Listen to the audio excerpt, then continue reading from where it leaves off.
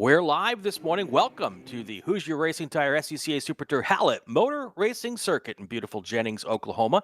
A little foggy Jennings, Oklahoma, but Tom, thankfully a drier Jennings, Oklahoma. Let's get right to it. We're going to go racing. First thing this morning, our starting lineups from Tom O'Gorman. This is Group 4. We're starting with Formula Atlantic, Formula Continental, Formula Enterprises, Prototype, and Prototype 2. So these are our wings and things.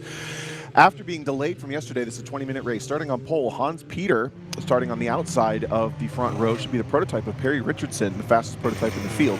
Second place will be our pole sitter in Formula Enterprises, Eric Wisniewski, and then our second place driver in FE2, the 47 car of Darrell Wills. Fifth on the grid, third overall in FE2, Robert Vanman. Then sixth on the grid, Kenny Russo, also out of Enterprises. Whit Strickland in Enterprises will be fifth on the grid for the class, seventh overall. Eighth on the grid overall will be Bill Johnson. That's your pole sitter in Formula Continental. Ninth position, another Formula Continental, John Jansen, excuse me. Then Brandon Beals will start alongside in the 10th position. That is second place in Formula Atlantic.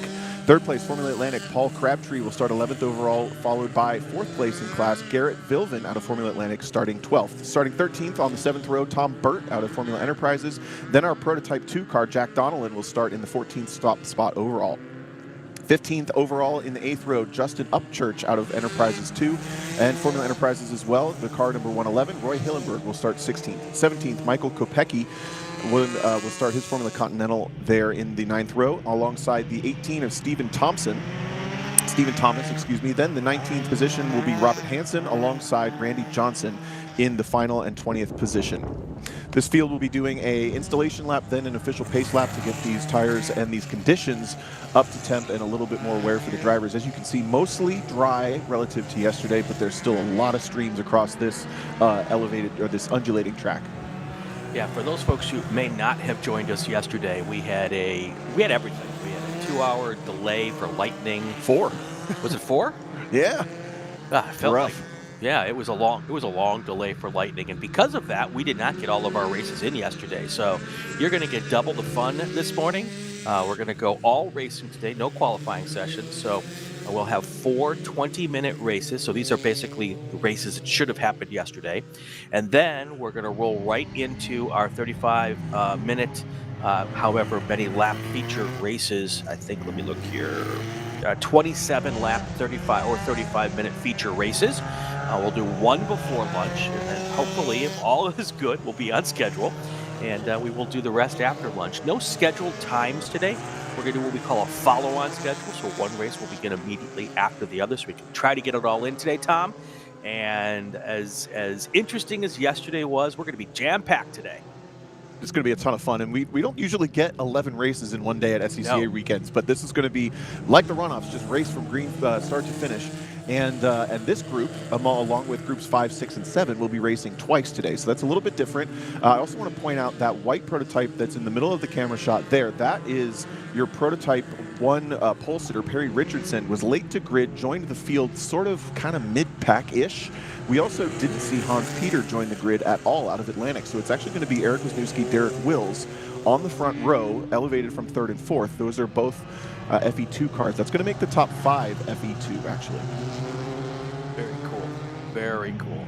Usually this group starts with a split start, with the FE2 cars starting on their own little pack behind them. Not exactly sure why that's not happening today, because it certainly feels like there's enough cars to do it. But nonetheless, pace car is on pit lane. Most of the field is forming up in that 2x2 formation that we like to see here. As they come out of turn 10 and down towards the start sign, we're going to get ready to go racing here right away this morning. Green flag is in the air. Here comes our field past the start-finish line, heading down to turn 1. Get a chance to test how the pavement is as they come through. And it looks like everybody's making it just fine, Tom. Pretty tentative, and those are rain lights, not brake lights that you saw flashing on a bunch of the cars down into turn 1. There's certainly primarily dry conditions this morning, but a couple of streams across the track, as we mentioned, and this is new pavement, so the best way to tell is what looks shiny is wet, and then those kind of dull spots. It may look wet, but it's actually just really dark, dry pavement. Everybody's trying to get single file, as maybe one of the Formula Atlantics getting the throttle down and up around the outside of one of the Continentals. Yeah, this is a kind of a squirrely situation because I just don't know. You can't really learn that much from the installation lap other than where the big puddles are. You can't really test the grip like you think you should be able to, or certainly like you'd like to. So they're going to basically do that here on the first racing lap. And I suspect as this race wears on, this 20-minute session, we will see a little more excitement, a little more racy action here. Eric Wisniewski came across the line first in that FE2 car, and we are watching them here come through turn 9 and head down through to that turn 10 complex. It was Wisniewski and Wills with a little bit of a getaway for the top 2 in Formula Enterprises, but Russo, Vanman, and Strickland, that's 3rd, 4th, and 5th right there in the shot. They are all close together, and it looks like another one of the Continentals is kind of sticking along with. Also happy to say Hans Peter did make the grid at the very back after being late. He's gone from last place at the green flag to 9th overall in 1 lap. That's the red Formula Atlantic with the big wide rear stance, and looks just a little bit more flat and aggressive than the other cars. Oh, big pivot for Peter right there into the corner.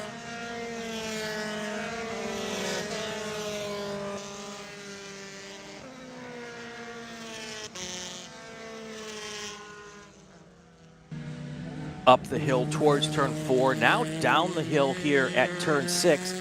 It doesn't look like there's a lot of elevation here, but and there's not like wild hills like at Road America, Tom, but there is plenty of undulation here at Hallett.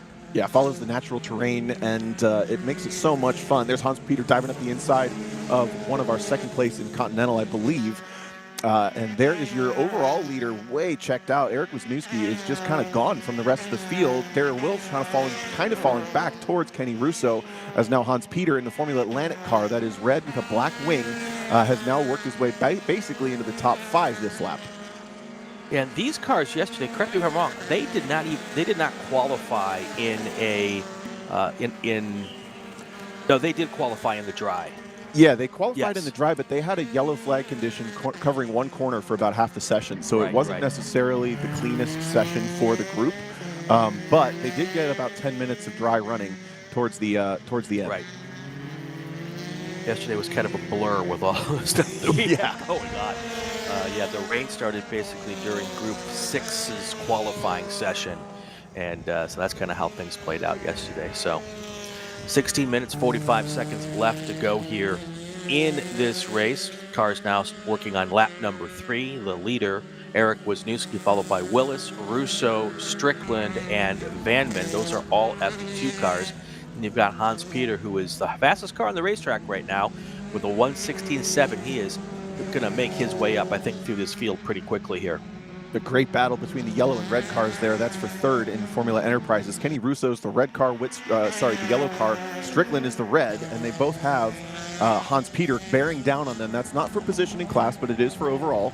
Should maybe clear that the pair of Formula Enterprises down the front straight pretty easily, as he's going to have way more power in that Atlantic. Here he comes.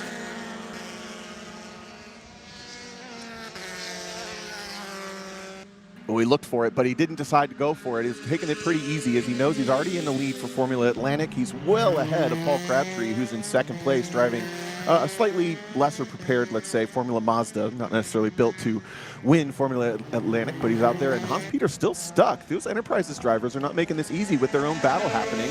Russo trying to protect up the inside just slightly. Peter finally gets the nose in, and that's going to give, with Strickland, a little bit of a look up the inside as Peter clears both. Yeah, the problem is finding a place to get around. You know, even when you have higher horsepower, this track is tight and twisty, and you just need to pick your spots. And then as the other cars, you know, as they follow through or they try to follow through, there's a little bit of racecraft going on there to try to see if you can take advantage and follow the faster car through, and that looks like it's what happened here. Sure, even in the dry, it's kind of tough to utilize your horsepower at this track because it's so compressed. The straightaways are relatively short, so you don't get that top speed advantage that maybe an Atlantic or some of the GT cars would get over some of the classes in the other categories. Looks like Strickland was able to get past Russo, so now the yellow car has fallen to 4th, and they've both fallen back a little bit closer to Robert Vanman, who's in the white and blue. All 3 coming across the front straight right now to complete lap number 4. Lap number 4, 20-minute races this morning, and then oh, look at that. You might want to try really hard today to not put a wheel off. It is very, very muddy around this racetrack, and it will be very difficult. First of all, putting a wheel off can have very different consequences today than it would have had yesterday or in the dry. And secondly, if you do get off this racetrack, getting back on the racetrack could be very problematic, if not impossible. And yes. It's so muddy. Even last night, our colleague Gregg Ginsberg got his rental car stuck deep in the mud trying to get these cameras all set up again. That's how muddy it is. And I don't think a rental car has nearly the problems that an Atlantic or a Continental would have getting stuck. But all that mud you see on the corner exits is absolutely what you want to avoid. And I think that was less mud spray as it was water caught. Oh, speaking of a car off, that's the 60s. And look at the tire spin there. Exactly what I was talking about. That is the 66 car of Hans Peter. Oh, slaps himself on the helmet to say, come on, man, you know better than that. Yep. See if he can. We had a couple of drivers have really smart calls to like navigate the car down the hill and around the loop and then back up onto the track yesterday. Looks like he's going to attempt the same thing, but that's just painful to sit there and kind of sit in your mistake.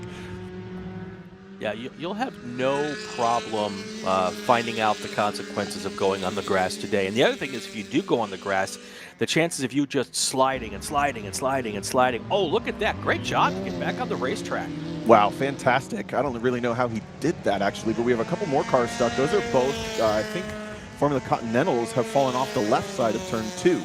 Yeah, and I hope that yellow car is not high-sided. If you look, he's just kind of one wheel on the racetrack, and if that car is hung up there, we're going to definitely have, I can't imagine we're not going to have to go full course yellow to get these two guys out of the way. It's kind of an interesting spot. They look like they followed each other there almost. Yeah. Eric Wisniewski continues to lead overall over Darrell Wills, Kenny Russo, Whit Strickland, Robert Vanman, top 5 overall and top 5 in Enterprises. And we have a decent battle between Bill Johnson and John Jansen for Formula Continental. But they're a little further back from this. There they are right there, the red and yellow. Yep. I was going to say, the one thing is, if you do go off here, the other problem is that getting your car stopped before it gets a tire wall. There's a long way to get to tire walls here, but when the grass is wet, that seems like a very shorter distance. Sure thing, and it's a lot like VIR in the sense that if you go off the track, it's usually the elevation that takes you to the wall. It's almost like everything off the track falls away from you and just takes you down towards where you don't want to end up. So it's well worth staying on the track, even more so than try to push through a mistake or ride it out, as some of us race car drivers tend to do. All right, well, there's the car, the flag in turn 2. I'm guessing that's covering for the 2 cars up, and I believe that's now a double yellow I'm seeing. Maybe I'm not. My eyes may be deceiving me, which does not surprise me anywhere. 11 minutes and 30 seconds to go in this session. This may be my favorite camera shot here on this racetrack, coming up a little over the hill. And it really does a good job of showing you all of the fun. Yep, now we have our double yellow out. Pace car is going to pick up the field here real quickly here. And they're going to have to slow this race down to be able to get the field in a position where the safety crews, because they're going to have to work on track to get at least one of those cars off. That first car there, that yellow one, I think they're going to spend some time on the racetrack for that. So let's do this, Tom. 10 minutes and 50 seconds to go. Let's take our break here. We'll do a call to grid, and then hopefully we'll still get some green flag laps in here before all is said and done. So if I can get some tones, please. Attention in the paddock, attention in the paddock. Group 5 cars to the grid. For your race, Group 5 cars to the grid. GT1, 2, and GTX. A sedan, turn 1 and turn 2. Oh, we have a spinner there right in front of us. Turn 1 and turn 2. Well, at least he will have some help if he needs it, because everyone else is going to that corner. Anyway, GT1, GT2, GTX, A sedan, T1 and T2 to the grid. We'll be right back after this break.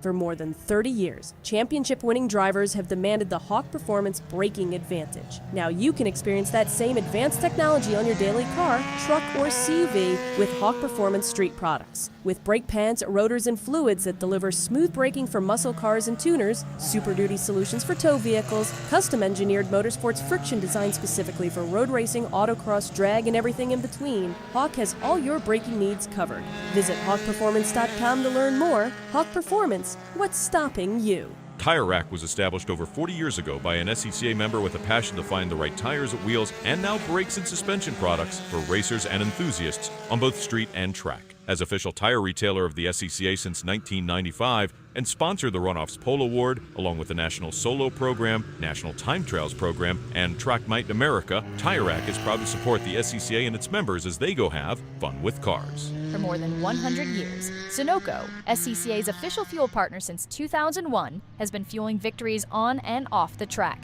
which is why Sunoco has trusted the fuel over 50 series of racing, driving, and winning, including the SCCA National Championship Runoffs, SCCA Pro Racing, Trans Am, and NASCAR. To find race gas near you, visit SunocoRacefuels.com or call Sunoco at 800-RACE-GAS. Hoosier Racing Tire is proud to be the presenting sponsor of this year's Hoosier Racing Tire SCCA Super Tour. As the world's largest race tire manufacturer, Hoosier has been at the forefront of motorsports innovation for more than 65 years. From local tracks to the global stage, Hoosier is dedicated to delivering high-performance tires that meet the demands of champions. Whether you're a seasoned competitor or an aspiring racer, Hoosier tires are engineered to help you push the limits. For more information, visit us online at HoosierTire.com or visit us trackside, and remember to connect with us on social media. If you like what you see today, become part of the action by joining the Sports Car Club of America. Whether you want to drive, flag, organize, officiate, have fun with cars, or meet 65,000 enthusiast friends, SCCA offers plenty to feed your motorsports obsession. Ask someone trackside about how to get involved or visit SCCA.com for more information. It's the 2025 Hoosier Racing Tire SCCA Super Tour, the premier amateur road racing series bringing together top SCCA road racers from across the country. The Hoosier Super Tour visits some of the greatest tracks in North America, showcasing each of our 23 car classes. From production to GT cars, prototypes to Formula cars, the Hoosier SCCA Super Tour packs a ton of wheel-to-wheel racing action into every event.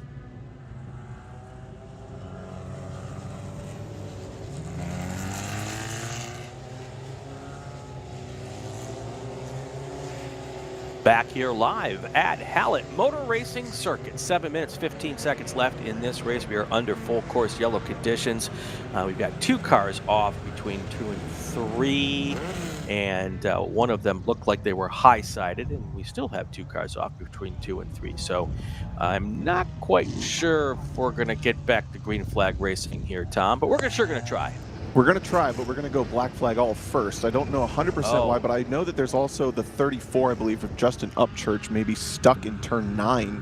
So there's 2 different extractions for 3 different cars that we have to figure out. And this is just a symptom of rivers on the track and puddles offline. If you take a look at this next camera angle down, 2 cameras from now in turn 2, around the outside, where both cars made the mistake, is very wet still, right, because that's not where the cars drive. So that's, you can see the puddling on the where it's shinier on the outside there.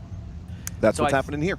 I think the black flag all is maybe possibly because where the pace car went out, it did not pick up the leader.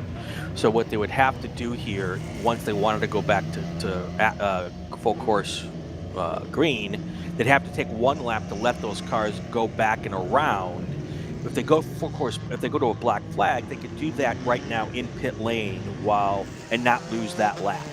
Sure. So, with the track this short and the straights this short, they put the pace car out. I think the overall leader is actually the yellow car, about 5 or 6 cars back in the line.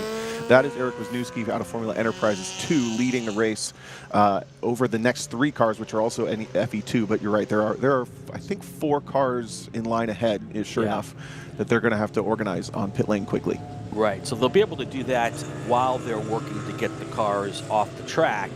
Our grid workers, who are pretty amazing, can get that reset, and then we don't have to lose a lap when we try to go back to green here as this race continues to move on. Now, the clock doesn't stop here, but the stewards do have the discretion to add a little time to the clock. And at the Super Tours especially, they try to get as much of the green flag racing as possible. So we'll see what the stewards decide to do here. I'm keeping an eye on our little chat.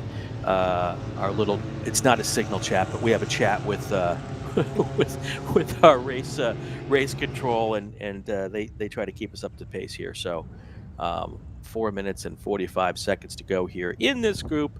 Tom, a very different scenario today than we're used to. Drivers, many having to do 2 races today. Does that change the mindset here at all, is what they do in this first race? I think it mostly changes the plan and your operation between the races off track more so than your behavior on track. But Right. certainly you don't want to make a mistake in groups 4, 5, 6, or 7 that would cause you to miss the race later today, because I was going to bring up, these are not just races that a driver can really choose to skip because it's wet or whatever it may be. Most of these drivers are going to be trying to get qualified for the runoffs later this year, and they have to complete a certain number of starts and events to do so. So this day is pretty incentivized to be able to do both races and make sure you get your qualifying in. As we hear now, I think we're going to go checkered flag, which means the consolation will be these guys get a race a little bit later.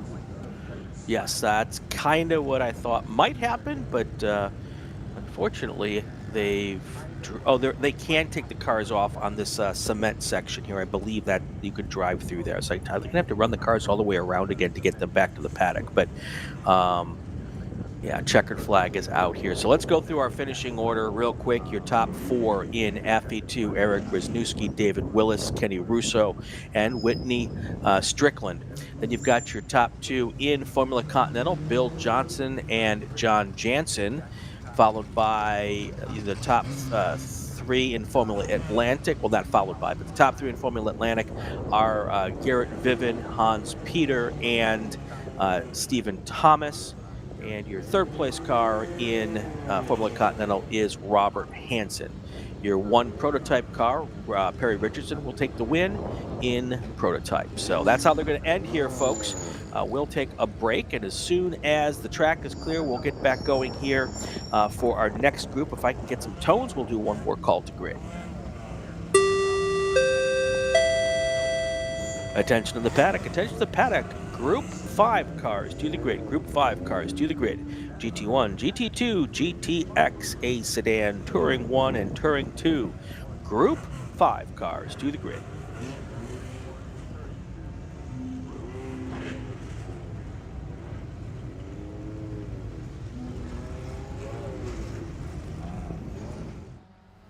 Mazda's been very supportive of racers within the SCCA and all the other grassroots organizations for many, many years. Really, their support for racing and our type of racing is unmatched from any other manufacturer. They've been a great partner for many, many years. Mazda, hands down, is the best company to work with for sports car racing. Factory support is second to none. It just feels right. You feel connected.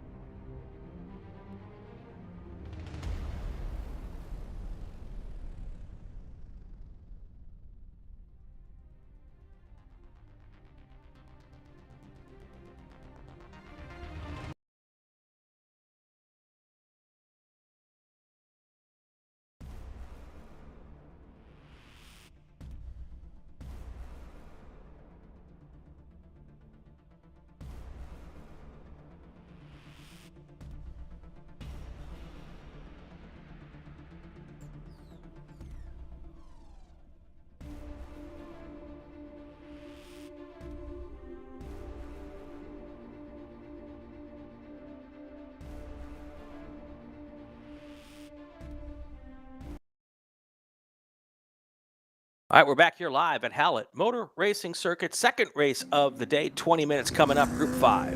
GT1, GT2, GTX, A Sedan, Touring 1 and Touring 2. Tom O, he is here with our starting lineups. Starting on pole in GT2, the first 5 cars are actually GT2. John Atwell has the overall starting pole. Alongside him in the second position, Michael Quattlebaum out of Houston. Third will be the 21 of Mark Kirby in his Dodge Viper. Jorge Nazario next in a Chevrolet Corvette will start 4th. Renee Molina in a Dodge Challenger will start 5th in the number 09. Then our pole sitter in GT1, David Furstand in his Chevy Corvette. 6th in GT2, 7th overall, Mike McGinley in his Corvette. Then a 911 Cup car of John Brown starting 8th. Starting 9th in the overall position, 8th in GT2, Kevin Rick in his Ford Mustang. Pole sitter next is 10th position overall in Touring 1, Stephen M. Burns in his Porsche GT4 Club Sport MR. Then it's Paul Ruth out of GT2 starting 11th in the next row. Charlie Peter is your pole sitter in T2. He starts 12th overall in his BMW M2. Then we have the 7th row starting 13th, Walter Reed in his Mustang. 14th, Michael Pettiford starting 2nd in Touring 1 in his Corvette. 8th row, 15th position, Scott Sewell in his Monte Carlo will start alongside the the 16th position of Ivan Curiel in GT2. 9th row, 17th position, Michael Young out of Touring 1 will start his Aston Martin in the 17th spot. The 18th spot, Boyd Lear will start there out of GT2 in his Panos GTS. In the 10th row, 19th position, Carl Janin will start that position. Then our pole sitter in American Sedan, Andy Schneidermeyer out of St. Louis in his Chevrolet Camaro will start 20th. 21st position, Ivy Wood out of Touring 1 will start there. And the 22nd position and final position in the grid, Tim White will start his Mustang out of American Sedan at the back. That's the way they're going to start here. We've got 2 pace laps this morning to give the drivers a little chance to first see the puddles where they are and whether they want to drive through them or drive around them. And then we will go racing here. This is the first of 2 races for this group this morning. So what we've got going on, if you're just tuning in, we've got the remainder of yesterday's races, which didn't get done because of our 4-hour lightning delay. And then we will do our regular feature races, 27 laps, 35-minute races. The first one should be just before lunch. And no time today on our schedule, so we're just going to kind of do it as they come. And we'll hopefully get these things going. So What we saw in Group 4 that had the first race this morning was that the track is dry on the line for a majority of the lap, but there are streams across the surface, and this camera shot's great on the left side of your screen for where that car's coming through there, the red car. See, it's shiny, that's where it's damp still. The dry line is actually okay, but if you happen to make a mistake or go too wide, you're going to end up in some of those places where the track hasn't dried out yet. It certainly presented some challenges, and it's so muddy that the consequences are very high for going off. Yeah, and you really, exactly, we saw that earlier. Our leader in Formula Atlantic, Hans Peter, came off the track. It took him a little bit to figure out how to get back on, and he ended up losing that race because of it. So very, very precise driving needed today. You really want to hit your marks and not make any big mistakes because, and even little mistakes, Tom, because in these types of conditions, little mistakes become big mistakes. For sure, and this big bore group, this track becomes very small very quickly with these big cars on it. So they have a little bit more of their P's and Q's to mind, let's say. It looks like they are just now getting to the pack up and pair up phase, lights out on the pace car, but everybody's still single file right now, headed towards turns 8 and 9. Pack up and what was that phrase? I love that. Pack up and pair up. Pack up and pair up. I gotta figure I'm gonna write that down and use that when you're not here. I'll credit you for it. I didn't invent it. No. They tell you that in drivers' meetings usually. This is where you pack up and pair up. That is I'm not quite sure why I've never heard that before. All right, here they come, packing up and pairing up. Hey. As they come into the entry into turn 10 here is a big sweeper. And so it gives people a little bit more time to get ready for the start here. And you can see them coming through. Not quite as lined up as I would like, but you know what? Let's get a green flag anyway. Racing at Hallett Motor Racing Circuit here. Big bore going down towards turn 1 for the first time. And let's cross our fingers and toes, and hopefully they'll all make it through. And so far, it looks like we've got says. That little BMW in the back's like, I don't want to be out there. Everybody's mostly single file. David Furstand was your GT1 pole sitter. He kind of corked the bottle in turn 1 and held everybody up, as he's probably got way more horsepower and needs a lot more temp as he now gets dumped into that wetness outside. He's just like, everybody get away from me, man. I'm just trying to get up to speed. The top 5 cars now are GT2, and the big starter was Jorge Nazario. He jumped up a couple of positions. The Corvette right there with the bright yellow headlights, bright headlights. The big loser was the Dodge Viper, now trying to get 4th position back. A little racier in the early stages of this race, Tom, than there was in the last race. A lot, side by side through that. That can end up in one of 2 ways, and oftentimes it's not the good way. That was a very aggressive move from Nazario, looking up the inside of Quattlebaum, but he couldn't make it work as he couldn't get the power down in that C7. We have C6 versus C7, the battle for 2nd place in GT2, and that's losing them a bunch of space up to John Atwell, who is well checked out by nearly 2 seconds already after 1 lap in his TA2 car. Interesting combinations. That this GT2 class, we talked about it yesterday, has really become a thing here in the last couple of years. It has become the premier GT class in the SCCA. Combinations of traditional GT2 cars, some FIA homologated cars, and look at how slow they have to tiptoe through here and stay on that little dryish line. They just don't want to get off track at this moment. That's your biggest braking zone on the circuit, really the only threshold braking zone on the circuit, so certainly that's the only place that you're going to get to test the brakes. These cars can't really see the corner when they have to hit the brakes, clearing just about 125 miles an hour, 130 maybe. 120, yeah, just about for these GT2 cars. Good news for the rest of the races after this one. These big, heavy, big bore cars with their slick tires will do a really nice job of creating a big dry line here for the races upcoming throughout the day. The weather forecast looks, I'll cross my fingers and tell you, Tom, the weather forecast looks good for today. There's a 20% chance of rain, which compared to yesterday is a lot better. And they're more later in the day. But when I look at the radar, I don't see anything in the vicinity or coming our way this morning. No, if we learned anything from yesterday, it's that we're in the part of the world where storms just form on top of you. They don't really roll in. So if we get any rain, it'll be more of that situation. I'm seeing kind of a top 4 breakaway. The top 8 cars are now GT2. So if you see anybody in the top 8, they're all in the same class. John Atwell is checked out. But that time by, Michael Quattlebaum and the rest were much closer on lap time. The Dodge Viper of Mike Kirby had a good recovery after a weaker start. He's keeping them honest there for the top 4 breakaway.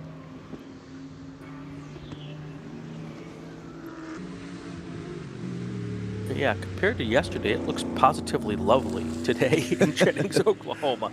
Doesn't even seem to have the big winds that we had yesterday or any of that. So all good.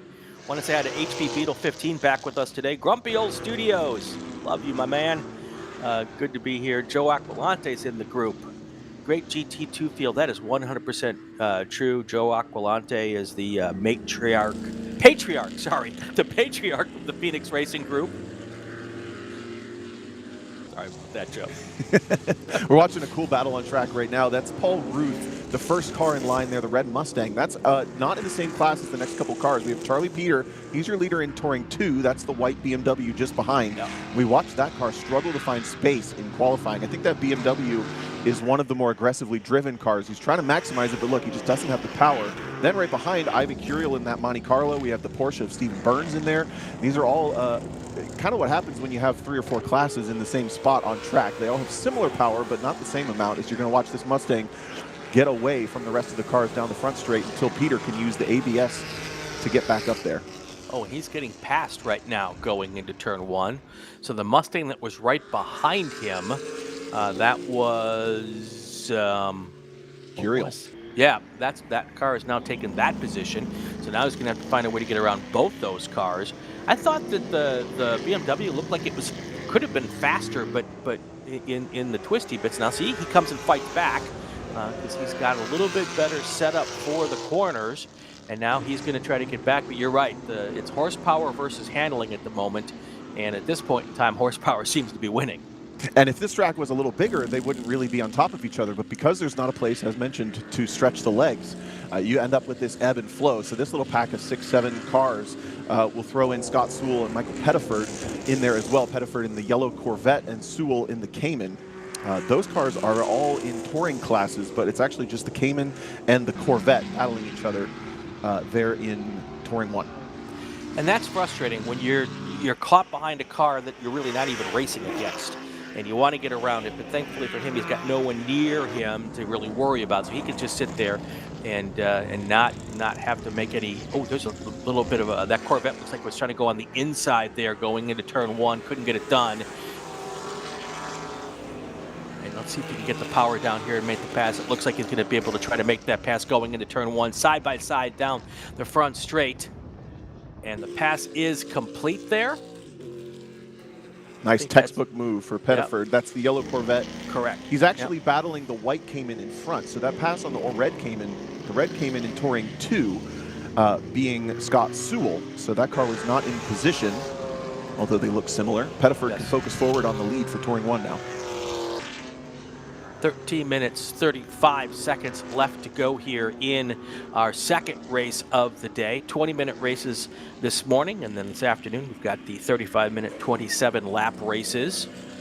And look at how that yellow Corvette starts to pull away there pretty quickly. Once he gets around the Cayman, Pettiford will try to now set his sights on Stephen Burns.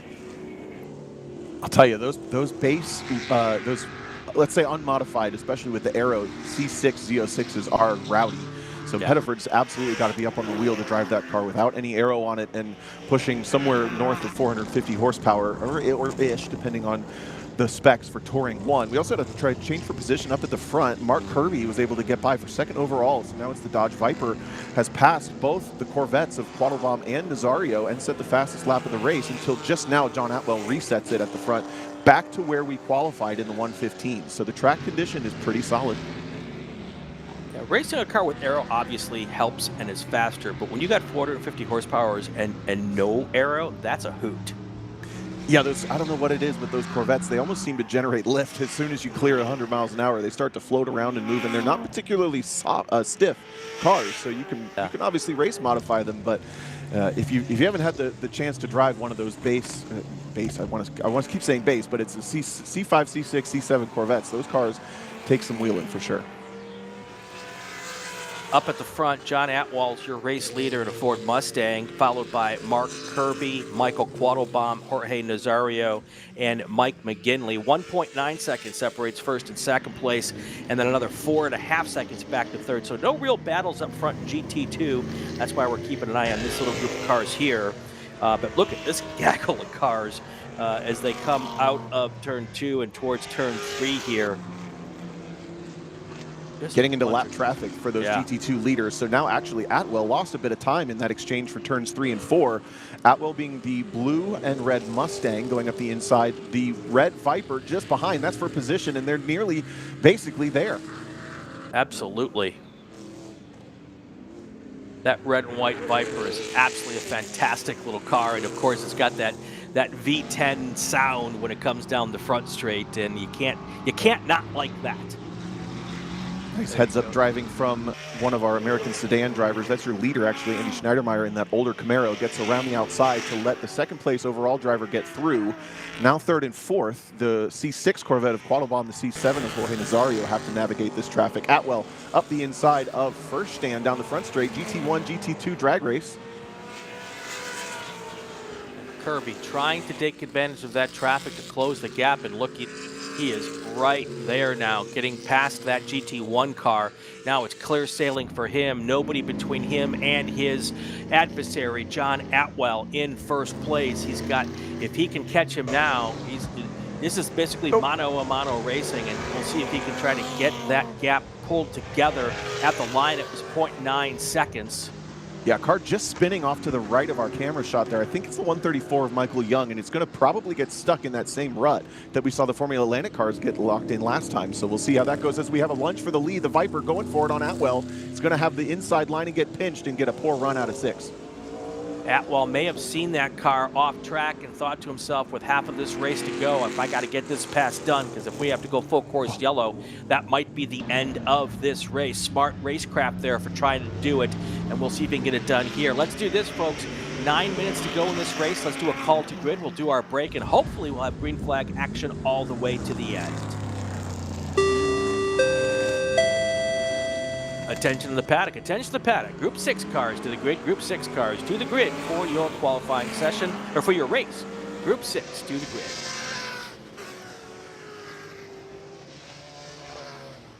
Hoosier Racing Tire is proud to be the presenting sponsor of this year's Hoosier Racing Tire SCCA Super Tour. As the world's largest race tire manufacturer, Hoosier has been at the forefront of motorsports innovation for more than 65 years. From local tracks to the global stage, Hoosier is dedicated to delivering high-performance tires that meet the demands of champions. Whether you're a seasoned competitor or an aspiring racer, Hoosier tires are engineered to help you push the limits. For more information, visit us online at HoosierTire.com or visit us trackside, and remember to connect with us on social media. Mazza Vineyards is the exclusive sparkling wine for podium celebrations at the Hoosier Racing Tire SCCA Super Tour, SCCA Runoffs, and Tire Rack SCCA Pro Solo. Celebrate your racing weekend with Mazza Vineyards and learn more at enjoymazza.com.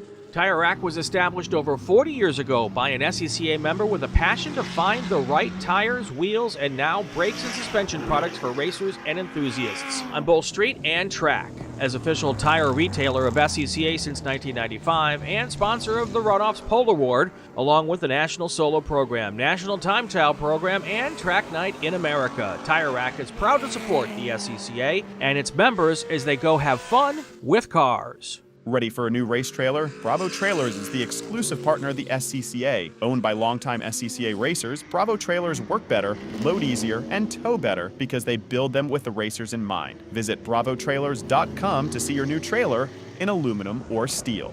Summit Racing is a proud partner of the SCCA and its nearly 70,000 members. Get more bang for your buck at summitracing.com. Choose from millions of in-stock parts from over 1,500 name brands. Parts for racing, street performance, trucks, plus tools, accessories, and more. Shop anytime, anywhere with the Summit Racing app.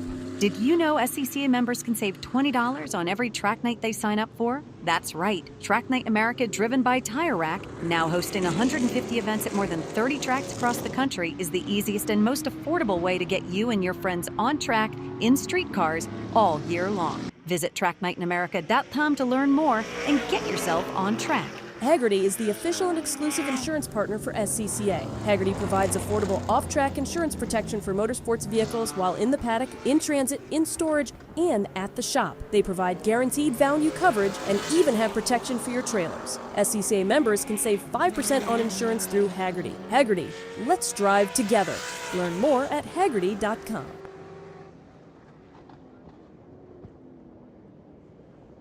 Back here live at Hallett Motor Racing Circuit, 6 minutes 40 seconds to go here in our big bore race here, and not much happening up front except for John Atwall, who's just basically driven away from Mark Kirby in that Dodge Viper. 3.4 seconds lead here, Tom.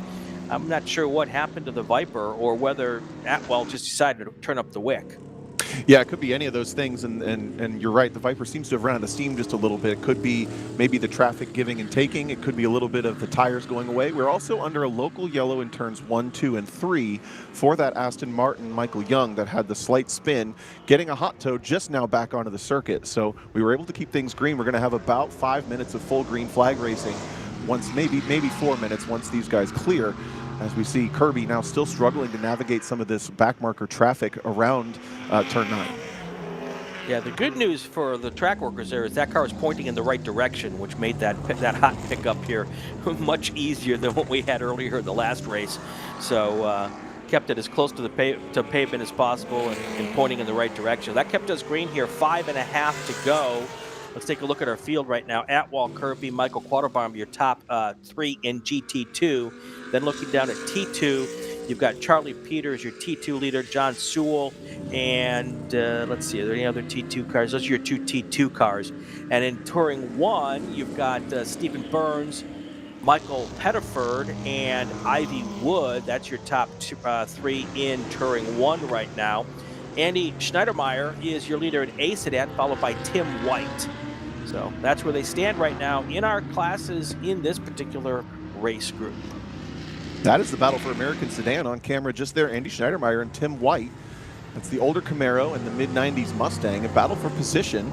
while they sit 20th and 21st overall. That is essentially the slowest cars on the track overall lap time-wise, so that's kind of where they should settle, but we have a good battle there. That's probably the only good battle that we've got right now on the racetrack, so we can keep looking at that one. Yeah, we had T1 heating up, but then we saw that mistake coming back from commercial where Michael Pettiford had spun off the outside of the last corner, so that battle fizzled quite a bit. And the rest of that essentially the top 10 is now GT2, other than Charlie Peter has worked his way in there. Ooh, more issues in turn 2. Oh, 2 cars off. The first one is the 3 car. That is Boyd Lear, and I can't read the number on that. Maybe 57?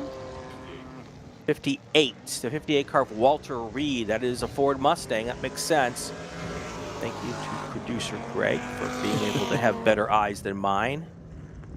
That's a low bar, though. Better eyes than mine. 3:45 left. This one, I don't know what we're going to get with this one. Yeah, it's hard to tell if they're stuck or just can't get it fired, and they're also in at a very bizarre spot. I also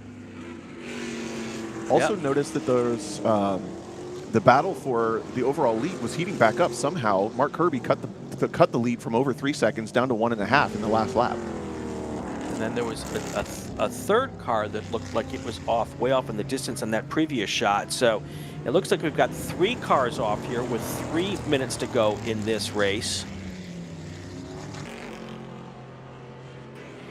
And we've got to see the start stand showing the blue flag.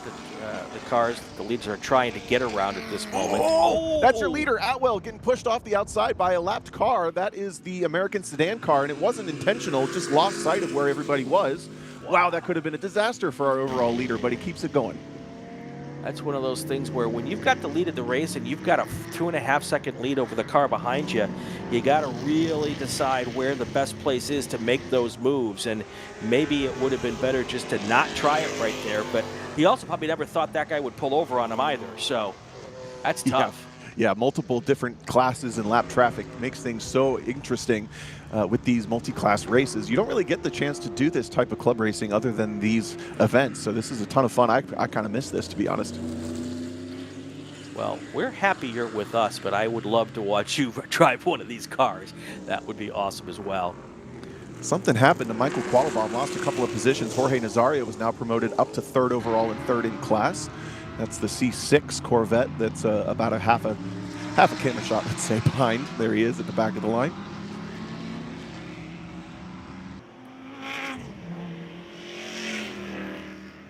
Kirby's lead now down to 2 seconds. I'm sorry, Atwell's lead now down to 2.9 seconds, but at the line, we'll get a better read on that. It looks like it's opened up just slightly more now as they get our timing and scoring to catch up. 2.8 seconds between that Mustang and this red and white Viper. That is your lead there overall with 1.5 minutes to go. So I didn't catch it. Was the white flag in the air, or no, we're going to get one more after this one, it looks like? No, the starter has it tapping on the shelf. They're waiting for the leaders to come back around. So they've got another 1.5 laps to get this thing done. I don't think that the lead is under attack. In fact, it's Nazario that may have the best opportunity depending on how this traffic goes. So the Viper's in 2nd, and the blue Corvette just there is in 3rd overall.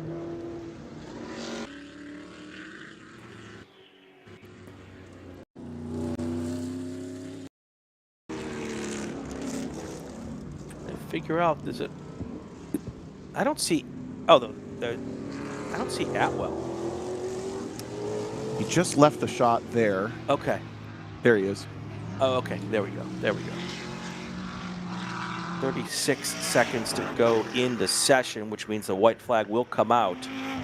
This time by Phoenix Racing black, the classic black with yellow lettering.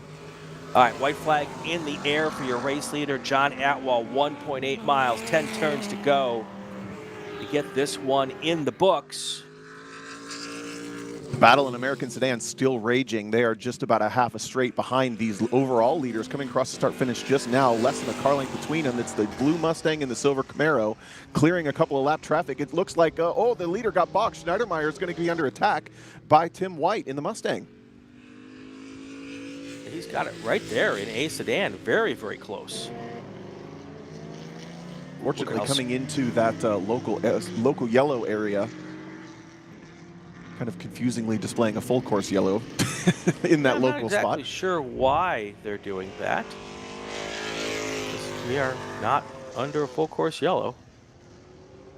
But that blue Mustang has about another 2 passing opportunities. If Tim White can get up onto the back of that Camaro, it looks like he's a little more confident in the brakes of the Mustang. So this approach to turn 9 could be his best opportunity this lap. Charlie Peter taking his time to be very kind to these drivers, make sure that he doesn't interrupt their battle. He knows he's completely cool and sitting 8th overall. That's put them a lap down.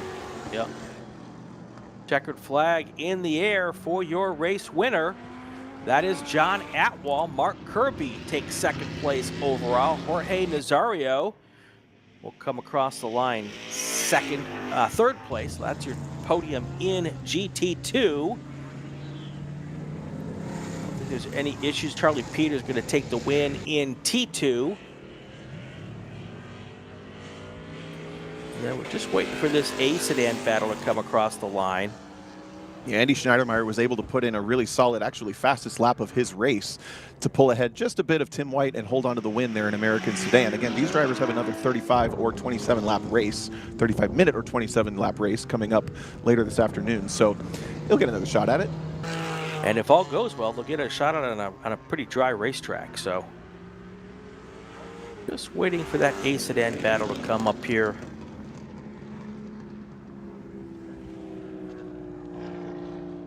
Schneidermeyer and Tim White are the 2 cars that we have still in question. Oh, they rolled across the line. Oh, they did. Okay. Yeah, they were just behind the overall leaders.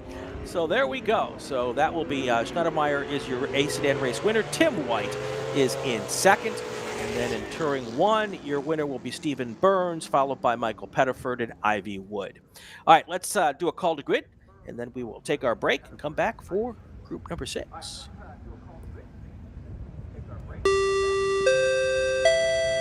Attention to the paddock, attention to the paddock. Group 6, Spec Racer Ford 3 to the grid. Group 6 to the grid for your race.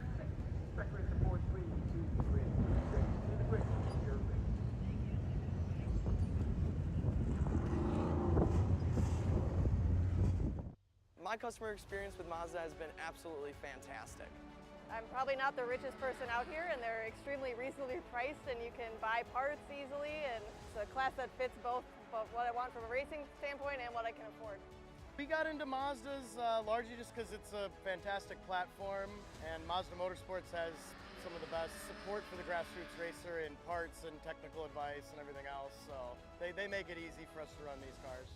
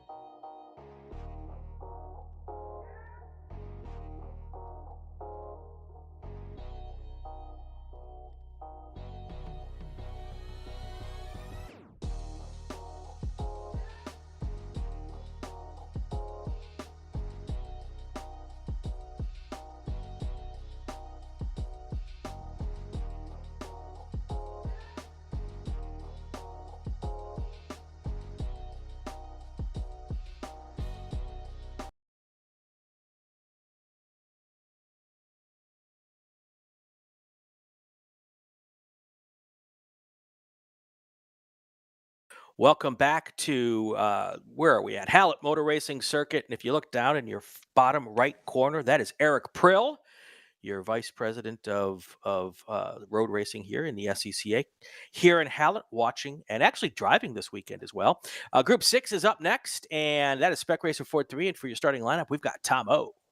And this is going to be interesting. Oh, he heard me say hi. He's like, I'm going to walk away, get out of this camera shot. So this is going to be interesting because this qualifying session was cut in half and the second half was run in the wet. So a lot of these drivers do not have representative lap times in the drive. But here we go.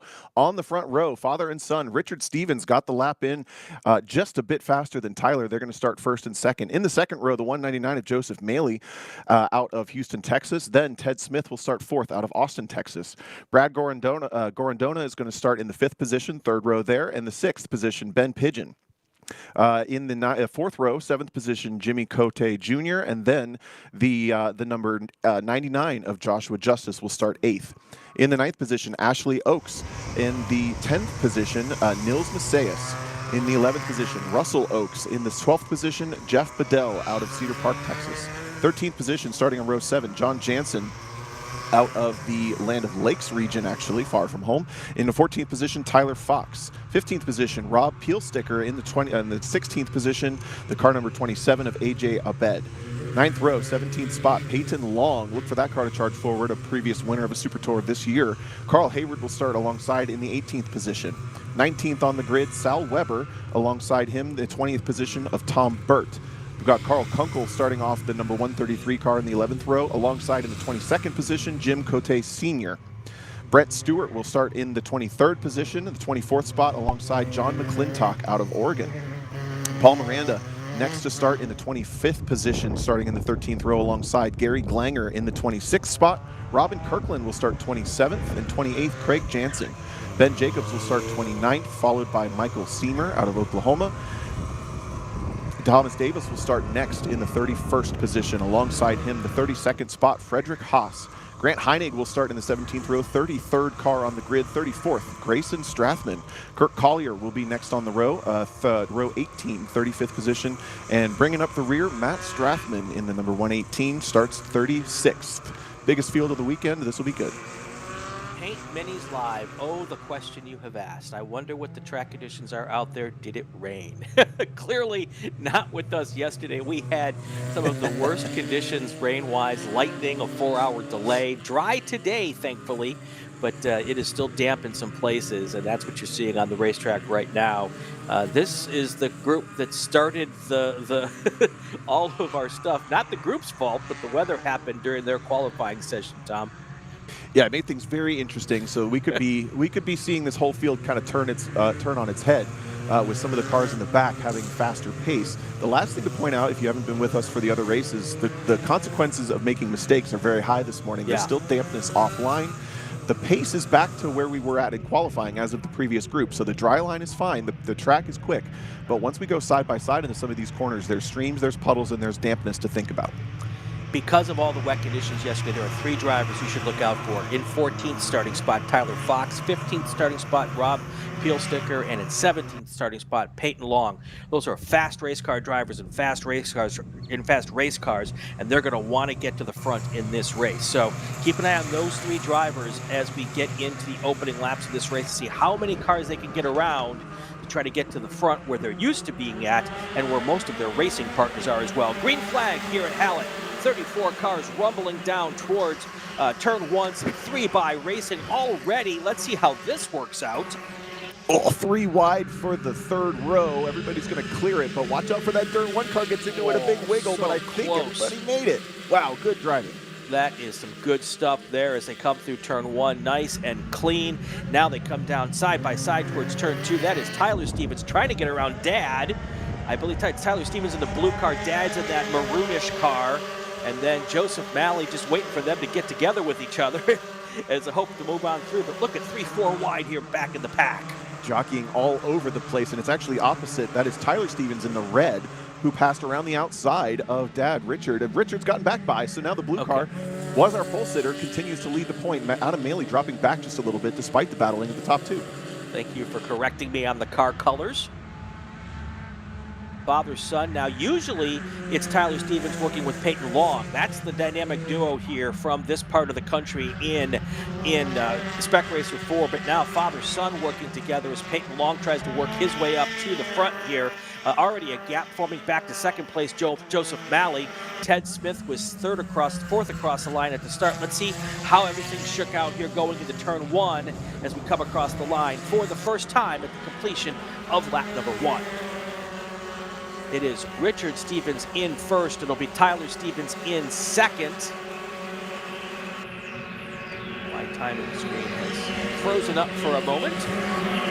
Here they come. There we go. Richard Stevens, Tyler Stevens, Joseph Malley, Joshua Justice up to 4th, Ted Smith, then Brad Gorodanis, Jimmy Cole, Peyton Long already up to 8th place. What a great start for him, making up 6 or 7 positions on that opening lap. Yeah, I was trying to find him, and I actually missed him. He moved up so many positions. The other car really on the move is the 133. That's the plain silver car on the outside just now. That is Carter Kunkel, who had a great start as well, moving way up from 21st up into the top 15. Still side by side. Now it's time to settle in. 17 minutes to go. Start just keeping your eye on the car in front, seeing what you can do to try to get caught up. And Peyton Long will do his best, but still it's a long way from 8th place to the front of this field. Now the grid for race 2 later today, 27 laps or 35 minutes, will be set on your fastest lap from the weekend, which means all those drivers that lost out on qualifying yesterday have an opportunity to put in a quick lap in this race to reset their grid. That's what we've been told so far, at least. Yes. So this is a great opportunity for those drivers you mentioned who didn't get the starting position they want today. They're probably not going to win this race, but they can certainly put themselves in a position to be really competitive in race 2. Well, in Peyton Long's minute 29 lap, already 3 or 4 seconds faster than the best thing he put down yesterday. So that will leapfrog him closer to the front of this field here.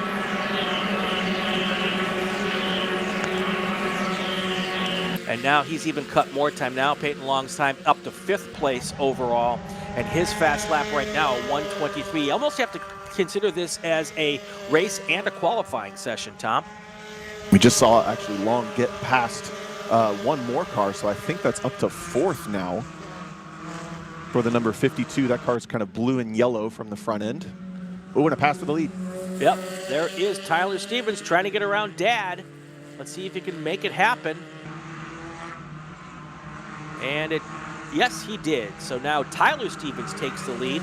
Richard Stevens will be the pusher, and he will try to stay on the back bumper of his son as they both, the best for them is to work together to pull away, Tom, because Joseph Malley would love to get into the fray, but if those two cars work together, they can check out lights out. They did a nice job to not lose too much time on that, and I think they're probably aware of that. This is the kind of teamwork we've talked about where this track may not reward drafting nearly as much as it does coordination to make sure that you're not stepping on each other's toes if you're intending to work together. Maley's a couple of car lengths back, now Long across the line, and then that's going to move Josh Justice down to 5th in the number 99. That's the bright blue car. Your top 5 right now, Tyler Stevens, Richard Stevens, Malley, Long into 4th already. Purple lap for Long, a 1:22.487. So big move there for Long. Started 17th, I believe, and he is now up. Let me press the button. Oh. Mistake from Adam Maley, got into that wetness that we've seen drivers getting caught out by. I have to wonder if there's water sitting in that curb. He's now lost the position to Peyton Long just based on that mistake. And another car around in turn 2 facing the traffic and is going to pull into the wet grass. Ooh, dangerous choice there, but no real better option as all the field coming right at him. I think it was probably the least dangerous of the dangerous choices. Yeah. That was a survival move, I believe. That is the worst feeling, to have the whole field coming at you, facing you. Especially when you're the kind number of one, at the apex. I think that was the 116 of Ben Pigeon. Try to get a number next time. It was either 166 or 116. 14.5 minutes to go in this race. Lots of action. Spec Racer Ford never disappoints, Tom. Oh, another big spin. Come up, all the cars involved, I think.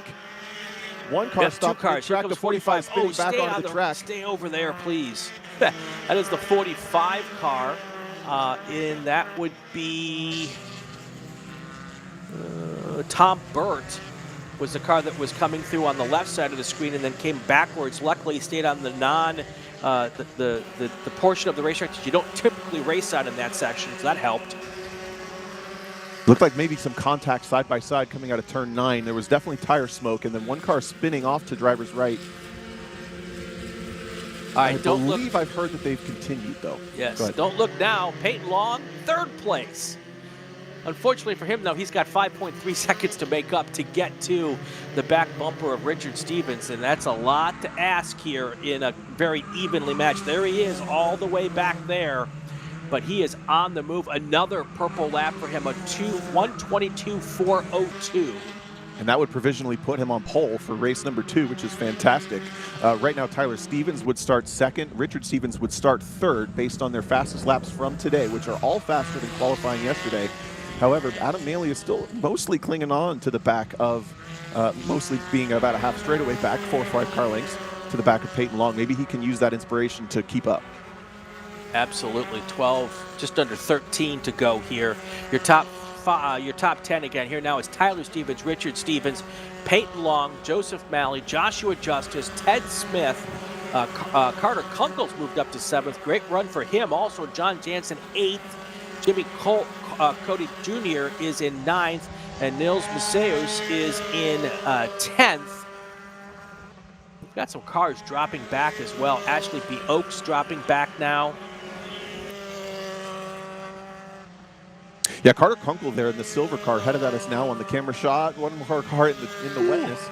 Big skate for the yellow car there, but actually the hard charger for the race would be Carter Kunkel in that silver number 133. Picked up, he started 4 positions behind Peyton Long and is now only 2 positions behind him on track. It's crazy when Peyton Long would not be the hard charger. That just shows you how good a run Carter Kunkel's had.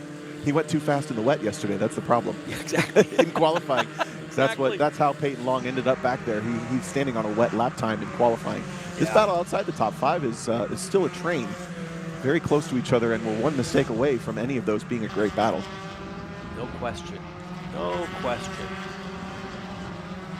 Yeah, you've got to think that the Stevens family up front are hoping for everyone to stay on the racetrack right now, because if this were to have any time under full course yellow and bunch this field up, then it's kind of all bets are off for the front of this race right now.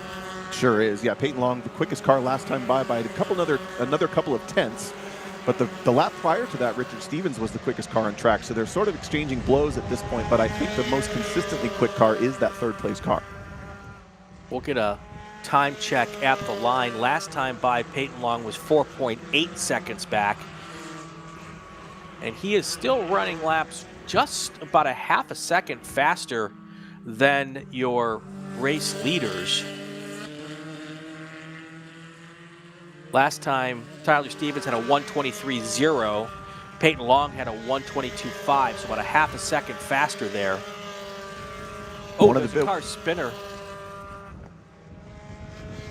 Thankfully, he's off the track in a good spot as far as not being hit. The question is he in a good spot to get back on the racetrack? Looks like he's got at least, see that wheel spin? I think he'll get there. Got to be real careful with the spinning wheels that when he does hit the pavement, he doesn't snap a half shaft there. Yeah, I've Jim seen Cook that having that little mistake costing so much time. You see just having to wait forever to get the car back on track, continue safely. At the front, the question always begs here in Spec Racer Ford, when do the gloves come off? Are the gloves off? And are there any sort of, I wouldn't call it team orders, but maybe family orders between those top two? As I say that, though, Tyler Stevens sets the fastest lap of the race, puts himself on provisional pole, and is pulled away by about another couple of tenths over his father there. First and second and third, all teammates here. So gloves off will have a different meaning for these folks. We had Peyton Long on our podcast, our Hallett Super Tour. I asked him flat out that question because Long and Tyler Stevens, they were working together all through the Super Tour at NOLA. And I asked him, where do you decide? And basically the team discussions are 2 laps to go. We play together as teammates until 2 laps to go. And then, of course, we go for it with 2 to go. So that's how they typically work. I suspect it would be something similar here as well. If you have the pace to do it. Correct. That's the biggest problem. But that also means that you can spend as much of the race studying the other driver as you need and kind of pick your spots. Now working our way into lap traffic, both leaders going to clear easily as that driver nice and heads up coming into the final corner. I suspect son and dad have that same agreement with Tyler and Richard. So, and I guarantee you that dad will be very, very happy to put son into second place at the end of this race if he can do it. But it looks like Tyler Stevens pulling away just a little bit. Peyton Long goes fast lap again, 1:21.859. Wow. Yep. He had the benefit, of course, no traffic in front of him just yet, but he'll come up on that lap car right now. Looks like he'll hit him in a pretty good spot here to get around him without any issues. Yep. And look at how nicely that slower car was to get out of the way and let him by. That is the 158 car, Frederick Haas. Very well done. Put himself in the puddle just to let him by. That's extra nice. Battle at the front, getting closer this time. Richard Stevens has a really nice lap going. Provisionally, Peyton Long would be on pole for race 2. Tyler Stevens would be second. Richard Stevens would be third. And Richard Stevens just put down 2 purple sectors, both Sector 1, Sector 2. He is flying right now. That's the blue car in the back of the top 2 cars there. Again, father and son. Son leads, father follows. All right, we are at 7 minutes to go, 8 minutes to go. We've got to take our break, unfortunately. But let's get it in and get it out of the way. We'll do a call to grid, take our break. We'll be right back. Attention to the paddock, attention to the paddock. Group 7 cars to the grid. Spec MX-5, Group 7 to the grid for your race.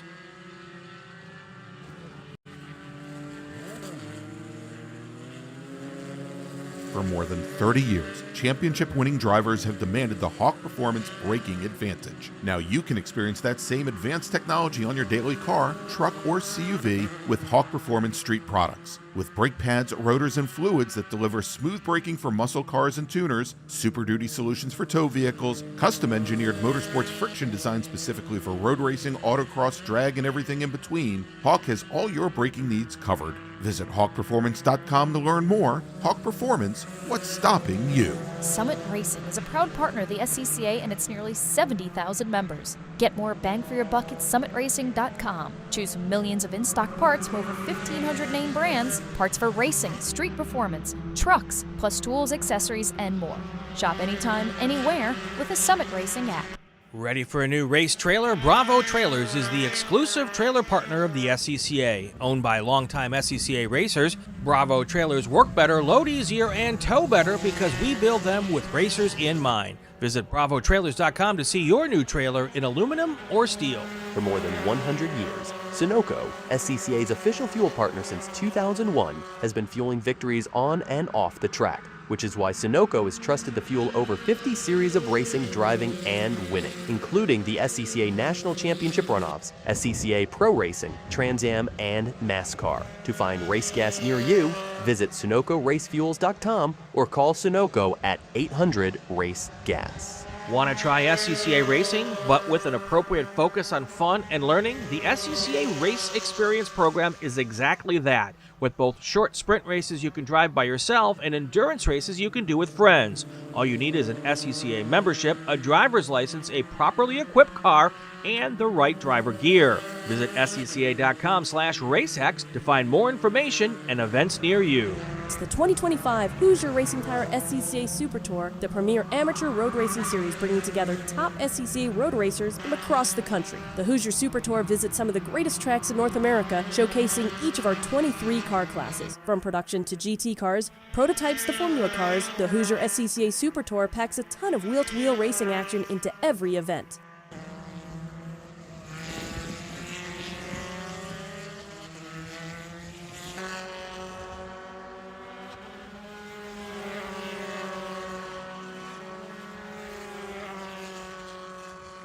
Back here live at Hallett, 4 minutes, 40 seconds to go in this race. The battle up front still raging on. Tyler Stevens, that's the son. He is in first place. Right behind him is dad, Richard Stevens, 0.5 seconds back. Here they are right there. The red car Tyler, the blue car Richard. And then third place, starting 17th on the day, now up to third, Peyton Long. It's a heck of a charge, and he's doing everything he can to get there. Only got 4 minutes left, but as we were on break, Richard Stevens reset the fastest lap of the race and put himself back on provisional pole for race 2. That's the blue car running in second. So even if he can't realize a win in this race, he'll have the opportunity to start from pole position once again if no one goes quicker.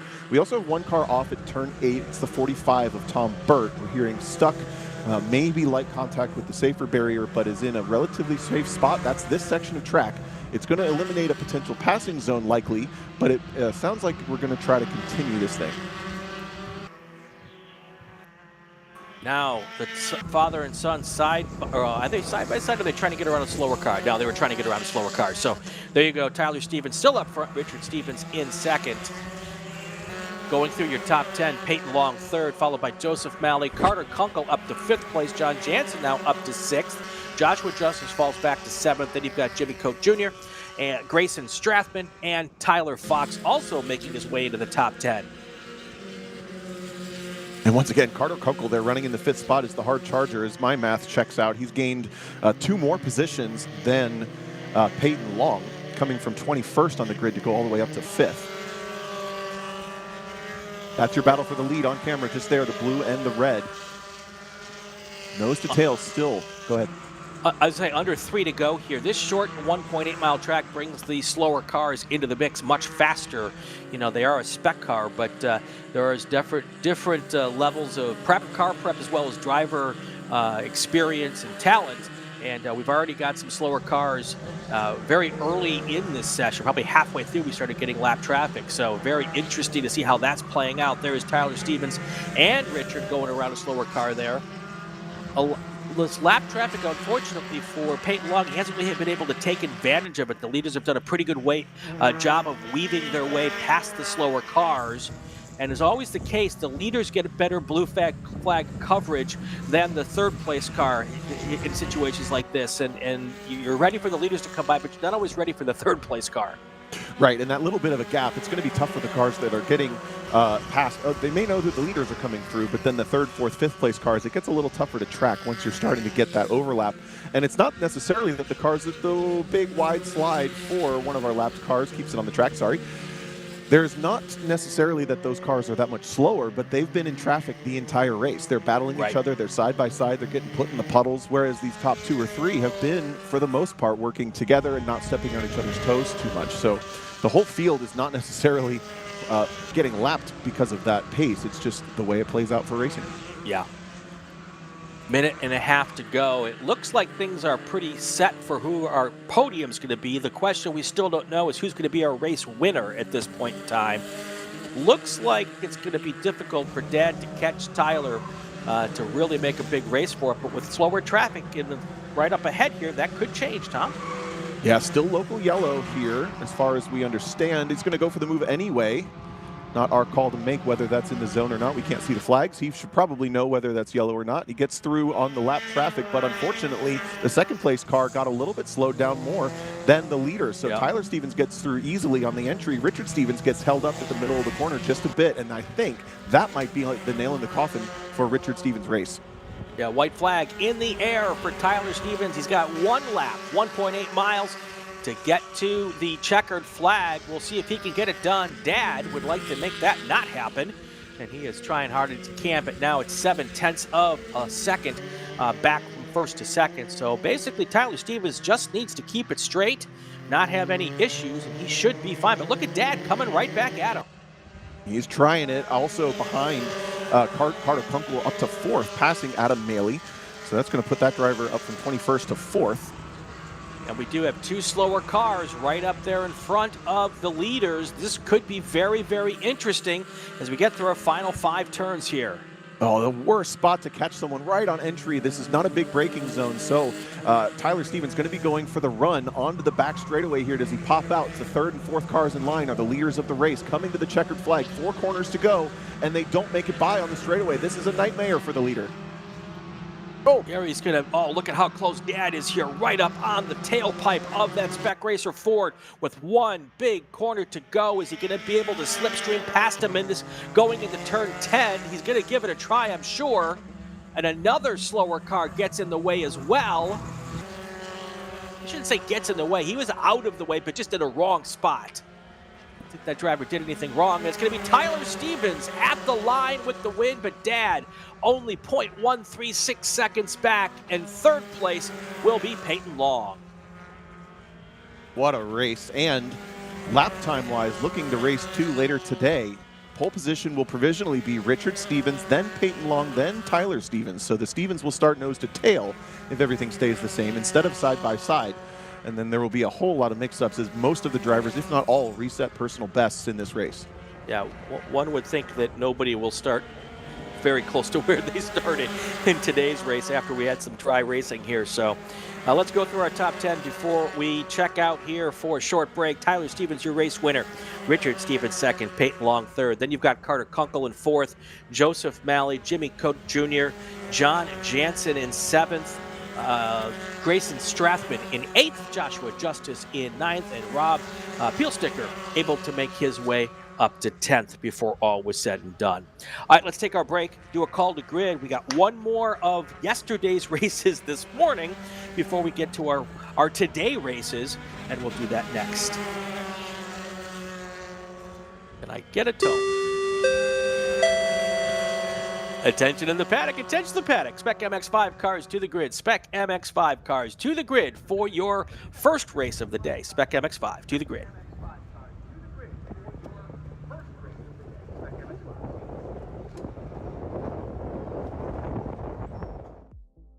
Joshua Smith, Business Development Manager for Mazda Motorsports. We're happy to be supporting the SCCA and Mazda racers here. So our team support program offers a couple of tiers of support, part support, technical support. All of this is done through our MazdaMotorsports.com parts store website.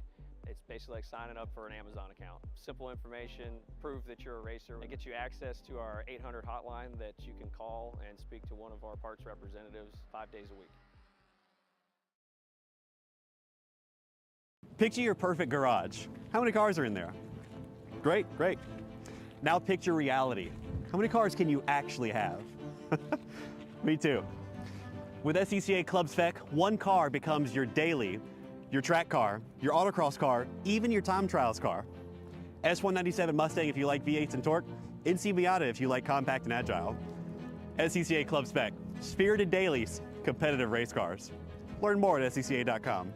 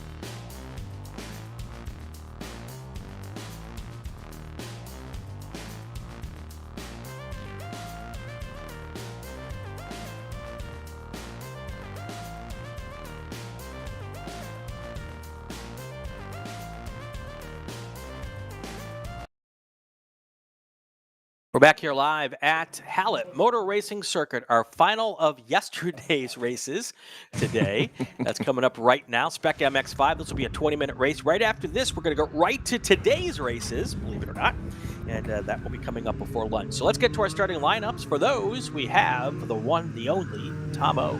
This is Spec MX5, of course, everybody in the NC MX5 from Mazda. Starting on pole, Camden Hibbett was up on the pole position by about 0.6 of a second over Ethan Jacobs. Both of these drivers risking it all in the rain, having some mistakes, but got the quickest laps. They start front row. Third will be Ethan Lampy, no relation. Fourth will be Ayrton Grimm. Fifth will be the number 98 of Logan Stretch. Then in the sixth position, Marcello Paniccia. Seventh position in the fourth row, Christian Hoagland. Then eighth will be Ethan Barker. Ninth will be Camden Gruber, starting in the ninth spot. In the 10th position will be Cam Ebden. Sixth row, the 11th position will be Cooper Hicks. Justin Mason will start on his outside in the 12th row, the 12th position. 7th row, 13th starting spot, Ryan Gutiel, and then Brian Heitman will bring up the back after a very wet qualifying session yesterday on Spec intermediate tires. This will be the first chance these drivers have to light up their one allotted set of dries for the weekend. Here is the in-car camera from Ethan Jacobs. I think we also have one from Ryan Gutiel as well. And there it is. Jordan, you are on the button this morning. We've got the best director in the business working with us today, Jordan Worth. Thank you so much. A couple things interesting here, Tom. When we look ahead to the next race, there's a couple of cars from this race, which I believe are also in the next race. It's going to be a quick turnaround for them. Trying to get ready for the feature race after this. Ryan Gutiel is one of those cars. So Ethan Barker is the other. I believe Barker runs the same car in both, and I think Ryan Gutiel might have two different cars. But either way, you're correct. They're busy people today with races back to back. That's going to be almost an hour straight of racing for them. Yeah. Thankfully, it's not hot. Is it humid with the dampness and everything? Yeah. Not surprised there. Okay, here comes our pack here, heading into the last corner sweeper. Next time we see them, we'll be on the main straight with the flag stand right in our view. There, we got it. And that flagger will be looking for... Oh, okay. Well, that camera is no longer with us. We'll go up and get that fixed. But here you go. Ethan Jacobs heading down to turn one for the first time. Look at still side by side the entire pack. Could end up badly, but it didn't here. It's even a bigger funnel coming into turn two, though. Here could be the problem spot. Braking right at the crest as they come into our view, heavy on the ABS, down into the corner. Ethan Barker was looking up the inside in turn one, but thought better of it. There's still puddles on the outside, scrabbling 3 wide in the back. Oh. That's Barker splitting 2 up the outside. I am glad I am not in the middle of that schmozzle, but good job by all those drivers getting through that second turn. Turn one looks scary, but I think the exit of turn two going into three, if you're 2 and 3 wide, is even harder on this racetrack. As they come now through turn 6, you can see them getting a little squirrely under braking there, but everyone seems to negotiate that just fine, and now we start getting to single file. Ethan Jacobs had taken the lead down into turn one, but Camden Hibbett just took it back in turn 6. They've now gone single file. Hibbett in the neon yellow.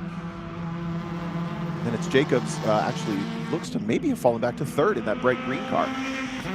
There you go. Right now, I have the time. I don't know that the timing pylon is correct at the moment. We'll take a look at that. I don't think Marcello Paniccia is in first place right now, but we got it completely wrong. It's actually Ethan Lampy that came all the way from third to go to the lead. He's the car with the neon yellow. Then the 32 of Camden Hibbett. Ethan Jacobs, our camera car, working hard at the wheel, has fallen back to third. So that's a great start from Ethan Lampy. There we go. Now our pylon looks like it's good there. Ethan, you're right. Ethan Lampy is really on a move right now, already opening up a 2-car length lead over Camden Hibbett. Whoa, look at all those cars. A slower car. I think that car missed a shift maybe. There might have been a little contact there as well. I saw a puff of smoke. Might have been brake smoke, but definitely an issue there. Yeah, that was Logan Stretch trying to pick up a position in the brakes down to turn 2, but he ran wide and lost the position back to Ethan Jacobs. That's the green car Jacobs. The red car behind is Stretch. And now we got an attack from Marcello Paniccia on Christian Hoagland for 5th. Lots of action, fast and furious here. Ethan Jacobs all the way back into third place, all the way back. Not a place he's used to being. Usually he's right up front, but he's trying to keep on to the back bumper of those two cars. Drafting not as big a help here in Spec MX-5 as it is in Spec Miata. We've learned that over the last couple of years, but still really important. In car right now with Ryan Gutile, as he is working right now in 14th place. Brian Heitman, that is the car right in front of him, the 13 car. This racetrack repaved in the off-season, so it is a new asphalt surface for these drivers to work on, and this might be the driest conditions that these cars have seen all weekend. It certainly is, other than the test day. They did get dry running on the test day, and I was watching, whoa, a big rotation for the number 10, Marciello Panicia, trying to get a position of back. These two cannot get away from each other as he battles with Christian Hoagland, who's now behind. That's the white and red bumper, Hoagland. The white and black is Panicia, and they have been duking it out this entire race. While they duke it out, though, they're keeping up with Logan Stretch. Zivrin Motorsports, I really didn't realize how hilly Oklahoma actually is. I didn't either until I went there 2 years ago to Hallett. It is just an absolutely gorgeous part of the country. Such a fun track, too. Yeah. Definitely a top 10 for me. Not quite top 5, but... I got to take a couple laps in the pace car when I went there the first time, and yeah, it is a lot more. Oh, there's a car off, coming right into our camera view. Ethan Jacobs with a mistake runs a little bit wide coming off of turn 9 and gets into the damp grass. That's going uphill as well, so that's no good. He only loses 2 positions as Logan Stretch and Marciello Panicia trying to get through, or did get through. I misidentified Logan Stretch earlier as Chris Hoagland. They now run 4th and 5th. 3rd and 4th, actually. Now Jacobs will try to get to the back bumper of Logan Stretch and see if those two cars can try to get back up to the front now. The gap between 2nd and 3rd is 3.7 seconds, so they've got some work to do. Last time through, Ethan Lampy sets the fast lap of the race as he's now working his way close to 2 seconds of a gap back to Camden Hibbett. He was about a second quicker than Hibbett last time by. Marciello Panicia was the next quickest car. He moved up to 3rd on that lap with a push, a pass and then a push, let's say, from Logan Stretch. And he's driving away. Look, that's the 3rd place car, black, white, and red. Panicia is on it today. Yeah, Panicia is doing well, and then you've got that kind of 7, 8 cars there trying to form up as a train to work together to try to bridge the gap to 3rd place, and then if they can do that, try to push to the front. But right now, all of the cars are just far enough apart where they're not really, the first 3 cars are not really helping each other at all from a draft standpoint or a pushing standpoint, obviously, when they're that far apart. So they're all kind of on an island to themselves, which if they can keep apart, Tom, is good, but if they can't, the cars behind them will start to get caught up because they're using the draft a little bit better. Of course, these cars all spec, actually even more spec than Spec Miata. Spec Miata has a couple different spec lines. These cars, as far as I understand, are what they are as far as minimum weights, etc. So this is a new national class for the year, kind of an addition to Spec Miata if you want to run a little bit of a newer chassis with a little bit of a different modification. One car running wide into that really dirty outside turn 1. That was back in the bottom half of the top 10. Looks like he kept control of it, though. Boy, look at that traffic jam there going into turn 2. Everyone gets through cleanly, but that looks like the 405 on a Friday night, Tom. It's busy right there. That's Hoagland, Barker, Eben, and Gruber, I believe. And it looks like Hoagland struggling with rear grip off turn 2. And then once we get down the back straight, watch how dynamic these cars are in the braking zone for turn 9. As Ethan Jacobs now picks up a position from Logan Stretch to put himself back into 4th. As they clear this hill, that's what I'm talking about. These cars want to be sideways and backwards coming over it. 13 minutes to go. Your top 10, Lampy, Hibbett, Panicia, Logan Stretch, then Jacobs, Hoagland, Ethan Barker, and Cam Eben, Camden Gruber, and Ayrton Grimm. That is your top 10 right now as we get about 13 minutes to go in this race. Side-by-side action going into turn 10. Side-by-side action going into a lot of corners, Tom. Yeah. It's almost like they're racing. I was trying to see. Shocking. Number 12, Ethan Barker, picked up 2 spots this lap. Christian Hoagland looks to be on the back foot, falling down side by side into turn 1. Who's going to get it? Hoagland in the blue. Ooh, just clears the nose of Evan. There we go. My race data in the chat. Carl T10 in the chat. Tim Edelson in the chat. Jamie Turner in the chat. Welcome to all of the associate producers here with us this weekend. Coming up on 12 to go here. No changes up front. Lampy, other than Lampy putting in fast lap of the day, going purple, a 126.120. He's doing everything he can to make sure he seals this deal in race number 1 for them of the weekend.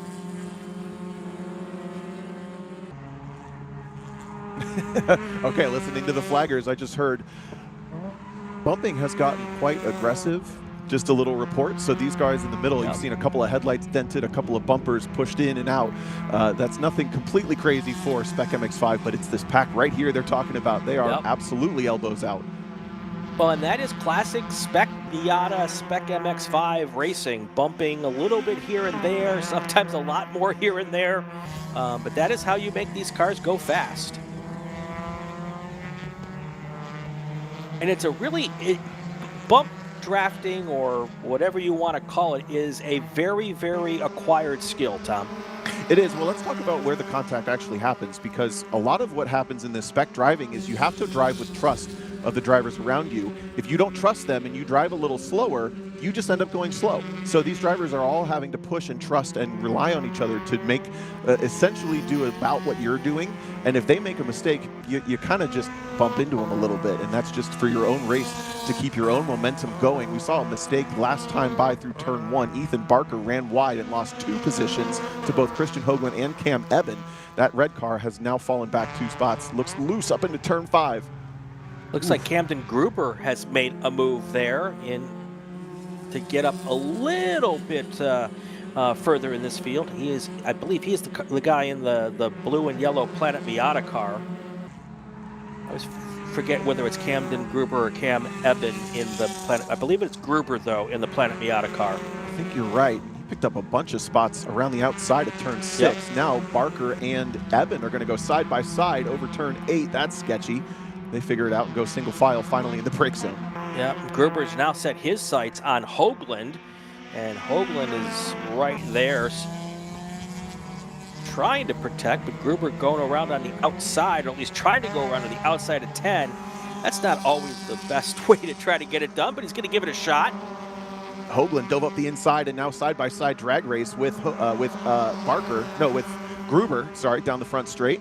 This has all brought Ayrton Grimm into this battle. It's now 5 cars deep. Whoa, second place running a little wide. Wow. Barker trying to show the nose. He thinks better of it, but loses the run. Look at Gruber go, or Eben go. Murph Dog 238 confirms for us Gruber is the Planet Miata car. Eben is the blue and white RSS car. Thank you very much. Whoa, look at this.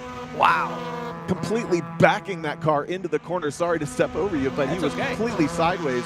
That was Ethan Barker, who's really on the back foot on these last 2 laps.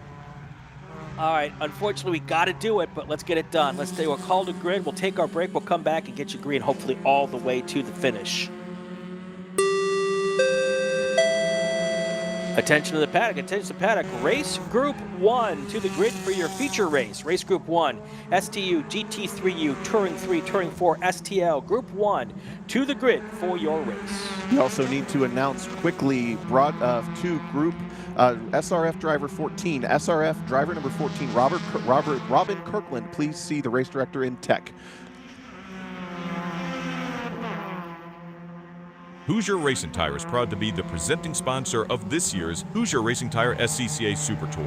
As the world's largest race tire manufacturer, Hoosier has been at the forefront of motorsports innovation for more than 65 years. From local tracks to the global stage, Hoosier is dedicated to delivering high-performance tires that meet the demands of champions. Whether you're a seasoned competitor or an aspiring racer, Hoosier tires are engineered to help you push the limits. For more information, visit us online at HoosierTire.com or visit us trackside, and remember to connect with us on social media. Summit Racing is a proud partner of the SCCA and its nearly 70,000 members. Get more bang for your buck at summitracing.com. Choose from millions of in-stock parts from over 1,500 name brands, parts for racing, street performance, trucks, plus tools, accessories, and more. Shop anytime, anywhere with the Summit Racing app. Hagerty is the official and exclusive insurance partner for SCCA. Hagerty provides affordable off-track insurance protection for motorsports vehicles while in the paddock, in transit, in storage, and at the shop. They provide guaranteed value coverage and even have protection for your trailers. SCCA members can save 5% on insurance through Hagerty. Hagerty, let's drive together. Learn more at Hagerty.com. Mazza Vineyards is the exclusive sparkling wine for podium celebrations at the Hoosier Racing Tire SCCA Super Tour, SCCA Runoffs, and Tire Rack SCCA Pro Solo. Celebrate your racing weekend with Mazza Vineyards and learn more at enjoymazza.com. For more than 30 years, championship-winning drivers have demanded the Hawk Performance braking advantage. Now you can experience that same advanced technology on your daily car, truck, or CUV with Hawk Performance Street products. With brake pads, rotors, and fluids that deliver smooth braking for muscle cars and tuners, Super Duty solutions for tow vehicles, custom-engineered motorsports friction designed specifically for road racing, autocross, drag, and everything in between, Hawk has all your braking needs covered. Visit hawkperformance.com to learn more. Hawk Performance, what's stopping you? If you like what you see today, become part of the action by joining the Sports Car Club of America. Whether you want to drive, flag, organize, officiate, have fun with cars, or meet 65,000 enthusiast friends, SCCA offers plenty to feed your motorsports obsession. Ask someone trackside how to get involved, or visit SCCA.com for more information.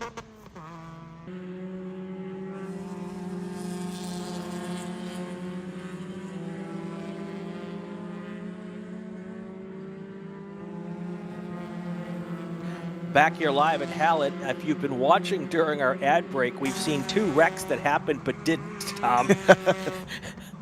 These drivers certainly getting comfortable. We saw that big slide. Christian Hoagland ran wide off turn 5, somehow saved it by turn 6. He lost 2 positions in the process, so he's a little bit on the back foot. The car that's on the charge right now is Ayrton Grimm in the number 21. It's kind of dark blue with some orange and yellow highlights on it. Almost looks like some flames highlighting that bumper and front end of the car. They're side by side coming into the final corner with Cam Eben. Evans on the inside, Grimm on the outside.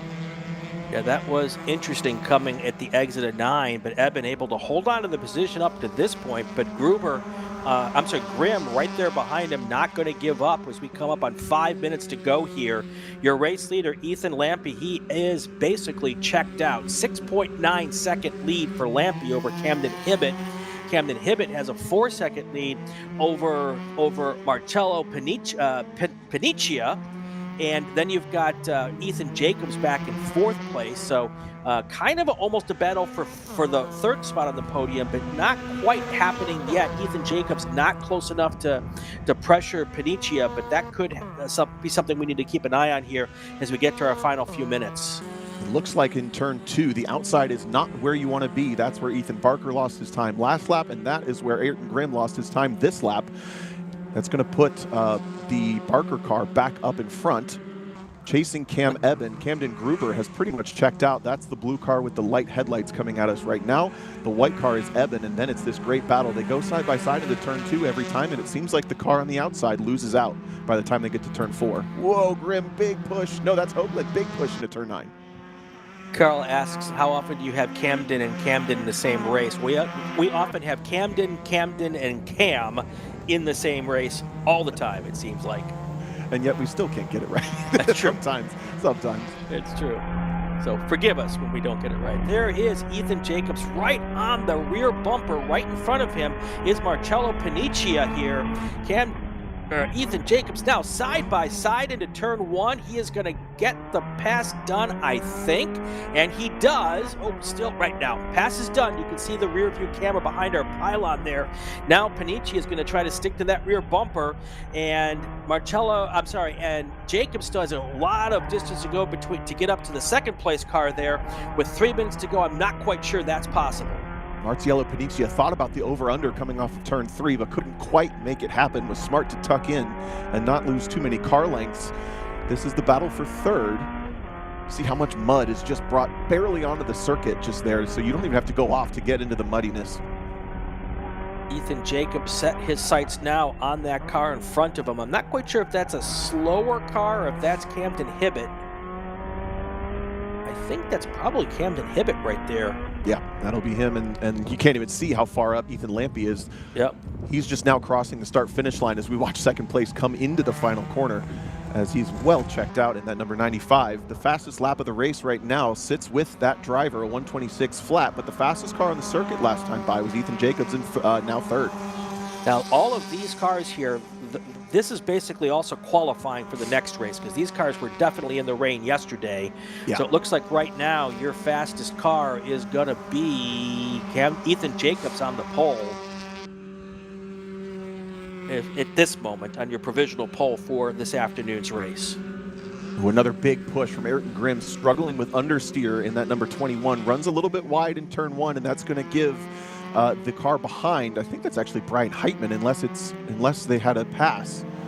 Worked his way into this battle. Oh, 3 wide down into turn 2. Heitman gets both positions. Hoagland gets both positions. Yeah, the outside of 2. You've said it already. I'll say it again. Not where you want to be. There's still some wet, probably some marbles starting to get out there. And I don't know what's worse, just flat wet or wet marbles. And it doesn't come through on our cameras necessarily, but you could put a skid pad out there. There is so much pavement in turn 2, and that's because they run this track in both directions. They also do some drift events, etc. So that corner has all sorts of options in it, but for these cars, inside is the way.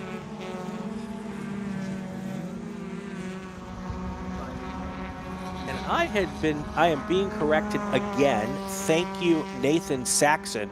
The fast lap right now is Ethan Lampy with a 126.0. And then you would have the second place car on the front row would be, it looks like it would be Ethan Jacobs. So thank you, Nathan, for correcting me. White flag is in the air. Less than a lap to go for Ethan Lampy, who's done pretty much a perfect race for the first 19 minutes. If he can keep it together here for one more lap, there he is. He is going to take a race win here for race number 1 here of the weekend for him. They'll be back last race of the day as well. Ethan Jacobs trying to point to the number 32 car, Camden Hibbett. This is a second place podium position on the line here. And Brian, was that a go, or was that a wag of the finger? Hey now, yeah, because they've only got about 4 corners left to organize this thing out. This is for third and second. Yeah, that's the 32 car Camden Hibbett, who's basically been all alone for the entire race. But Ethan Jacobs says, nope, I'm going to put my nose in here all over the rear view mirrors of the 32 car, trying to be very, very large and in charge if he can as they come now through the final couple corners. I believe this is turn 9 now. One more sweeper to go. And here it is, the final corner. Is Ethan Jacobs going to be able to get it done, protecting the line, the 32 car, Camden Hibbett, putting his car in the perfect spot to not let Ethan Jacobs by. What a great piece of racecraft by Camden Hibbett. Jacobs will try to get to the line first, but he's not going to do it. The second place car is going to be Hibbett, with Ethan Jacobs second and Marcello Paniccia right there for fourth. What a great piece of driving there by Camden Hibbett to put his car in the spot, Tom, where there was no way for Ethan Jacobs to get around going into turn 10. Even Ethan Jacobs gives a big thumbs up for the clean racing with Camden Hibbett on that last lap. Those guys did a fantastic job. But Ethan Lampy, I mean, that's an unheard of dominant kind of win in SMX. 10.2 seconds up the road in spec cars in normal, essentially fairly normal conditions. That's just a hero drive there. And it's interesting to see with Stretch, Gruber, Eben, Barker, Hoagland, and Grimm. I think they all held every position from 5th to 10th. But they settled out. It looks like the tires and the car kind of settled into the final pace. And it was Logan Stretch that had the quickest of all of them to drive to 5th. Whew. Let's go through our top 10 real quick. Ethan Lampy, Camden Hibbett, Ethan Jacobs, that's your podium. Marcello Paniccia is in 4th. Logan Stretch 5th. Camden Gruber 6th. Cam Eben is in 7th. Ethan Barker is in 8th. Christian Hoagland 9th. And Ayrton Grimm ends up in 10th place. That's how they're going to wrap it up here for Spec MX5. They come back as our last race of the day in their feature race. We're going to take a short break. When we come back, the first feature race of the day. It is our STU GT3U group. We'll do a call to grid as well before we hit to our break. Attention to the paddock, attention to the paddock. Group 1 cars to the grid for your feature race. Group 1 cars, STU, GT3U, STL, Touring 3, and Touring 4. You're next. Get to the grid.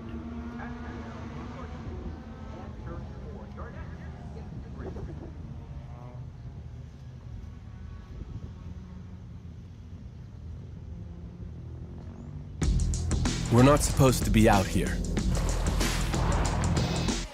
Outside expectations. Built for the outdoors. With the capability to climb this high, we're not supposed to be out here. Which is exactly why we are. The off-road ready Mazda CX-50. We're looking for outsiders.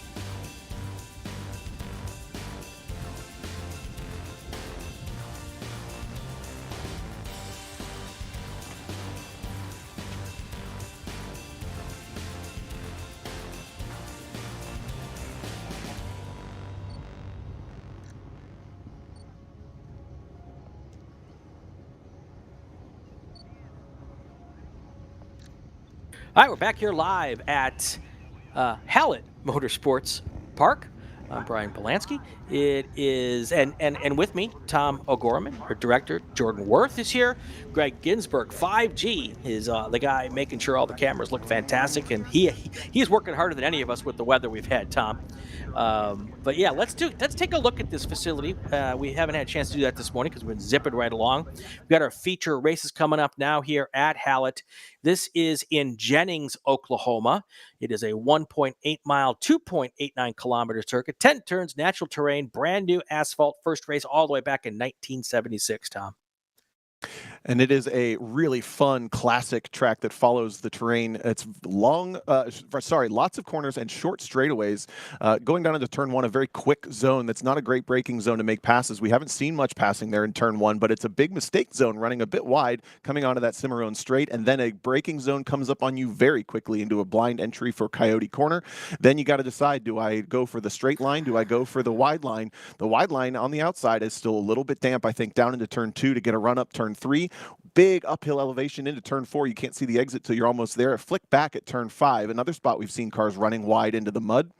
And then everybody's favorite is not everybody's favorite today. That has been a big drama zone running a bit wide onto that back straight. There's mud drawn about half a car width onto the circuit down Cannonball Baker Straight into the good, the bad, and the Tolly, a.k.a. the bitch, up over the top into the heavy braking zone into turn 9, downhill, then uphill through Martin House, straight into turn 10. It's a carousel. It's pretty slow, but you don't get a lot of speed between these two. So the STU, GT3U, T3, T4, and STL cars are all going to have to share the track. About 5 cars per class, evenly spread in this first feature race today. You can see on this shot, though, real quick before we go to the starting lineups, how wide the pavement is at turn 2. Tom, a lot of cars been going out there, but it is treacherous out there wide at turn 2. It is. You can see up there how big and wide it is, and especially that big bore group, they were really using up all the space. Yep, and it's wide, but it funnels down into a really tight turn 3. So, all right, let's get to our starting lineups here for our first feature race of the day. And for those, we have, again, Tom O. This is, again, 5 different classes, starting on the overall pole based on the strength of qualifying from yesterday in the dry. Tony Rivera will start on pole in his Mazda RX-3, a beautiful car. Chris Edens will start alongside in the second position in his Mazda MX-5 Turbo, essentially a Mazda Speed Miata that's running most of the classes in club racing at this point. He's settled in GT3U right now. In third position, your leader and your pole sitter in STU took the overall win yesterday. He's going to start third today in his Mustang Turbo. Jorge Nazario will start fourth in overall, second in STU in his MX-5. Patrick Lipsinick had a killer start in the wet yesterday in his Subaru Impreza 2.5 RS, but fell off a bit. He will start third in class, fifth overall, alongside our pole sitter in T3, Brian Dombrowski, who also was really quick to start with yesterday in the rain in his ND MX-5. Fourth row, seventh position, Steven Johnson will be your second place car in T3. Starting eighth overall is third in T3, Michael Pettiford in his Solstice GXP. Starting in ninth on the fifth row, Michael Meek, also out of T3 in his Porsche Boxster. Then in 10th, Ethan Barker in an MX-5. Double dipping in classes, but switching cars for this race into a proper T4 car. He had an awesome battle with Mark Cefalo yesterday, who starts 11th there, and alongside him, Jeff Ryan out of T3 will start his BMW 3 Series in 12th. 13th will be Brian Heitman, doing a double dip into STL right off the track from MX-5.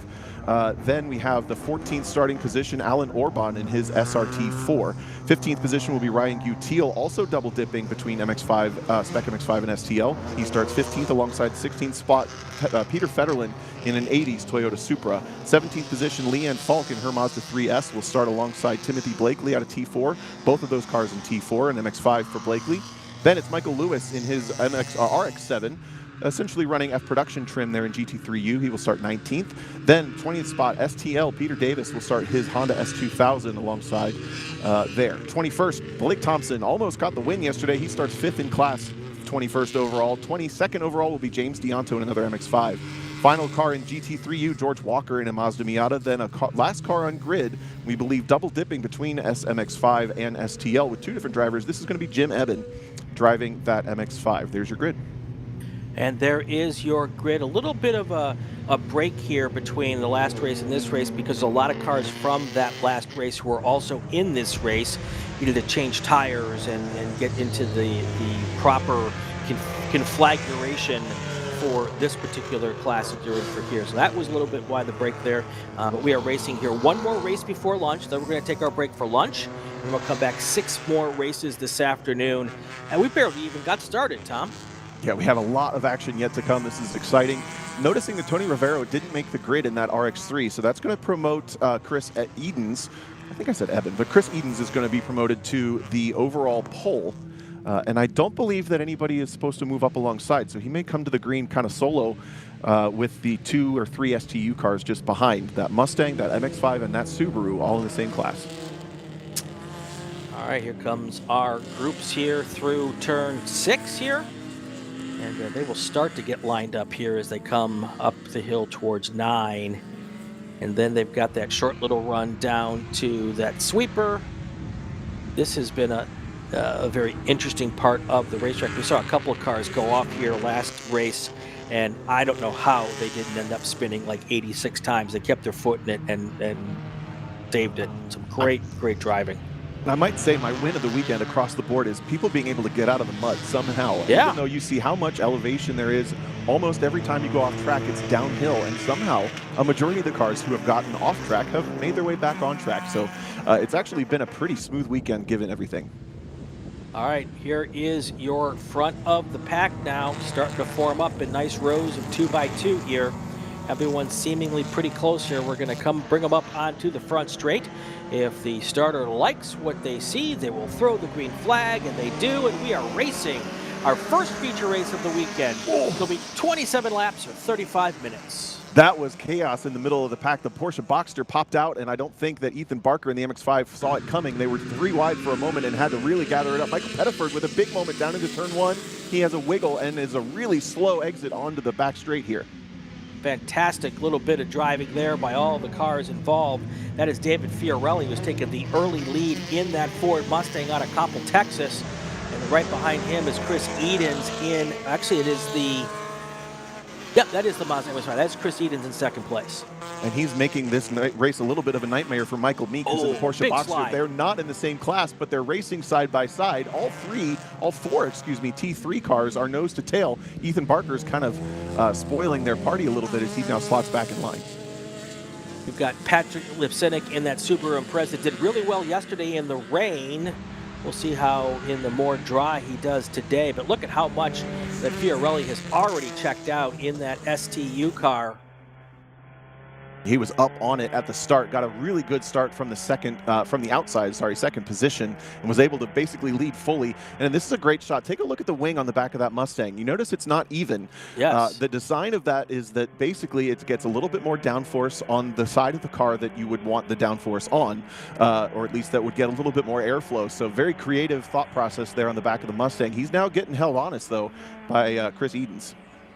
Yep, Chris Edens in the STU car, and then you've got Fiorelli in the Edens in the GT3U car. This is interesting because these two classes are going to be combined next year. So this is a pretty good test platform, and this is why they're doing it this way this year, to be able to get the balance of performance worked out when they're not racing each other. And this will be a good test platform for that combination. Looking forward to next year. And both at NOLA, where we saw Jeff Durnell come in with his GT3U car, and now here with Chris Edens' GT3U car, it looks pretty solid already between those two classes. So we can more or less consider those top two in the same class if you'd like. And then we get this great Touring 3 and Touring 4 battle. Also, Michael Pettiford in that yellow Solstice GXP had that awesome start and is just checked out from the rest of the T3 cars. Second behind him is Brian Dombrowski. And then the other car that got a good start was Steven Johnson, who had a mechanical issue yesterday in his 370Z. He is now hounding Brian Dombrowski. Working our way through our second race lap, and now we've got a 3-car battle. Jorge Nazario is right there as well. Nazario taking a look underneath, or on the outside actually, of Chris Edens going into the final sweeper here. Fiorelli was defensive for Fiorelli into turn number 10. It almost looked like they were going to go side by side, but they organized it a little bit before the apex, and it looks like they're going to go single file through turn 1. I can't tell if Jorge Nazario was struggling there a little bit or if Chris Edens was struggling a little bit to get off that corner. Your top 10 after 2 race laps: David Fiorelli, Chris Edens, Jorge Nazario, Patrick Lipsinick. Then you've got Michael Pettiford, your leader in T3, followed by Brian Dombrowski and Steven Johnson. That's your first 3 cars in T3. They're 5th, 6th, and 7th on the field right now. Then you've got Ethan Barker, your T4 leader, Jeff Ryan, and Ryan Butile. Sure enough, Nazario was slow off turn 1. Patrick Lipsinick now goes to 2nd place overall, 2nd place in class, as Chris Edens had a struggle coming off of turn 3. Maybe a missed shift, maybe the turbo not spooled up, or maybe in the wrong gear. He absolutely got freight trained by both STU cars coming off that turn 2-3 sequence, now falling back to 4th. These races, 25 laps, or 27 laps, which is probably 10 laps more than a 25 lap race. Big difference on how you have to approach this, right, Tom? Well, you just got to save the car a little bit more, and that doesn't take much. You know, in a shorter sprint race, you can lean on the tire just a little bit. You can drive over the limit just a little bit and get away with it for a shorter period of time. Today, you're going to want to back the steering angle down just a little bit. You're going to want to back the weight transfer down a little bit. You're going to want to lean on the tire just a little bit less to make sure that you have it for that extra bit of time at the end. And it'll be curious to see. We saw at the end of SMX how the drivers took care of their cars, and it really played out in the last 2 or 3 laps. That was the short race. This is going to be a much longer one, so we'll see how that plays out with these touring cars and the super touring cars on track. David Fiorelli just put down a purple lap of 1:24.2. Patrick Lipsinick now moves into 2nd place overall, and he has put down a good lap too of a 1:24.5. Steven Johnson able to get past Brian Dombrowski that time down the Cimarron straight. That's the 370Z driver up to 2nd in Touring 3. Still well back of your current leader, Michael Pettiford, who is really on it today. There's the gap, 1, 2, and 3 in Touring 3. Then your leader in Touring 4, Ethan Barker, switching over from his SMX car to his T4 car for this race, and he's got a little bit of pressure from the BMW just behind, but not all that much. That's Jeff Ryan.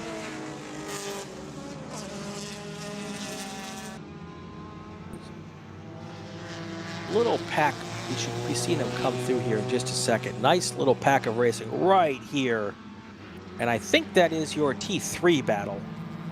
That's a mix of T4 and STL cars, actually. Okay. So the car in the front is a T4 MX-5. That's Mark Cephalo. And then the next, I believe the next 3 are all running an STL trim in Spec MX-5s. So those are fairly evenly matched cars, but double dipping into a class. I'm trying to see if that is Jim Eben, Ryan Gutiel, and Brian Heitman, I think. They were just racing each other. Now they're back out there racing each other again. That's right. Wash, rinse, repeat. With hopefully not much washing today. We did plenty of that yesterday. Right, yeah.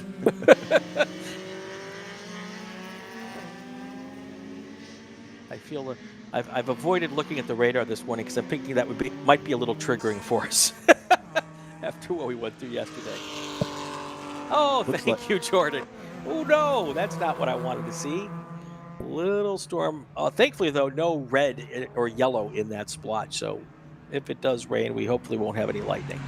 No, we're kind of right in that spot where it could pop up, but you're not going to be able to predict if it pops up. That's Look true. At the 370Z's got some pace. Starting to close in on Michael Pettiford just a little bit is Steven Johnson. He was quicker by about a 3/4 of a second last time by and is on a quicker lap yet again.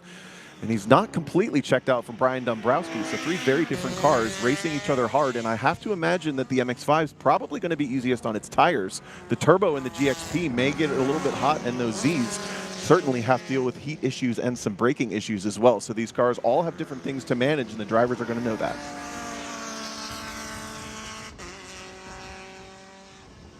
Fiorelli now opens up a 0.4 second lead over Lipsinick. Again, another purple lap for Fiorelli, a 1:24.163.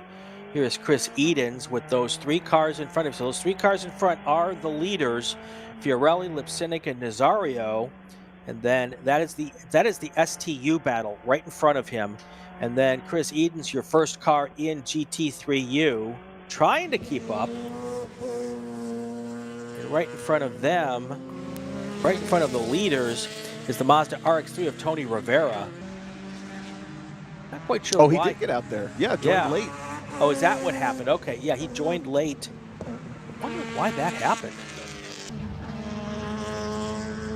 Well, a car like that, it's completely plausible. It's a GT3 car, tube-frame car, kind of moved into this window of GT3U. Well, real quick, we'll pause that thought. We're side by side for the overall lead. Patrick Lipsinick uses the all-wheel drive to get alongside Fiorelli and is actually going to nose ahead, coming around the outside of the final corner. They're just behind our ticker now. It's not quite going to pay off for Lipsinick. He's going to get the outside and lose some momentum to Jorge Nazario. Does Nazario have the brakes for turn one? No, thinks better of it. Lipsinick able to hold on there. Definitely the horsepower. Oh, puts a wheel off. That was. It's a rally car. That's true. That is true. It is a Subaru. It should be very, very at home in the mud. Unfortunately, that's not necessarily the fast way to get around a road horse. Well, at least he can recover the quickest. That's true. Doesn't look like it hurt him too bad, but we have a similar balance here. I mentioned the different cars in T3 kind of going through this race differently. We have the same thing here in STU. We've got a turbo rear-wheel drive car in the lead. We've got a turbo all-wheel drive car in second and a naturally aspirated sports car in third with that MX-5. I imagine a 2.5 liter in that car. So they all have to think about the different advantages and disadvantages of their cars as well, just like these drivers do in T3 as things stabilize just a little bit, if maybe not Dombrowski getting aggressive on the back of Johnson in the Z. And while all of that was going on in front of him, Jorge Nazario puts down his purple lap of the day, a 1:23.678. So he has definitely got a pretty good race car, and he could be part of this discussion as these three cars up front continue to battle for the lead in STU with 21 laps to go. They had Nicole Cooper-Cephalo in the chat, Parker Field, Graham Smith, Jason Stein. Glad you're all here. Yeah, we haven't mentioned T4 a whole lot because of this awesome battle in T3 and STU, but it's right now Ethan Barker leading the way in his MX-5 over Mark Cephalo. There's about a 5-second spread between the two, so Barker is really doing a good job, and they've actually got Jeff Ryan in T3 splitting them on the track. So Cephalo's got a lot of work to do, but he's got a lot of time left as well. 24 minutes. Just saw a standing yellow flag being displayed at turn 2. Or in turn 1, so I don't know where. There's definitely a car off somewhere there. The 47 of James Dianto out of STL. That car's been in the mud a couple times this weekend, so maybe it's got a tricky setup on it, or just finding an off once again. That car is most of the way down the Cimarron Straight, having gone off at 1.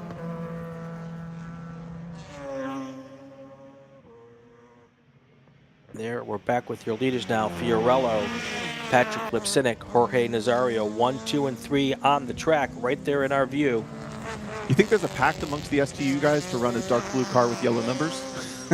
To make it confusing for us? Yeah, take a look at them. At least they're all different cars, but still nose to tail. This is so cool with STU, how they have that balanced. Yeah, definitely. And it's 3 different makes. You've got the Mustang, the Subaru, and the Mazda Miata. So it does appear that they have hit some gold here with balancing out these cars.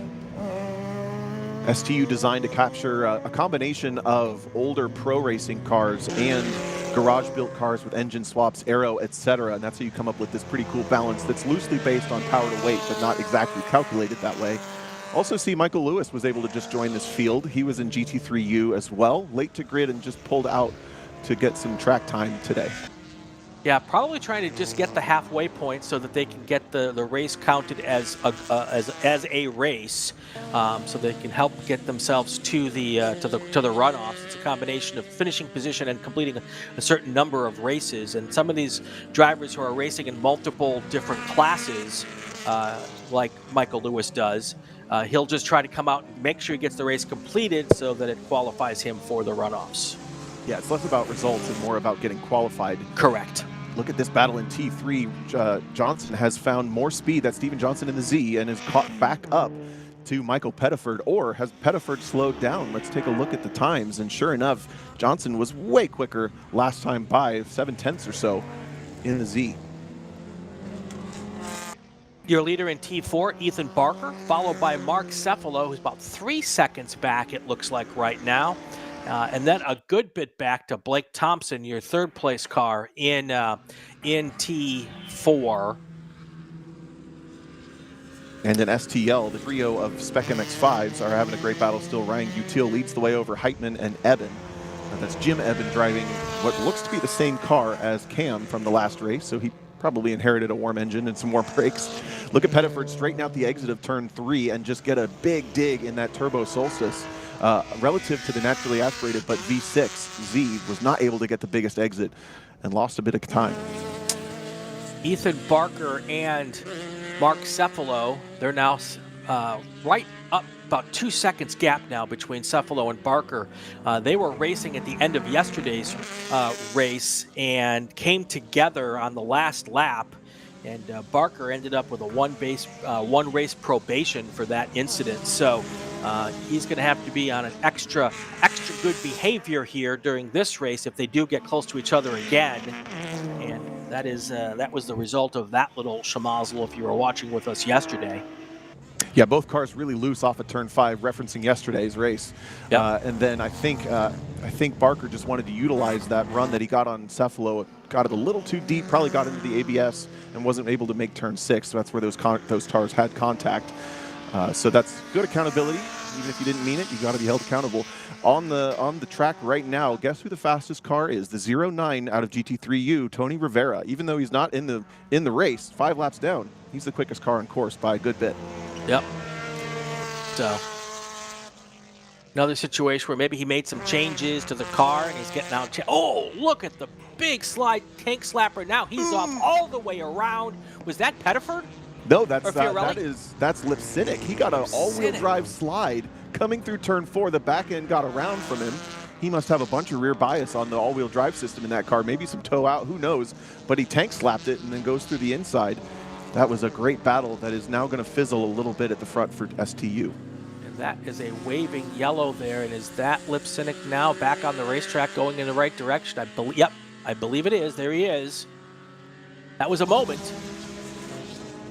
Looked like he was going to save that just for half a second, and then it flipped back around the other way. So what an interesting moment there for him. And that's going to give Nazario a chance to get right up, hopefully to the back of Fiorelli, so we can get a good race here for the lead in STU. Yeah, one less car for Nazario to think about. We're taking a look back at that T3 battle. Pettiford in the Yellow Solstice, Johnson in the Z. Z is getting ever closer as they had traffic this time by, and they're starting to pull away from Dombrowski in the MX-5. I think that MX-5 was a little better suited to yesterday's conditions, although it should still be quick around this tight little circuit. Yeah, Lipsinick drops all the way back to 7th place after that spin.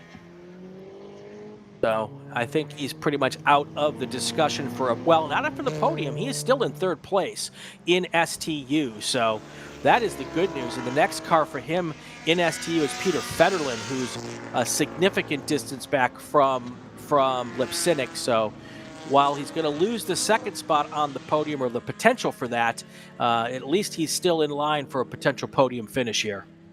You see that SRT4 in the back of the shot there. That's Alan Orban, who picked up that car, we believe, from Mark Liller, who has had some incredible runs at the runoffs. Was never able to fully win the class at the end of the long races there, but that SRT4 has a lot of potential in it. We at least we understand it's a newer car for Orban, so that's another cool build, completely different from all the other STU cars that we've already talked about. We can find the T4 battle. This is the Ethan Barker, Mark Cefalo battle. They are nose to tail on the racetrack, it looks like. Oh, yeah, they sure are. Where did that come from? Cefalo has found some serious pace. Maybe, there they are, coming up at a turn 9. Cefalo's there. Nicole Cooper Cefalo reports in the chat that Ethan apologized to Mark for his mistake, so they are all good. But now they're right back battling each other again. And Cefalo is always in the discussion in this T4 class. He is definitely the pointy end of the field here. Barker also running really strong here as they come through turn 1. This looks a lot like yesterday, doesn't it? It sure does, and I just took a peek at our lap logs. This has come together on raw pace. Cefalo is just quicker right now than Barker, to the tune of a half second or so per lap. Barker consistently in the low 127s, Cefalo consistently in the high 126s. And that was awkward for a moment. Almost looked like Barker was going to let him go, but then they go single file yet again. Look at the different line choices through that blind turn 4 and then a flick back to turn 5. Maybe not even a brake in these MX-5s on nice sticky tires. Yeah, it does look like Cephalo gets a really good dig out of certain corners, and then the power is coming on from Barker. They're both in spec MX-5 cars, or they're both in Mazda MX-5, so they should make power and put power down in very similar fashions. But it might be a setup. It might be tires are better on the Cephalo car. Look at the big wiggle from Barker. Almost looks like the back end is not giving him what he wants. And you're right, they're both in MX-5s. The way these touring classes work, it's a spec line. You're supposed to prep the car with the exact parts that are listed there or the exact allowances listed there. So these cars are going to be essentially identical other than the paint and the driver. And right now, I agree, Cephalo looks like he's got the car getting off the corners a lot better and down these short little straightaways. He's just got to get alongside enough that it's good for the braking zone. And I'm pretty certain these are both built as T4 cars, so it's not another car from another class. It's assimilating into T4, so they should be pretty well prepped for the T4 category. Down into this big expansive pavement. Look at Cephalo open up the corner just the smallest amount, gets the weight transfer to happen just a little bit later and really pivot the car to the corner. He's got to run. I don't think this is going to be enough, but I think the headlight is just there. Does Barker let him have it? No. Stays on the throttle a little bit deeper and really powers into turn 4. What a fantastic bit of racing going on here in T4. Let's do this. Well, we are going to take our break here. We don't have to do a call to grid because lunch is next, but we're going to take our break and we come back. Hopefully, we'll be green flag all the way to the finish line. You're watching the Hoosier Racing Tire SCCA Super Tour, the Green Country Grand Prix. We are at Hallett Motor Racing Circuit. Stay with us, everybody. We'll be back. Hoosier Racing Tire is proud to be the presenting sponsor of this year's Hoosier Racing Tire SCCA Super Tour. As the world's largest race tire manufacturer, Hoosier has been at the forefront of motorsports innovation for more than 65 years. From local tracks to the global stage, Hoosier is dedicated to delivering high-performance tires that meet the demands of champions. Whether you're a seasoned competitor or an aspiring racer, Hoosier tires are engineered to help you push the limits. For more information, visit us online at HoosierTire.com or visit us trackside, and remember to connect with us on social media. Hagerty is the official and exclusive insurance partner for SCCA. Hagerty provides affordable off-track insurance protection for motorsports vehicles while in the paddock, in transit, in storage, and at the shop. They provide guaranteed value coverage and even have protection for your trailers. SCCA members can save 5% on insurance through Hagerty. Hagerty, let's drive together. Learn more at Hagerty.com. For more than 30 years, championship-winning drivers have demanded the Hawk Performance braking advantage. Now you can experience that same advanced technology on your daily car, truck, or CUV with Hawk Performance street products. With brake pads, rotors, and fluids that deliver smooth braking for muscle cars and tuners, Super Duty solutions for tow vehicles, custom-engineered motorsports friction designed specifically for road racing, autocross, drag, and everything in between, Hawk has all your braking needs covered. Visit hawkperformance.com to learn more. Hawk Performance, what's stopping you? Ready for a new race trailer? Bravo Trailers is the exclusive partner of the SCCA. Owned by longtime SCCA racers, Bravo Trailers work better, load easier, and tow better because they build them with the racers in mind. Visit bravotrailers.com to see your new trailer in aluminum or steel. Tire Rack was established over 40 years ago by an SCCA member with a passion to find the right tires, wheels, and now brakes and suspension products for racers and enthusiasts on both street and track. As official tire retailer of the SCCA since 1995 and sponsor the Runoffs Pole Award, along with the National Solo Program, National Time Trials Program, and Track Night in America, Tire Rack is proud to support the SCCA and its members as they go have fun with cars. If you like what you see today, become part of the action by joining the Sports Car Club of America. Whether you want to drive, flag, organize, officiate, have fun with cars, or meet 65,000 enthusiast friends, SCCA offers plenty to feed your motorsports obsession. Ask someone trackside how to get involved, or visit SCCA.com for more information.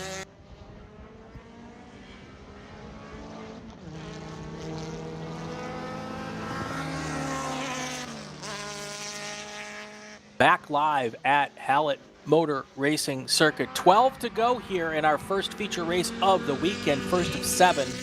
We're going to take lunch after this, Tom, but right after that, 6 more fantastic races here, hopefully, from Hallett. And here's we have.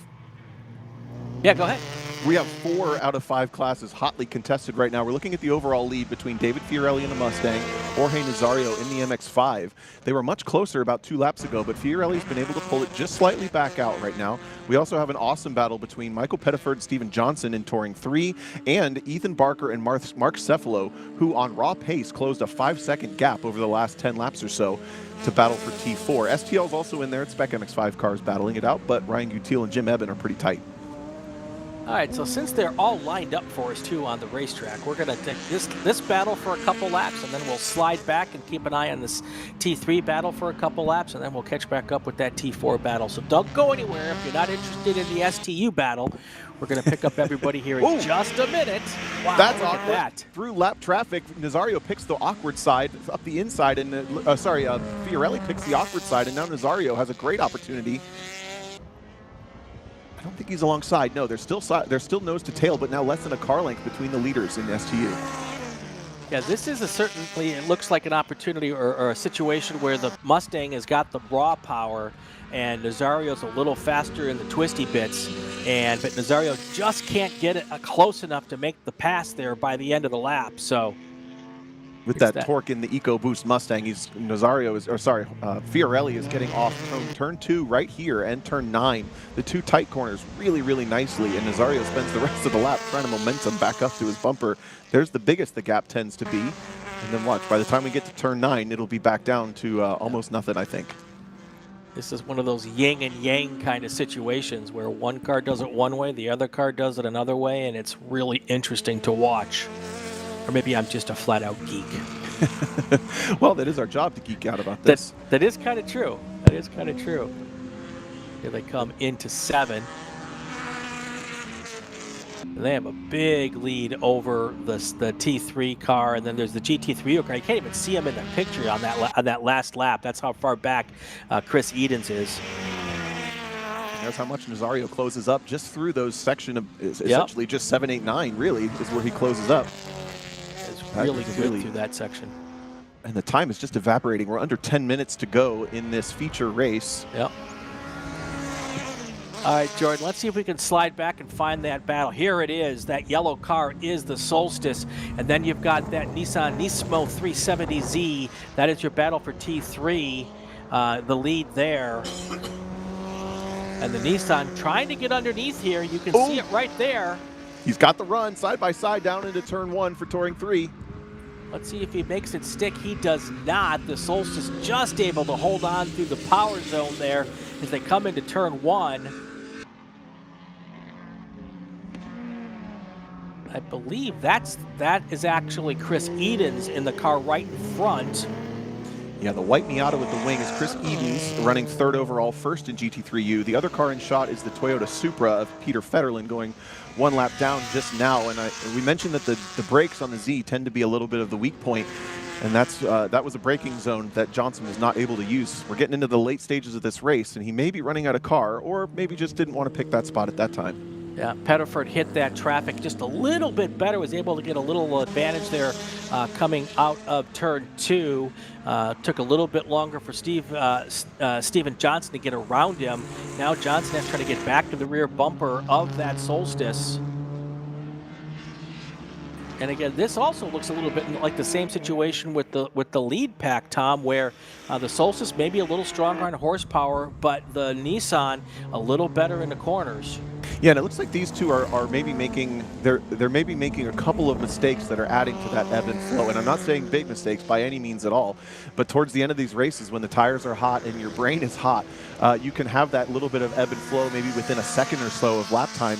Ebb and flow, and that could be part of what we're seeing there. In T4 now, Ethan Barker and Cefalo, last time across the line, were separated by 0.1 second. So we're going to catch them next. Here they come soon. I always blamed brain fade, Tom, on brake fade. Whenever I had that late race brain fade, like, I was having a problem with my brakes. Never my fault. Well, tires were, if you're not a race car driver, if you're not making excuses. That's right. That's right. There's that battle in T4. The top drawer of my toolbox has victory speeches. The bottom drawer has excuses. The bottom drawer is always way bigger, though. That's true. That's why it's got. That's why the excuses are in the bottom drawer. I love it. Yep. All right, here we go. That was Cephalo with a good run through turn 1, right up underneath. And he's going to open up that corner just a bit. That's where Cephalo is making his time. Coming up on some more lap traffic. The car just ahead of them is the Honda S2000 out of STL. That's Peter Davis. So that'll be running the stock 2.0 liter that came in that car. 8 to go here. Let's do it. Oh, we don't have to do a call to grid, thankfully. Let's not do a call to grid. That would be very bad for those people. Barker aggressive down the inside at turn 6, gets the job done. Will it hurt his exit at all as Cephalo went for the run on exit? And I don't know that Cephalo is actually going to clear that that car between them. No, he does. He actually does get through. The battle for T4 is not split up. Whoa, big rotation for the Neon in front. That should make it easy for the leaders there to be able to get past the Neon. Oh, snapped off to driver's left, just out of our frame. Yep. Didn't quite get the front wheel drive power to pull it out of that thing. And there you see Cephalo right on the outside, but it was a defensive move by Barker. Now it's side by side. Barker on the inside, Cephalo on the outside, trying to get it done going into turn 1. This puts Cephalo in a good spot to be able to make the apex better, but he was not able to do that. But here he tries to come up on the underside of Barker going into turn 2. Let's see where they're at when they pop over the side of the hill here. Cephalo has the better line going through side by side through 2. Now side by side through 3. This is going to put Barker in a better position going into 4. That was great defense from Ethan Barker. A little touch at the door handle, but Barker followed Cephalo straight to the apex at turn 2 and really balked the exit from Cephalo to get off of turn 3. That's the only reason that Barker's still leading this race. I think the double dipping, he's got his race car driver hat on today. Cephalo's going to have to go for it again, but that was a almost classic over-under. Just a little bit better defended from the leader right now. Cephalo with another run. There's going to be side by side coming up into turn 7. That's sketchy. Thinks better of it. Yep. 6 laps to go, not a long lap, so not a ton of time, but you don't have to get the job done here. And also, you might not want to get the job done here, Tom. You might not want to make the pass till the final lap. Oh, there's your Solstice. That was your race leader in T3. Not anymore. He is off in the mud there. Will he be able to get restarted? It looks like he almost just drove right off there. I wonder if there's just a problem with that car. Or maybe just hot into that corner. This late in the race, I agree. Looks like he just went off straight. That's Michael Pettiford, former leader in Touring 3. And that means Steven Johnson has inherited the lead there, but he's gone well deep into the mud. I don't think we've seen anybody escape from quite that far in. Yeah. We also only have 4 minutes left, so with the 6 minutes or 6 laps, we're not going to finish that many laps. I think we're going to go to time. All right, we're back here with that battle for T4. Looks like it's pretty much the best battle on the racetrack right now. Let's keep with it. The leaders in STU, that's now a 10-second lead for Fiorelli, so don't worry about that one there. Pettiford, that lead in T2 is no longer an issue here, so let's stay with T4 here all the way to the finish. This race is far from over. Looks a lot like it did yesterday. Yesterday, however, the roles were reversed. It was Cephalo out front late in the race with Barker trying to get around him. This time, it's Barker out front with Cephalo trying to get around him as we get into the closing minutes here. And Cephalo in the blue and green car, headlights on, trying to do everything he can to keep Ethan Barker's attention on him. Even though he doesn't have the opportunity to make passes, he's popping into the mirrors, looking into the inside, looking to the outside, just reminding Barker constantly, I'm right here. There he pops just again, just to remind him, I'm still here, I'm still here. You have to make the mistake for me to get through. These guys are both just nailing it right now. Coming up to lap, Blake Thompson, also running in Touring 4. Thompson will hopefully give these drivers some room to come through at an easy time where it doesn't affect anything. This would be the perfect spot for him to just lift a tiny bit to let them by. You also have Tony Rivera trying to get through as well in that GT3U car. He, being all those laps down, though, he's been around a long time. He is not going to mess up this battle for the lead in T4, I'm pretty certain. Yeah, I think he'll be pretty respectful with that as he starts to get his way past Blake Thompson in that beautiful RX-3.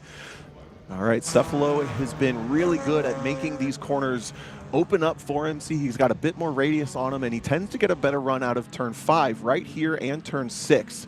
Hearing we're going to get the white flag next time by, so this will be the last lap and a half for these T4 drivers to settle it. one more time going, or two more times coming here into turn 7. Cephalo not close enough to try to make an attempt there. Maybe just trying to save a little bit of, oh, there he is, a lot closer there, a little bit wide there by Barker. As Cephalo now tries to go side by side. He'll be on the outside going into turn 10 here, and Barker will be able to defend pretty well.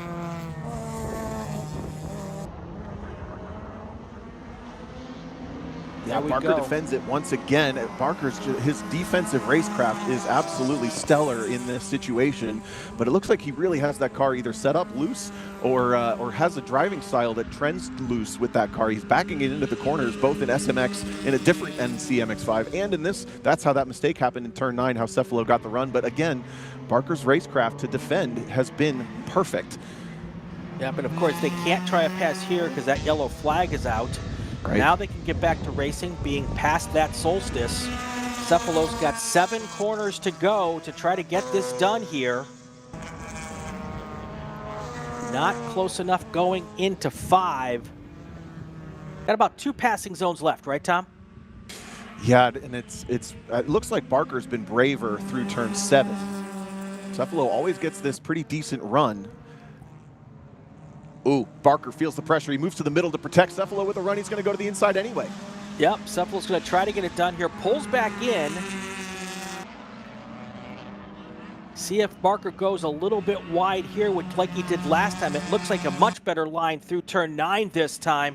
We'll see if Cephalo gets a run to the line.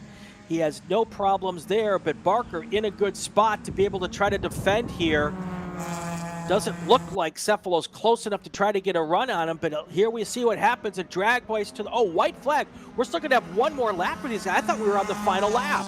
You're right. They were off cycle from the leaders. They got an extra one here, so Cephalo inherited. Well, he probably didn't care one way or the other, but we thought he wasn't going to get another one. Yeah, well, he's happy. He's got one more chance, about 1.3 miles left in this race now. I think this was Cephalo's strong zone, and he's just got to chill under the yellow flag there, unfortunately. So now we know we've got 7 corners left. Exactly. Barker was very conservative down into turn 9 that time to make sure he didn't make the mistake again, where he backed the car into the corner. You saw the left rear swing around 2 laps ago. He was really nice and on it that last lap, but Cephalo really hasn't put a tire wrong. He just hasn't been presented the opportunity either. Yeah, as well as Barker hasn't put a tire wrong either, and that's been the difficulty. He's made a couple slips, but he's always recovered perfectly. Yep. Little defensive line there, setting up for turn 7, a little on the inside, not allowing Cephalo to try to go underneath. As he comes through 9, looks really strong through 9, but Cephalo gets a little bit closer there this time. Don't think it's close enough to make a move, but he's going to certainly give it one more shot here as he tries to go to the inside here. Little surprising Barker that doesn't take a better line defensively through 10, but maybe he thinks he's got enough power, and it does look like it. Here they come down to the line.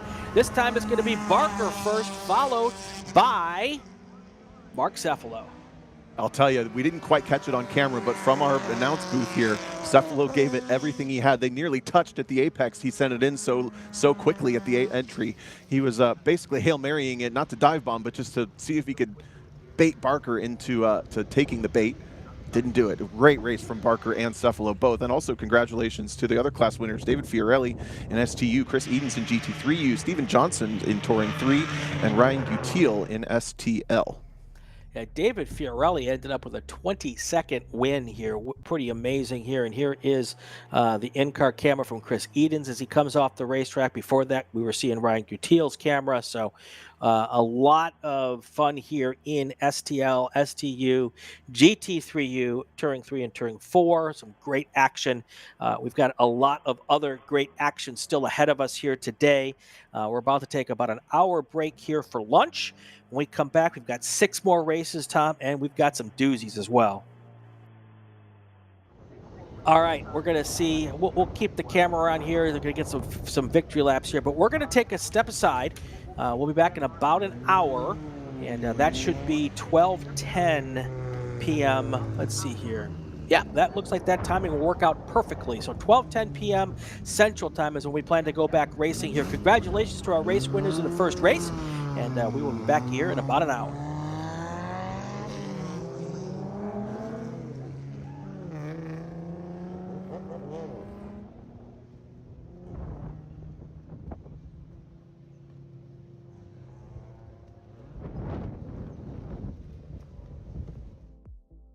Joshua Smith, Business Development Manager for Mazda Motorsports. We're happy to be supporting the SCCA and Mazda racers here. So our team support program offers a couple of tiers of support, part support, technical support. All of this is done through our MazdaMotorsports.com parts store website. It's basically like signing up for an Amazon account. Simple information, prove that you're a racer. It gets you access to our 800 hotline that you can call and speak to one of our parts representatives 5 days a week. Picture your perfect garage. How many cars are in there? Great, great. Now picture reality. How many cars can you actually have? Me too. With SCCA Club Spec, one car becomes your daily, your track car, your autocross car, even your time trials car. S197 Mustang if you like V8s and torque, NC Miata if you like compact and agile. SCCA Club Spec, spirited dailies, competitive race cars. Learn more at SCCA.com.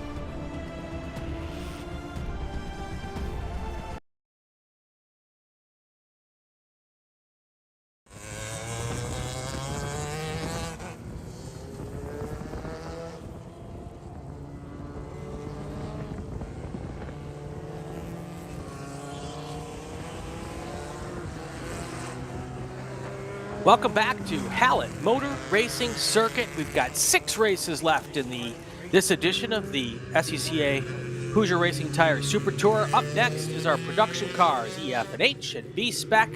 And for our starting lineups, we've got Tom O'Gorman. Try to get through them quickly here. We'll start with B-Spec. Chris Taylor is on the pole in his Mazda 2 alongside Andrew Jansen in the Honda Fit. These guys had a killer battle yesterday, 5 and 6 deep. Kent Carter will start third in class in a Mazda 2 alongside Gail Corley, another Mazda 2. Derek Ambrose starts 5th in a Mazda 2. Then Stephanie Anderson, and guess what? A Mazda 2 will start alongside in 6th. 7th, Joseph Gersh in a Toyota Yaris. The Ford Fiesta of David Hancock will start 8th. And then finally, the 9th position, Brian Prokop in a Mazda 2. Then we move to our production field, taking a look at him there. Tyler Ladd did not make the grid. He would have been on provisional pole. That moves Bill Miller to the front row. Jake Anton will be the 3rd or 2nd now E-production car. Then our pole sitter Cliff Ira and the Del Sol out of F production will start in the 4th position. Ken Kennard in 5th in his Integra. Steven Simons will start 6th overall, 3rd in class in his Miata. Then we get to pole sitter in H production, Jesse Prather in his Mazda 2. Very different than the B-Spec ones though. Michael Lewis will start 8th in his Mazda RX-7, freshly up into the F production field from GT Light. Eric Prill also in a GT Light car, Toyota Tercel. That car is bright red. In the 9th position, 10th, Wade McBride, Mazda Miata in F production. Chris Albin starts 2nd in H production, 11th overall in his GTI. Another GTI, Chuck Mathis, who had a great race yesterday but was a little slower than Albin on overall lap times, will start 12th in the group. 4th place in H production, 13th in the group will be the 510 of Paul Evans. Then 14th will be Mark Webber, the startingest driver in runoffs history. Weber Manning will start in the number 49 car. That is 15th overall, 16th for Angus Chrome, 17th overall in the E-production field. He will start 5th. This is the Porsche 944 of Kevin Patterson. Johnny Ray and another 944 E-production will start in the 17th position in the group. And last in the group, Ralph Lindo in the blue Volkswagen Golf. Still looking for more time on that new car. All right, our first group down, coming out of turn 9, heading up towards turn 10. The pace car will duck into pit lane, and as it has, we have 2 groups here. So the SCCA truck is our 2nd pace car for this group, so they've got the B-Spec cars behind them. But your production car is coming through now, turn 10, getting ready to take the checker or the green flag. Don't get in front of things. Let's see if the starter likes what he sees, and he does. Already a car popping out there. That's one of the Miatas coming out about 3 rows back. And Steven Simons looking for the inside on F production. The top 2 cars E production, then it's 3 F production cars. Steven Simons is going to take the top spot in F production. No, that's actually Ira getting a run alongside Ken Kennard. Nice and clean through turn 1, heading now towards turn 2 as they still got a couple of side-by-side battles going on here as they go through 2. A little wide there.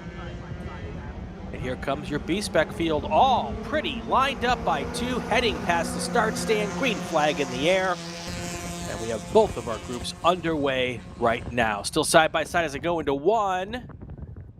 Let's see how that works out. So far, that looks okay. Oh, almost a little bit of mud popped up there, but not too big of a deal. Here they keep going down towards turn 2. I worry for Andrew Jansen dropping the wheels in those Honda Fits. This is the longest straight on the track, and he may get freight trained just a little bit. Gail Corley was also looking super racy now up the inside of that Honda Fit, but it was actually Kent Carter that gets a great start in the purple Mazda 2, up to 2nd place behind Chris Taylor. Stephanie Anderson also picking up a spot over Derek Ambrose. Stephanie in the white and pink, Derek in the white and blue, 4th and 6th. Everybody clean so far on this first lap. Look at the winds picking up a little bit, Tom. Yeah, the weather forecast has changed from rain to winds over the last couple hours of this afternoon, so I don't think it'll affect anybody but maybe the Wings and Things group, but it is certainly picking up here. B-Spec sweeping through turn 9 on the front straight for all of the production cars, and Bill Miller leads the way in E-production over Jake Anton, but Anton in the RX-7 keeping Bill Miller's E36 sedan honest. Everybody's trying to find their way here. These cars yesterday qualified early, had their first race of the day yesterday in the rain, and now they're back out here in the dry. So they've had an opportunity to see this track in a lot of different conditions. They have. In H production, we see the light blue Mazda 2 there of Jesse Prather leading the way. He's got 1 position between 2nd place and himself. That's Chuck Mathis moving up 1 spot in the orange GTI to leapfrog Chris Albin. and they're kind of clinging onto the back. H production is the slowest of the 3 production classes, so that's why those cars are trailing the 2 faster categories ahead of them. 27 lap races or 35 minutes. Probably might go to time on this one. Look at that group of production cars just weaving their way through turn 8 and up to turn 9, now towards turn 10. Ken Kennard ran real well yesterday in the rain. There's Michael Lewis in that blue Mazda RX-7. Right behind him is that H production car of Jesse Prater. That's a Mazda 2. If you ever get a chance to take a look at that car up close, it's got a beautiful metallic wrap on it. In the sunlight, it's just really cool. Got to make it stand out for the right. Sunoco livery on the side. Just in front of those 2 cars, that car you're mentioning is the 3-way battle for second position. Sorry, 4-way battle for second position in... No, it's 3-way battle for second position. Get it out, Tom. In F production, Michael Lewis is trailing Steven Simons and Ken Kennard. And they all have a little bit of distance to cover before they get up to the lead. Whoa, Chuck Mathis, a big understeer in the orange GTI just in the background there. And that's going to give a great opportunity for Chris Albin to get a little bit closer. Here they come. Interesting how there's some different lines going through turn 5 there. Some guys set up way wide and then cut in. Others do a more traditional turn in there. It's a tough corner. It's a tough corner. You can't see it when you're coming on the way in. So there's a couple of options there. You can kind of drive to the inside right away on the entry and cut the distance, or you can open that corner way up and sweep to the late apex. It looks like all the drivers have different preferences in H production. Riding on board now with Kent Carter and chasing down Chris Taylor. And typically we see these B-Spec fields be a little tighter. Look in the mirror. That's what we're used to seeing in B-Spec as Gail Corley tries to look up the inside at turn 4. Not getting it done there, but the pressure is on. Of course, this is that Goodyear racing camera.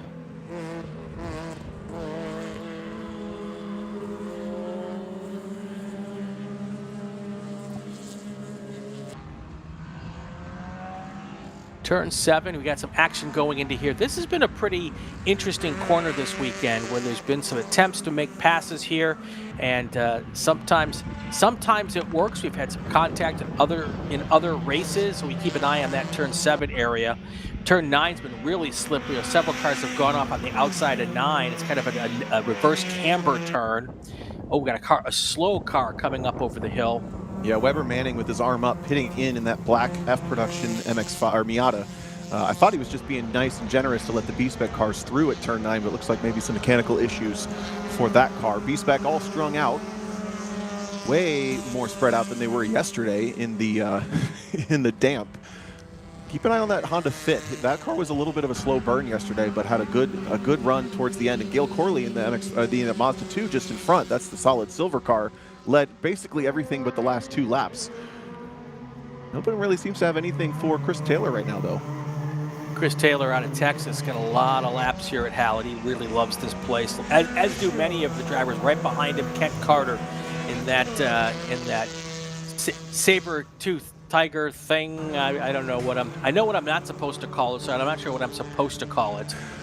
But have we talked about Purple People Eater? Is that what we're not supposed to call it? I think that's what we're supposed to avoid. Oh, sorry.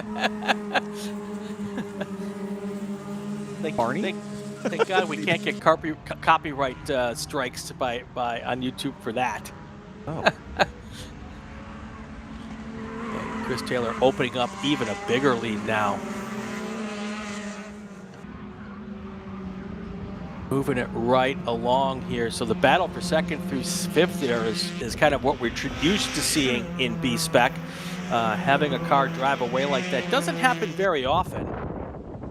No, it doesn't, but I was going to mention B-Spec is usually kept close by the draft, and this track is one of the few that we see on the schedule that doesn't really have a lot of drafting. But what will be more important is just the amount of time you spend turning on this track, both managing mistakes and also, obviously, managing mistakes is always important, but also managing tires might be a little bit more of a big deal. There's the back markers in B-Spec getting caught by the leaders in the production categories. The top 2 have not changed, but there's a really cool battle right in the camera shot right now. Michael Lewis and Eric Prill battling in a pair of They're in F production this year, but those are kind of XGT light cars, tube frame cars. It's cool to see those two chasing each other around. There's a couple of national championships between the two of them. Just And a then, few. right behind them, another multiple national champion, Jesse Prather. This is the group where I was going through all the different national champions last year. So many. Chuck Mathis has national championship. Ken Kennard, Cliff Ira.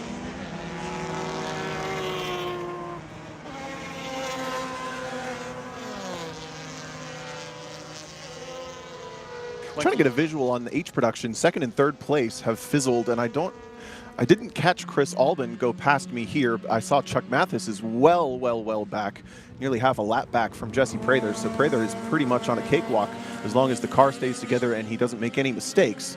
Now we're getting into that really awkward B-Spec and production traffic where the cars can make speed in very different ways. The B-Spec cars hate losing momentum, so they're going to do everything they can to make this easy when they can or hard when they can so that they can keep their momentum. Look at that, the Mazda Miata going up the inside of the Yaris, and now that Yaris is slightly compromised.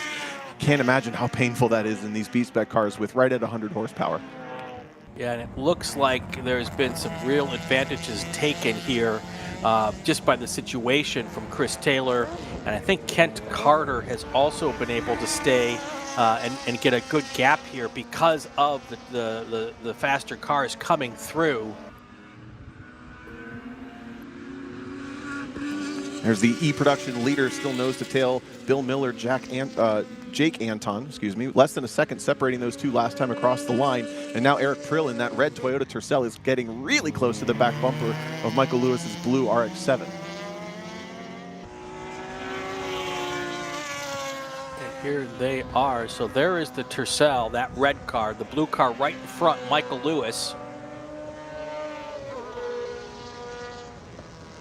And those are former GT Lights cars that are now in F production.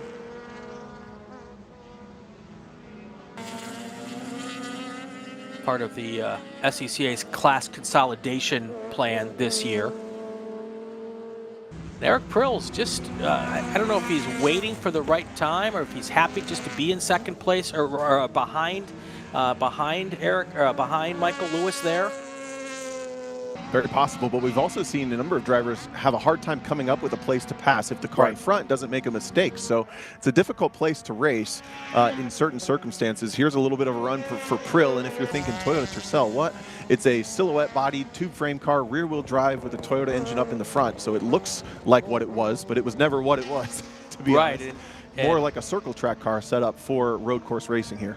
Exactly. And the Tercel, I don't even know if that's a Tercel engine. I mean, obviously it's not a stock Tercel engine, but I don't even know if it's that base model or if they've put in something maybe from a Super or something else in it. Chris Albin just goes past me, running second in H production. It hasn't updated for me, but about 10, 15 seconds behind Jesse Prather. Chuck Mathis, though, I suspect some either handling issues or something going on with that car. We saw him have massive understeer a couple laps ago and has now fallen well off the back of the cars he's usually duking it out with. I will say the B-Spec cars, now seeing them come through our cameras, have done a pretty good job of sticking together through all of this traffic coming through, this faster traffic. Ooh, Bill Miller with a late move up the inside on Gil Corley. That's for lap traffic, and he doesn't keep the confidence. They're going to go side by side through turns 7 and 8, and actually Miller's going to back out of it. Gil Corley, braver in the Mazda 2, despite being lapped, does not want to lose that momentum we talked about. Yeah, because if you lose that momentum, you lose the car in front. Look at the gap between what looks like, I think it's 3rd and 4th in B-Spec now, and that will be very hard to make up once all this traffic gets through. And the thing is, with this small racetrack, Tom, once the traffic gets through, there'll be more traffic to come through. It's going to be nonstop for everybody by the end of this. Mark Webber getting out of the way as the E-production leaders go past him, and also our B-Spec leader, Chris Taylor, in the orange Mazda 2 there. And Taylor's actually gotten a bit of a gift with a big gap. There's the the Fit rally crossing. That's right. Let's see where it comes back on the racetrack. Yeah, pretty much the entire B-Spec field's driven past that car now, and it will now go all the way back to the back. That's Andrew Jasson, probably down from 3rd now or 4th. We'll go back to 6th or 7th. comes on track just in front of that F production battle that we saw with a couple of our drivers there. Awkward moments again, side by side through 4 and 5. As multiple B-Spec cars choosing multiple lines. Some drivers are going to want the cars to go around on the outside. Others are going to want the inside. Michael Lewis now gets around Derek Ambrose, who opens the door big time. 19 laps to go. Your top 10, Bill Miller in E-Production, followed by Jake Anton in E-Production. Then your F-Production leader, Cliff Ira and Steven Simons, Ken Kennard, Michael Lewis, and Eric Prill. That's your top 5 in F-Production. Followed by Jesse Prather and Chris Albin and Chuck Mathis, your top 3 in H-Production. That's how they stand right now. Your B-Spec rundown real quickly. Chris Taylor, Kent Carter, Gail Corley, Andrew Jasson. That may change here once they cross the line. I think Andrew Jasson's going to drop back several spots. Another car that dropped well back is that Orange Integra. Ken Kennard had an issue in the last lap or so, as lost touch of Steven Simons, who moves up into second position by a number of seconds, and that's put Kennard back into the battle with Lewis and Prill. They're sweeping through turn 1, trying to get through Gorley right there.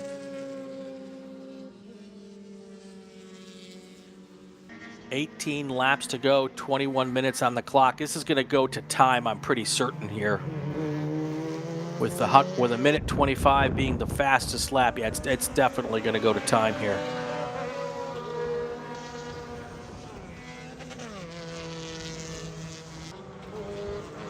So in B-Spec with this traffic now, it's going to be Kent Carter in second place with Gail Corley right behind, Stephanie Anderson just behind that. They are now uninterrupted for at least a lap or so before more lapped cars start to get in there. But Chris Taylor in the lead has 2 or 3 cars between himself and the rest of the field at the moment. He's pretty much been gifted, as long as he doesn't make mistakes or get himself caught in traffic, has pretty much been gifted this giant lead. Although yeah, just as I say that, he gets balked by the F-Production cars coming into turn 7. This ebbs and flows so quickly. Yeah, once Eric Prill gets past Chris Taylor, you'll have all of the B-Spec cars right there. Then you've got an H-Production car, which looks a lot like a B-Spec car. He's the next one to try to come through this field. That is Jesse Prather.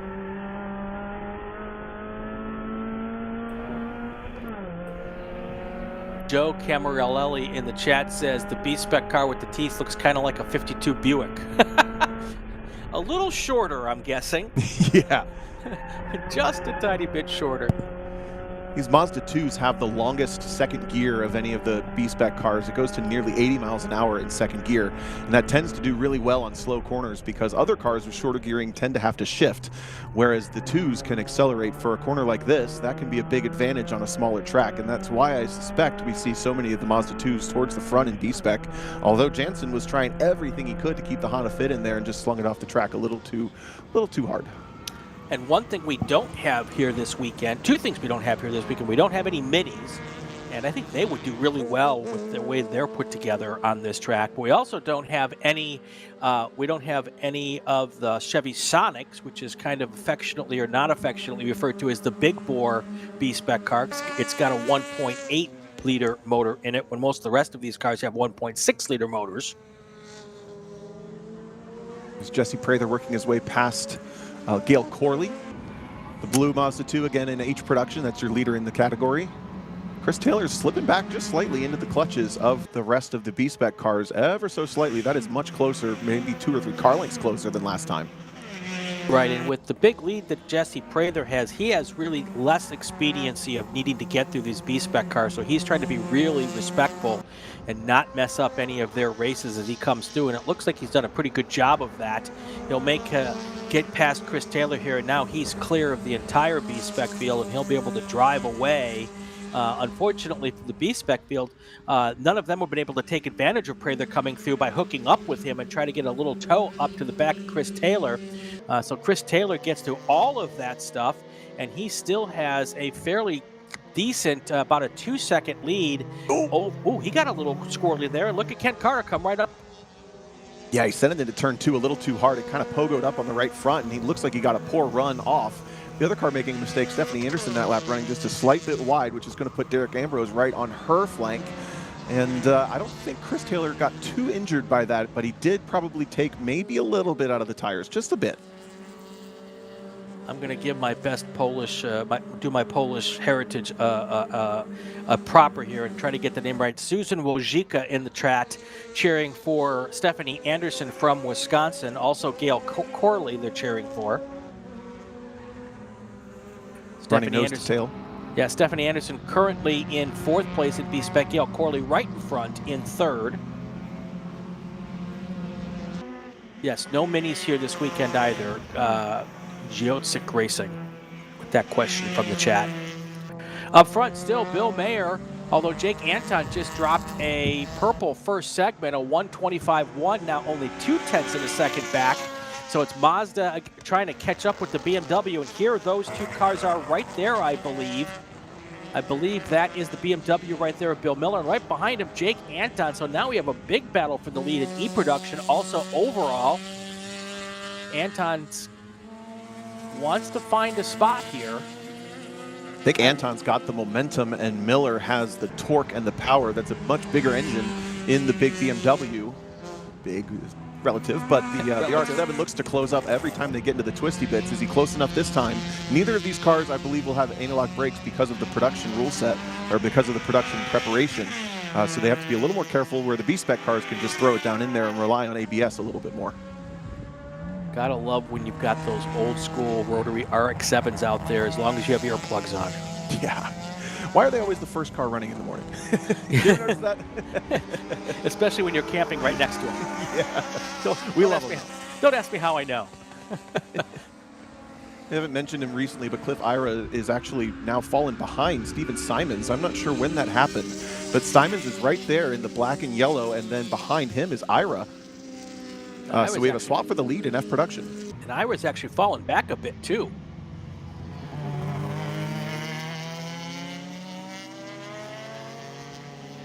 I believe that's Cliff Ira right behind Steven Simons in the Miata.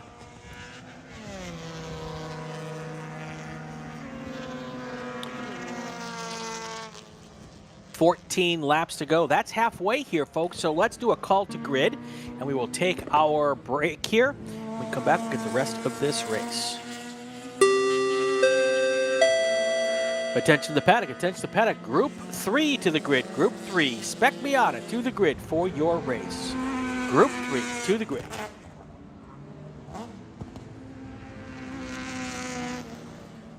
For more than 30 years, championship-winning drivers and teams have demanded the Hawk Performance braking advantage. Now you can experience that same advantage technology on your daily car, truck, or CUV. With brake pads, rotors, and fluids that deliver smooth braking for muscle cars and tuners, Super Duty solutions for tow vehicles, custom-engineered motorsports friction, designed specifically for road racing, autocross, drag, and everything in between. Hawk has all your braking needs covered. Visit hawkperformance.com to learn more. Hawk Performance, what's stopping you? Summit Racing is a proud partner of the SCCA and its nearly 70,000 members. Get more bang for your buck at summitracing.com. Choose millions of in-stock parts from over 1,500 name brands, parts for racing, street performance, trucks, plus tools, accessories, and more. Shop anytime, anywhere with the Summit Racing app. Ready for a new race trailer? Bravo Trailers is the exclusive partner of the SCCA. Owned by longtime SCCA racers, Bravo Trailers work better, load easier, and tow better because they build them with the racers in mind. Visit bravotrailers.com to see your new trailer in aluminum or steel. For more than 100 years, Sunoco, SCCA's official fuel partner since 2001, has been fueling victories on and off the track, which is why Sunoco has trusted the fuel over 50 series of racing, driving, and winning, including the SCCA National Championship runoffs, SCCA Pro Racing, Trans Am, and NASCAR. To find race gas near you, visit SunocoRaceFuels.com or call Sunoco at 800-RACE-GAS. Mazda Vineyards is the exclusive sparkling wine for podium celebrations at the Hoosier Racing Tire SCCA Super Tour, SCCA Runoffs, and Tire Rack SCCA Pro Solo. Celebrate your racing weekend with Mazda Vineyards and learn more at enjoymazda.com. Did you know SCCA members can save $20 on every track night they sign up for? That's right, Track Night in America, driven by Tire Rack, now hosting 150 events at more than 30 tracks across the country. It's the easiest and most affordable way to get you and your friends on track in your street cars all year long. Visit tracknightinamerica.com to learn more and get yourself on track.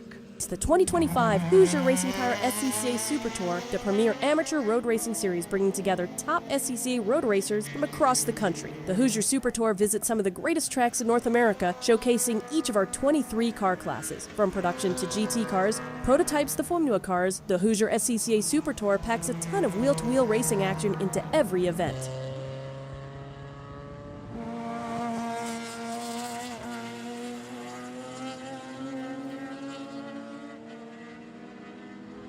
Back here at Hallett Motor Racing Circuit, about 12 laps to go, 12 minutes, probably 12 minutes to go here in our production race here, production B-Spec. I'm Brian Bielanski. Tom O'Gorman is with us this weekend. Jordan Worth is our director, and Gregg Ginsberg, he is our crack tech guy this weekend, as opposed to a tech guy on crack. He is helping us out, making sure we get all the pretty pictures here. He's got he donated a pair of shoes to the cause yesterday because of the mud. And while we were on break, we have two new leaders, one overall. Jake Anton took the lead from Bill Miller somewhere in the first sector, either in turn 1 or turn 2. And then we have a new leader in F production after Steven Simons has found a bunch of pace. Cliff Ira had a couple slow laps for some reason. And now Steven Simons leads by about 2.5 seconds in F production. We also heard about some contact between Ken Kennard and Michael Lewis, both cars continuing, but there they are still battling for 3rd and 4th as they lap Mark Webber coming down into turn 1. Also note that it looks like Eric Prill has dropped way back in that Toyota Tercel. He's now running 23rd, so I'm not quite sure what he's 4 laps down, so it looks like he's probably pulled in. Yeah, the car is actually sitting on pit lane with the front end off, so that car is essentially retired. He may try to rejoin. You see it there on the right side of the screen in pit lane. Chris Taylor continues to lead over Kent Carter and Gail Corley. Stephanie Anderson has pressure from Derek Ambrose, but none of them have been able to make a move or get quite closer just yet. We ride on 2nd place with the Goodyear Racing camera in Kent Carter's car. He is trying like the dickens to catch up to the back of Chris Taylor, but Chris Taylor seemingly has this thing in hand at the moment. It is about a 2nd lead here at the moment, and that doesn't seem like much, but in these cars, since they're so equal, a 2nd lead can feel like an eternity if you're the guy behind in 2nd place. They're equal, but they're not really quick to recover. They don't have the horsepower and they don't have the grip to make up for mistakes. So you're right, this is basically one small mistake from any of them, or one small interruption from lap traffic away from being, it'll probably turn into a 5-car battle right away if any of that happens. Chuck Mathis kind of splitting them there. And there's the Honda Fit of Andrew Jansen falling off the track just slightly and has kind of fallen into a lone 6th position in B-Spec. Yep.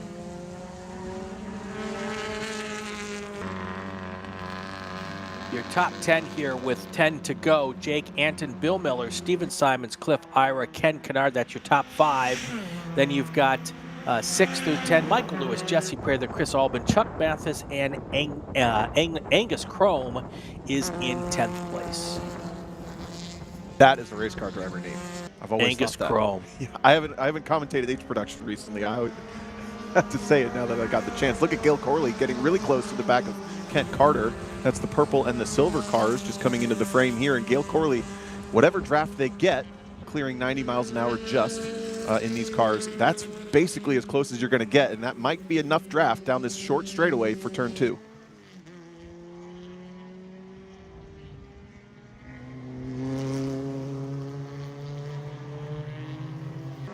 Corley went for it. He got the brake zone and now takes over the 2nd spot. That car led most of the race yesterday and had a good pace in it. Maybe Corley a little bit better at managing the tires on the front of that Mazda 2 as well. That was a basically no time lost pass. So that was a really, really good move in B-Spec to not lose a bunch of time going side by side through multiple corners. But now it's that big chasm between Corley in the silver and Chris Taylor in the orange and blue, still dancing the back end of that car around as he works through turn 6. Yeah, definitely. Smarter to let that happen, and if maybe you think that car might be a little faster to pull to the front, but Kent Carter not doing a great job of trying to stay on the back bumper where they could actually work together, which would be helpful. But that is not the case right now. Have to wonder if there's a difference in the amount of grip left between those two cars, and maybe the tire's a little bit better on that Gail Corley car. Stephanie Anderson chucking the Mazda 2 down into turn 9, stood it up on the front end like we saw Chris Taylor do, and that let Derek Ambrose get slightly closer. They're sweeping their way through turn 10 now up onto the front straight. Ambrose with only about 2 car lengths to close on Stephanie Anderson. That's about as close as Gail Corley was. If Ambrose can get a really good run through turn 1, we could have another battle. That would be for 4th. Right. Oh, Anderson gets a little bit wide. This is the chance. This will be, we'll see if there's any way to take advantage of that going into turn 2 here. Looks like Anderson's been able to keep ahead there, so not able to take advantage of that situation. That Derek Ambrose car not able to catch up there and make that move. Now Just behind. Go ahead. I say now Kent Carter finally has been able to bridge the gap to Gail Curley. If they can work together, they might be able, with 8 laps to go, put a little dent in the lead that Chris Taylor has. And right behind them are the E-Production cars you saw in the mirror in the upper right. That's Jake Anton. A little bit of hood flap, actually a lot of bit of hood flapping. That's not good for aero. Luckily this is a slow track. Just barely clears Kent Carter into turn number 8. Ooh, now you just got to be patient. Look at the back of the RX-7 skate around. Yeah. That is not what Kent Carter needed to let that car in between there. He was just getting to the point where he could draft up possibly. Now more F-Production cars coming through.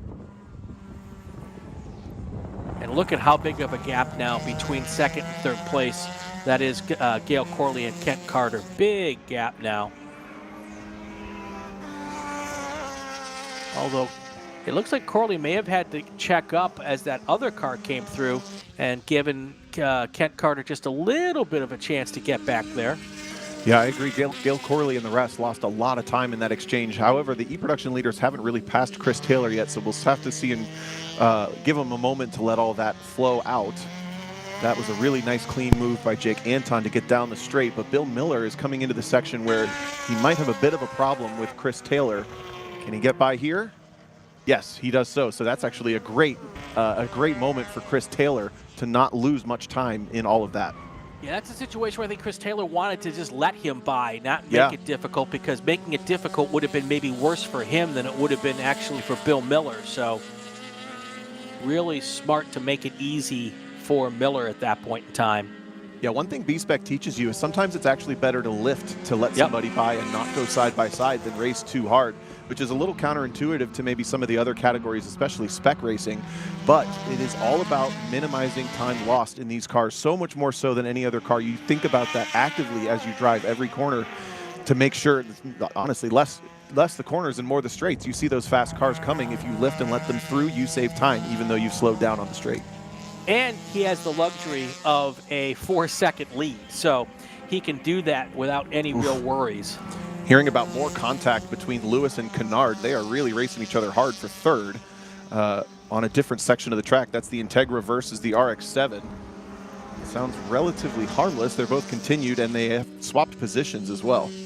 Well, and now for Kennard and Lewis have 3 cars between them too. Oh. So Gail Corley with a big moment. I think that car was going completely sideways. I'm not sure that he actually was able, that they were actually able to keep it on the track. No, Corley with a mistake, spun left and is missing.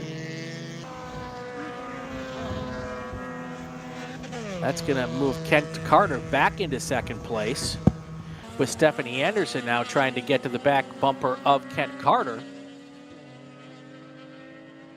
Chris Taylor working on some lap traffic, and yes, Gail Corley confirmed over the flag net with an incident in turn 1. We haven't seen the extent of it yet, but that's going to be covered with at least a local yellow. Now the question is, can Stephanie Anderson get to the point where she can get up into 2nd place right now, squarely in a podium position here?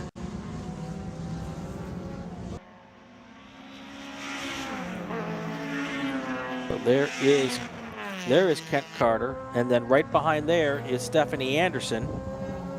And a good bit back now to the 3rd, what will now be the 4th place car of Derek Ambrose.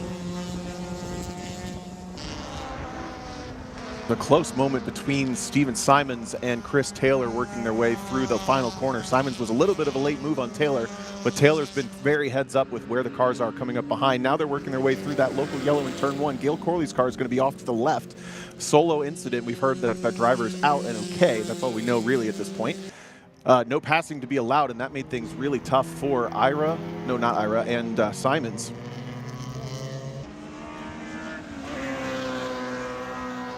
There is Kent. No, that's not. That's Chris Taylor. Oh, now. Oh, is watching that one Brian Prokop in the pink car letting lap traffic through. Right. That's an H production, I believe.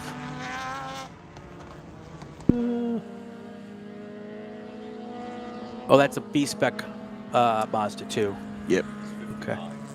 Now we've seen Ken Kennard essentially missing from the field, dropped a bunch of positions behind the B-Spec leaders. I think that Integra is off track, either parked or back in the paddock. That's going to put Michael Lewis up into third. Simons leading the way in F production. Ira second. Prather still leading H production by a good distance over Albin and Mathis. Oh, slow for Angus. Very slow car there. Keep a flat right front, maybe. That could be, yeah. It might look like that right side's a little low. As you mentioned earlier, Angus Chrome, a great race car driver name, or a bovine web browser. He pulls off there going into turn 5. That was a grenade. Thank you for the courtesy chuckle. Oh yeah, there's definitely something wrong with the front end of that car. So it's a very great and safe space to end up in right there. Yes, very well done. All right, so we're anticipating the white flag for Jake Anton this time by. That's the white RX-7 coming up the inside of the track. Bill Miller's right behind, but unfortunately Miller's going to get stuck behind Chuck Mathis, passing the Toyota Yaris of Joseph Gersh. 3 different cars. Miller gets really stuck coming into the braking zone of 9. He's only got this 1 lap left. That is a big delay for him coming into the most critical lap of the race. And do you notice the front end of that car is flapping? The roof, the bonnet on the front of that car. Someone in the chat and YouTube, take a clip of that and edit someone speaking over it. Put some race car driver notes or anything. That's going to be used in the next Cars movie. Very nice. All right, so Anton's now gotten through all those H production cars. I believe that was Chris Albin and Chuck Mathis he's gone past. Yeah, this is a development. Chris Albin seems to have slowed pretty significantly, and Chuck Mathis is now within touch to battle for second place in H production. Albin in the yellow right there, and then Mathis in the orange, both of those GTIs. Now they are next to each other on the track with a little less than a lap to go, or a little more than a lap to go. Did these guys get the white flag? I didn't remember seeing that. Yes, white flag is in the air for Anton, who's coming into turn 6 right there. Exactly. I have to. The question is, though, did he get around those cars before he took the white flag or after? It was just well, before, it doesn't matter either way, way, because now he's going to get the checkered, and they're going to take the checkered anyway. So but that means Mathis only has 2 more opportunities to get by Albin. If Albin is scrambling or floundering at all, if he has issues with the car, or if he just got held up, this is the last chance for the orange Chuck Mathis to get a move done. Albin has second. Mathis wants it. And here's Mathis, one last chance to chuck it in there to see if he can get past in turn 10. Either way, it'll be a drag race to the checkered flag. It looks like it's going to be Albin to hold on for the win, or at least for the position, I should say. And that'll be for second place in H production. Jesse Prather will take the win. Here comes your B-Spec winners field. This is Chris Taylor. He is going to have an easy ride to the finish line as long as nothing happens here. And then right behind him, Kent Carter trying to hold on for second place, but Stephanie Anderson says, nope, I want to take a shot at that. She's going to try to go around on the outside. Kent Carter's going to try to defend the inside line here going into 10. Which car is going to come out in second place? We'll know in a second. It looks like Kent Carter will hold on to take the win in that Goodyear Racing camera car. What a charge from Anderson, though, right at the end to pick up third position. They were well behind the top three. We lost Corley at one point, and Anderson put the afterburners on and ran down Kent Carter in this car. That was a great finish for B-Spec. I think that is Stephanie Anderson's second or third podium finish this year in the Super Tour. So a great drive for her up here into third place. And then, of course, quietly but decisively, Jesse Prather taking the win in H production. We were watching that battle for second, but the Mazda 2, Sunoco sponsored, was well up the field from there. And then there's Michael Lewis's blue RX-7, worked his way to third with what sounded like a pretty dramatic battle with Ken Kennard, which we missed on camera, but we'll hear stories about later. A pretty adventurous ride there. Yeah, quietly and decisively. I think we can describe a lot of Jesse Prather's race wins as quiet and decisive. Sure. There's never much drama around Jesse Prather, but there's a lot of trips to victory lane. So, all right, let's go through the top 10 real quick before we let everyone go here. We'll take a short break. Jack Anton, your race winner in E production with Bill Miller in second. Your F production top three is going to be Cliff Iris, Steven Simons, Michael Lewis. H production top three, 6th through 8th on the field, and actually top four, 6th through 9th. Jesse Prather, Chris Albin, Chuck Mathis, and R. Paul Evans. Your podium for B-Spec is Chris Taylor, Kent Carter, Stephanie Anderson. That's how they're going to finish this one up. We'll take a break. When we come back, we'll have Spec Miata, so don't go anywhere. Let's do one more call to grid, please.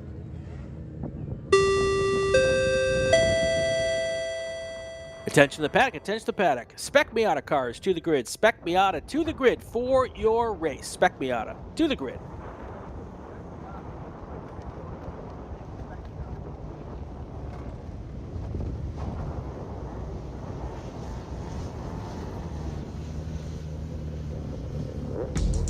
We're not supposed to be out here. Outside expectations. Built for the outdoors. With the capability to climb this high, we're not supposed to be out here. Which is exactly why we are. The off-road ready Mazda CX-50. We're looking for outsiders.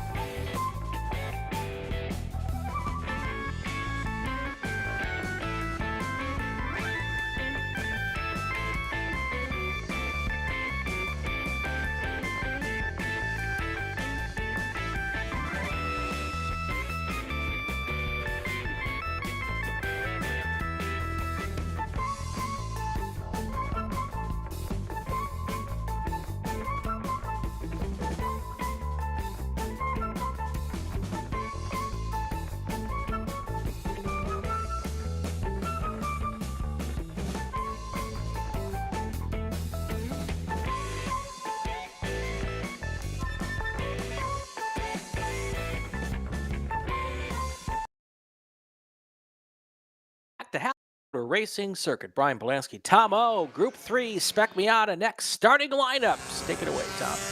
14 cars, 15 actually, taking the green flag today. We anticipate Vinny Miskellis starting on the pole position in the number 112. Outside him will be Matt Stretch in the first of many similar-looking cars. The 26 Beckett Friesen will start third. That car looks similar, as well as Logan Stretch's number 98 will start fourth.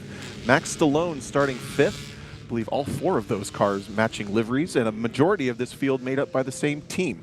Along him will be starting in the sixth position Joseph Federal out of the Lone Star region. Oklahoma region local here, Jared Joseph starting in the seventh spot. Eighth spot for Robert Watson out of the Texas region.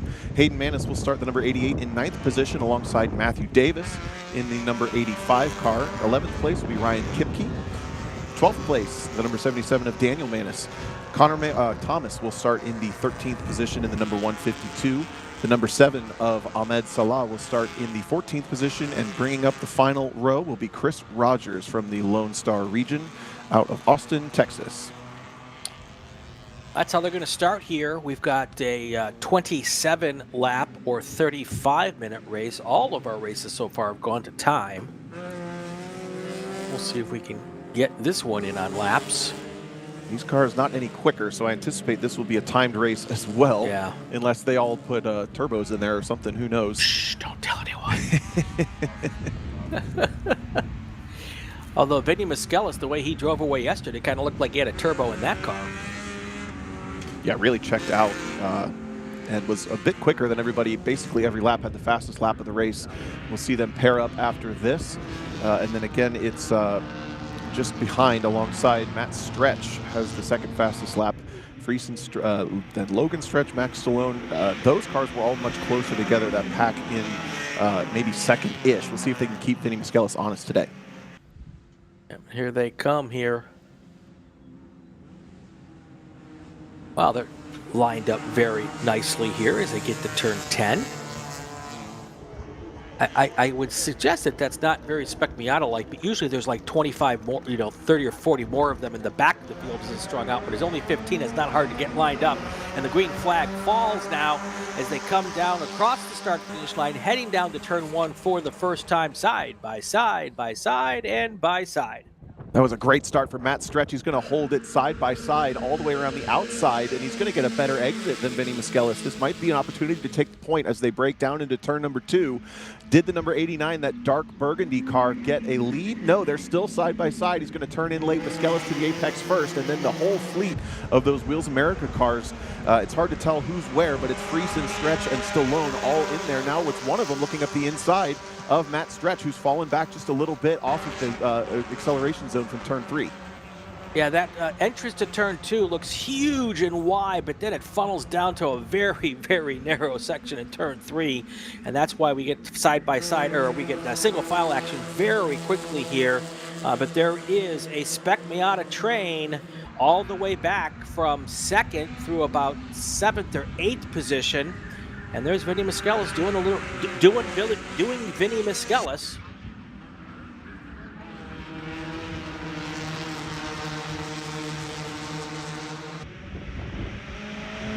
A little bit of a split in the middle of the field between Daniel Manis clinging onto the back there, and then back a ways to the 85 of Matthew Davis.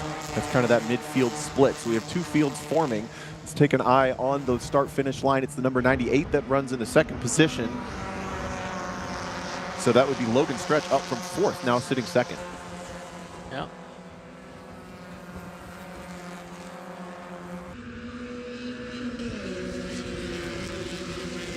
Miskellis with a 1:30.659 on the first lap. That's given him a chance to stretch it out.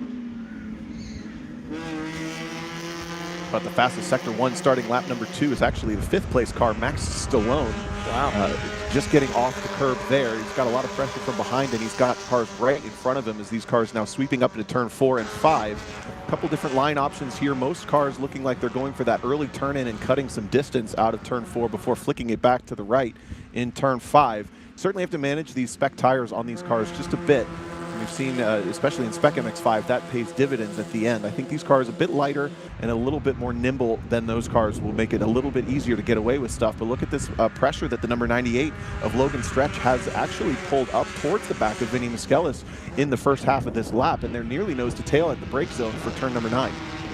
There you go. Miskellis had an early lead yesterday, and it eventually fell back to 4th before Logan Stretch took the win. So Stretch trying to make it a two-win weekend here, but he's going to have to get around Miskellis to do that.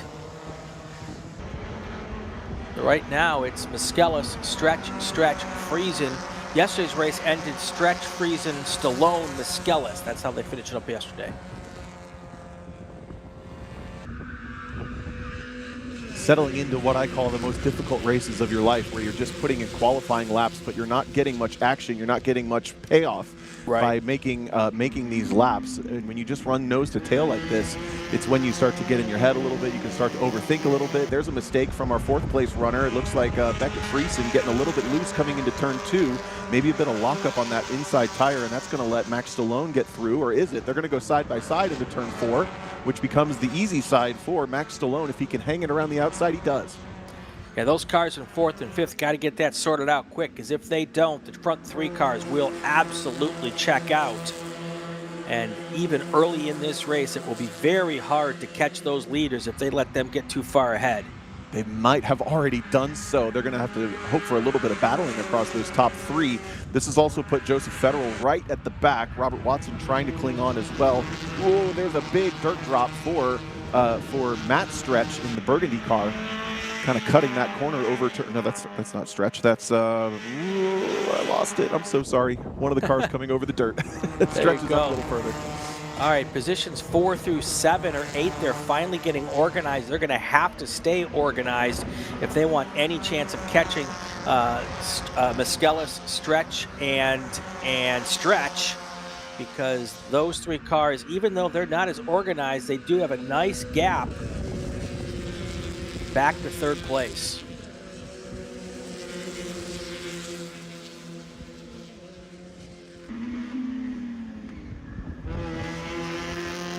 Quickest car on the track last time through. Vinny Miskellis resets the fast lap of the race by 0.2 over Logan Stretch. But Matt Stretch was basically tied with Miskellis. So the top 3 running within 0.2 of each other. None of those cars seem to have a particular advantage. It's just one of those, like I said, you've got to put in every single lap matters, Michael Schumacher style, if you want to hope for anything to change. Yeah, and as we've talked in previous, big off there. I don't know who that was. Joseph Federal, who I think was also the dirt drop last lap. Right. Luckily, we've seen drivers be able to drop the car off turn 5 and remake turn 6, so it's not too sloppy out there of turn 5. Logan Stretch has caught the back of Vinny Miskellis now.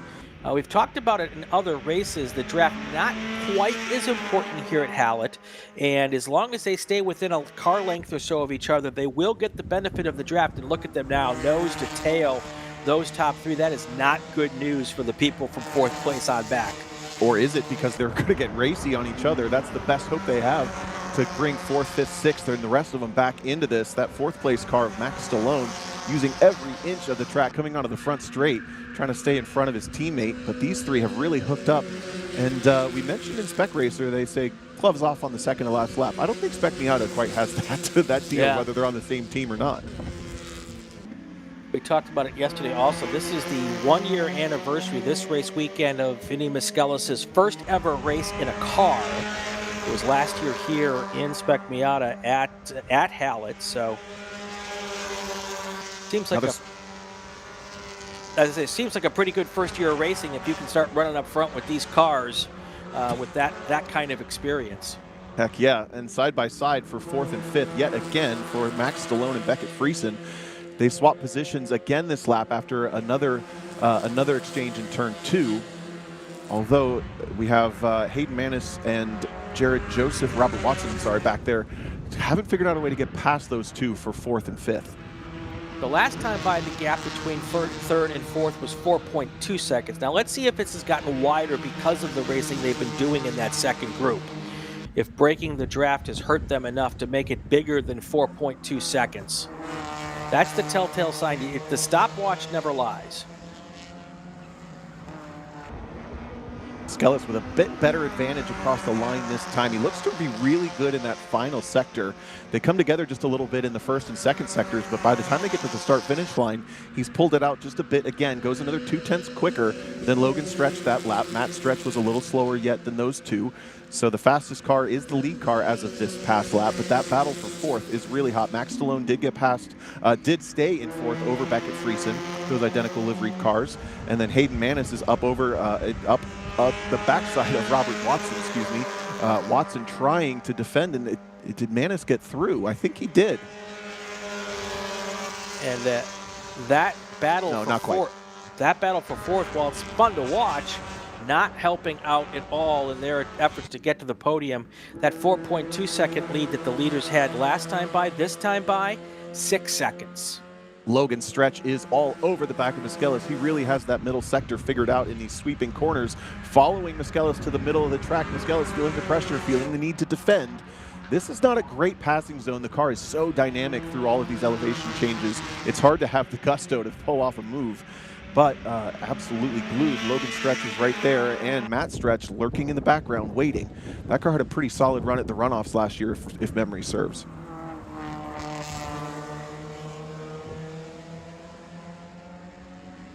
But once again, we see, look at the gap between the top two cars as they come through those final two corners. It just stretches out. About as good a first 10 laps or 5 laps here as you can have for Miskellis, Stretch, and Stretch. They're doing all the right things to keep and build this lead. This time by the lead up another 0.6 of a second to 6.6 seconds. And Stallone, Friesen, Watson, Manis, those cars having some fun battling back there. I think maybe they've already resigned themselves to the fact that they're not going to catch the leaders. So let's have some fun back there because the leaders have already pretty much checked out. Robert Watson in the dark car with the neon green numbers gets a good run on the back of Beckett Friesen, who's struggling a little bit off that turn 3 acceleration zone, it looks to be. He drops back from his teammate. Watson had a decent run yesterday until a late spin in those tricky conditions, so he's going to look for just getting into the top 5 now. He sits in 6th. That's the story of my racing career, Tom. Had a great run until he didn't. I got about 25 stories I could tell you like that. 21 laps to go here. Your top 10, Miskellis, Logan Stretch, Matt Stretch, then Max Stallone, Friesen, Watson, Manis, Federal, Joseph, and then Davis. That's how they stand right now as we come up with about a third of the race in the books.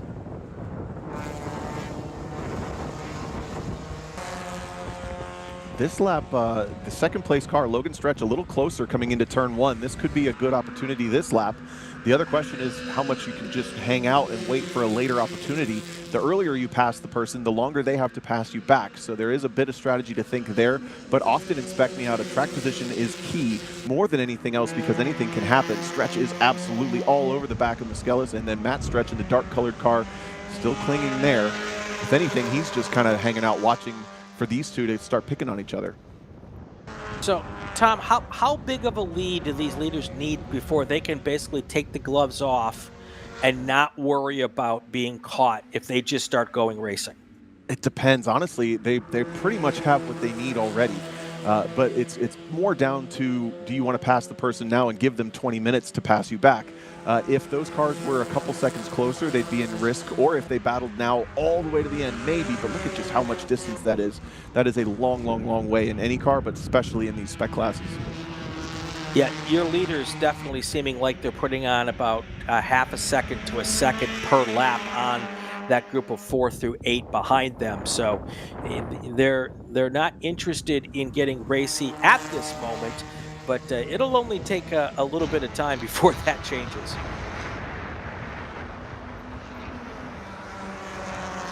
Once again, Miskellis buys himself a couple car lengths coming through the final corner. This lap, Matt Stretch is very close to the back of Logan Stretch. Not sure of the relation other than that there certainly is one. Brothers. They're brothers. My team says. Yes, they are brothers. Running nose to tail, and that's a huge gap. Go ahead. Dad, Bob Stretch, who is an absolute legend, jumps in a car with them on these race weekends. Haven't seen him out in a while, but that's always cool. I think we saw this 89 car with Matt Stretch driving now. I thought Bob Stretch drove it last year at the runoffs. Is that quite possible. I can pull it up and look.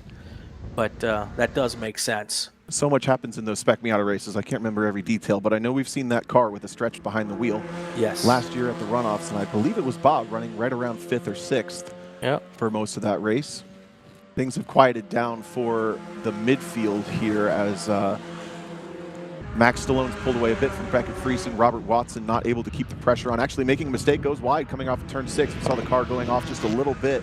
Driver's right will certainly, is it a spin? Maybe gets himself stuck. I think that's Robert Watson in the 27. The front 3 now opened up to an 8-second lead. About a half a second every lap is what they're doing right now.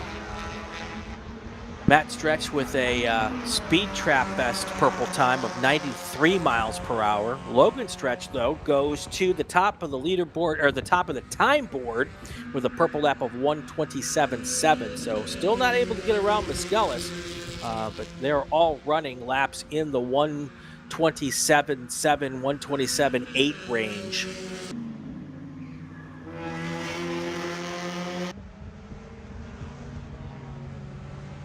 Max Stallone trying to keep in that 4th place position. And of course, if these 3 cars do get racy at the end and happen to come together, the group is close enough behind where they might be able to take advantage of that. We see standing yellow for turns 5 and 6, both basically where these cars are now. So we, so Robert Watson running wide there, just the reflection you see off to driver's right. And that's going to take away maybe one passing zone, but those corners are more where you set up the pass than where you complete them. Right. Our producer tells us that Bob Stretch was vacationing in Japan during the VIR Super Tour. Nice. Lucky him. I'd be good with that.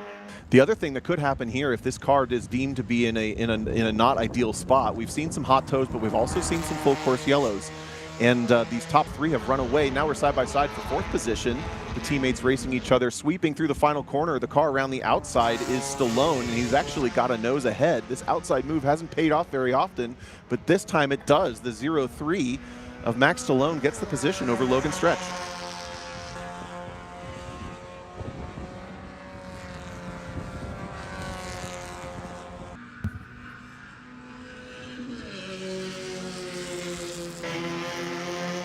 There are your leaders now coming through turn 2.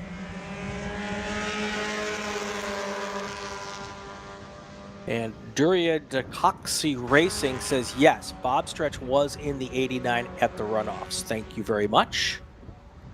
Your memory's pretty good, Mr. O. Not bad. So they're passing around the family Spec Miata here, looks like. There you go. As long as it's a Stretch, you can drive that 89. We did hear we're going to go local yellow for 2 laps in this section of the track to cover that car that's off and stuck, but then we'll be pulled in. And we're going to keep green flag racing for the last 20 minutes of this one, at least at this point. At least we hope so. Yeah, those top 3, I think we're in that phase where one of them's going to have to make a mistake to get some racing here. They don't seem to be able to find any opportunity over the other than those mistakes. Yeah, there's two possibilities. One, they're trying to just be good till the end. The other one is they might just not have enough to get around the cars in front of them. Exactly. So, wow, just look at how much faster Miskellis is through that last corner. They were so close coming off, and I know there's a slow corner prior, so it's a little bit misleading, but every lap, the 2nd and 3rd place cars run him down, and then he just drops him in that final sector. And there's not a lot of adjustability on these cars to like set up the car for one corner. Like Miskellis maybe trying to make sure turn 10's where he gets the best dig so that he can have the longest straight, the opportunity to stay in front. So maybe he's taking just a slightly different line. We really can't see much of turn 10 with the way we've got our camera set up, and I'm wondering if he's taking just a slightly different line through that corner. Yeah, it's kind of an odd corner. It goes downhill and off camber a couple different times before finally sweeping you down onto that front straightaway. But it's easy to get baited into turning in early, and then you get a poor run off. It could be that Miskellis just has that magic line on the entry to be able to get the car through the middle and exit of the corner a bit faster than those two. He's put together another whole, basically this whole lap. He's just dropped these guys by a couple tenths per sector, and has put in the fastest lap of the race last time. He's about to reset it as he pulls out by maybe a little over 5 car lengths now. Yeah, it looks like he's decided maybe it's time to make sure this doesn't become a question mark, although Matt Stretch now pulls out to go around Logan Stretch, makes the pass going into turn 10, and we'll see, yes, he's able to keep that position. Now we'll see if Matt Stretch fights back. I've got to tell you, these two cars fighting amongst themselves, that would be nothing but good news for Vinny Miskellis. Yeah, look at the gap they've got now. Although Logan Stretch did a nice job, as soon as Matt pulled to the outside, he let the pass happen pretty easily. It's plausible they're even on a radio talking to each other and facilitated that to each other, but they did still lose a couple of tenths, while all the while Vinny Miskellis sets yet another fast lap of the race. It's worth pointing out, he set his fastest qualifying time on lap 14. We're only on lap 12, so it's possible that number 112 could still get quicker and quicker and quicker. Now look at the stretches. They almost seem like they pulled gloves off. They're defending each other up to turn 4. All right, coming up on 14 to go here. We'll see what the gap is. Oh, there's a big spin by Vinny Miskellis.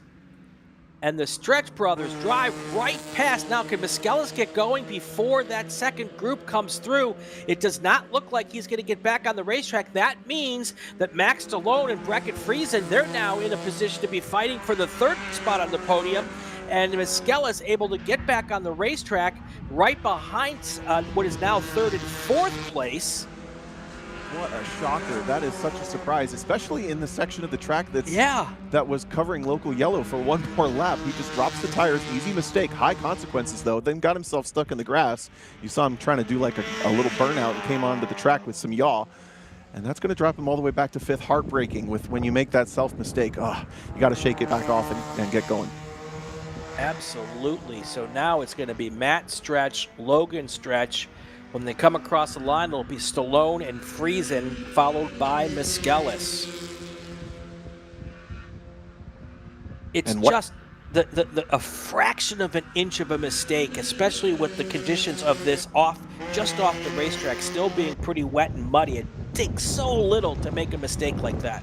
Exactly, and what timing for these two. Matt Stretch, Logan Stretch had essentially just started racing each other, and at the exact moment they seem to start to lose touch with the leader, Miskellis makes that mistake. These two have still not gotten away from each other. Max Stallone, Breckett Friesen, drag racing up the hill to turn 4. I don't even know who's on which side because they have the same livery, but this outside has worked a couple of times because you get the position back into 5, the door closes. All right, 14 laps to go. Let's hit the tones. We'll take a break. We'll come back and hopefully get you all the way to the finish line. Green flag action. Attention the paddock. Attention in the paddock. Group 4 cars to the grid. Group 4 cars to the grid. Formula Atlantic, Formula Continental, FE2, Prototype, and Prototype 2. Group 4 cars to the grid.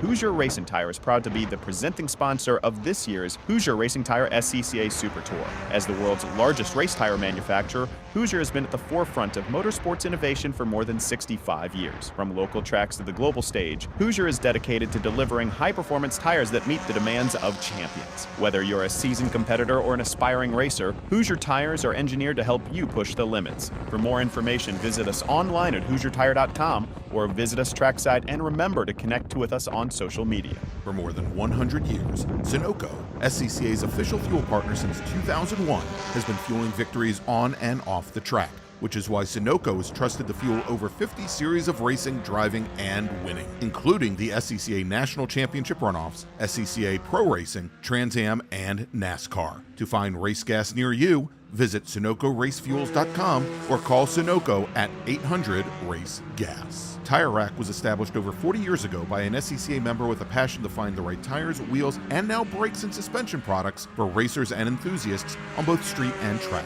As official tire retailer of the SCCA since 1995 and sponsor of the Runoffs Pole Award, along with the National Solo Program, National Time Trials Program, and Track Night in America, Tire Rack is proud to support the SCCA and its members as they go have fun with cars. Mazza Vineyards is the exclusive sparkling wine for podium celebrations at the Hoosier Racing Tire SCCA Super Tour, SCCA Runoffs, and Tire Rack SCCA Pro Solo. Celebrate your racing weekend with Mazza Vineyards and learn more at enjoymazza.com. Hagerty is the official and exclusive insurance partner for SCCA. Hagerty provides affordable off-track insurance protection for motorsports vehicles while in the paddock, in transit, in storage, and at the shop. They provide guaranteed value coverage and even have protection for your trailers. SCCA members can save 5% on insurance through Hagerty. Hagerty, let's drive together. Learn more at Hagerty.com. Want to try SCCA racing, but with an approach focused on fun and learning? The SCCA Experience Program is exactly that. With both short sprint races you can drive by yourself and endurance races you can do with friends. All you need is an SCCA membership, a driver's license, a properly equipped car, and the right driver gear. Visit scca.com/racex to find more information and events near you.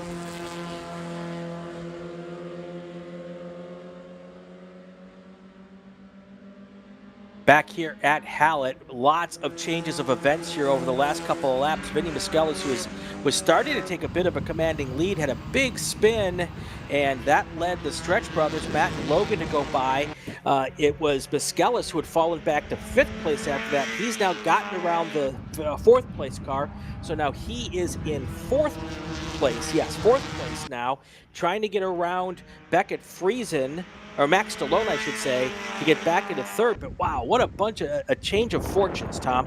Totally changed shape this race did. We thought it was going to be one race, and now it's a different one. We still have battles for the lead and battle for 3rd, but it all took a different shape. Matt Stretch has started to check out. He's got nearly a second lead on Logan Stretch last time by, and Vinny Miskellis is either driving angry or blacked out and in the zone. One of those two things can happen when you have that mistake, and he's absolutely run down Stallone and Friesen, past Friesen already, and sets his sights on the back end of Max Stallone, although they have a way large gap to cover, 10 seconds or more to get back to the top 2. That's almost insurmountable.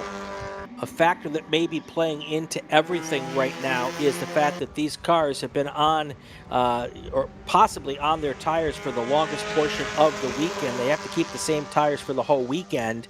And these guys ran yesterday in the rain, so might not be as big a deal for them, but it's all about tire conservation, and what you've done in the previous sessions is to see what you've got here in the final 10 laps. Exactly, but it doesn't take much to take it easy on the tires, but it is a specific skill. You have to be able to pay attention to where the limit is without exceeding it, rather than just driving the car as hard as you want. Miskellis has got a little bit of a dig up the back straight towards the back end of Max Stallone.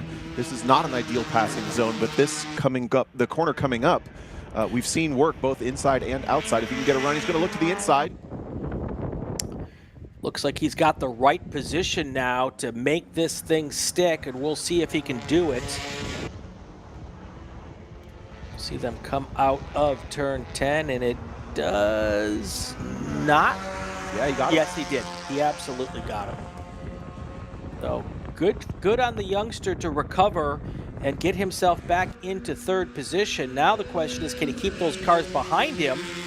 Because now they can work together. No real concerns for the two guys up front, Matt and Logan Stretch, other than for each other. Oh, I'm surprised these two. Look at them battling again. Yeah. This is Stallone and Friesen battling each other, despite having just been passed by Vinny Miskellis. Both of them kind of opening the door for Miskellis to drive away. And it looks like he's already capitalizing as he's pulled 2 or 3 car lengths just since that exchange at turn 2. I also want to point out that the leaders are starting to catch some of the lapped traffic. We've not seen too much lap traffic issues this weekend, but it is a relatively busy track, and there they are, just about a half a straightaway in front before they catch these back markers having their own battle. Yeah, with 9 minutes to go in this race, that means probably about 4 laps possibly here. They'll get through a couple of cars, and I'm guessing it's probably just a couple of slower cars, and then once they clear those, or no, there's more than I thought. But it'll be easier because they're not together, so they can each basically pick their spots. Right. Yeah, we're looking at the back of Connor Thomas will be the first. That's a Days of Thunder themed mellow yellow livery. Love that. Chris Rogers is the next they will encounter, and then the 7 of Ahmed Salah is also there. That's the orange car, a little bit of lockup in turn 2. But the yellow lap traffic, black car lap traffic, the next car in line is the leader of the race who has to get through. And it looks like Connor Thomas is paying decent attention, pulls to the side. Is he going to let it through? Yes. That is a nice break for Matt Stretch. Now the question is, will they give the same break to Logan Stretch? If not, this is a great opportunity for Matt Stretch to take another second or two chunk out of the lead there. Looks like Logan got through fairly cleanly there.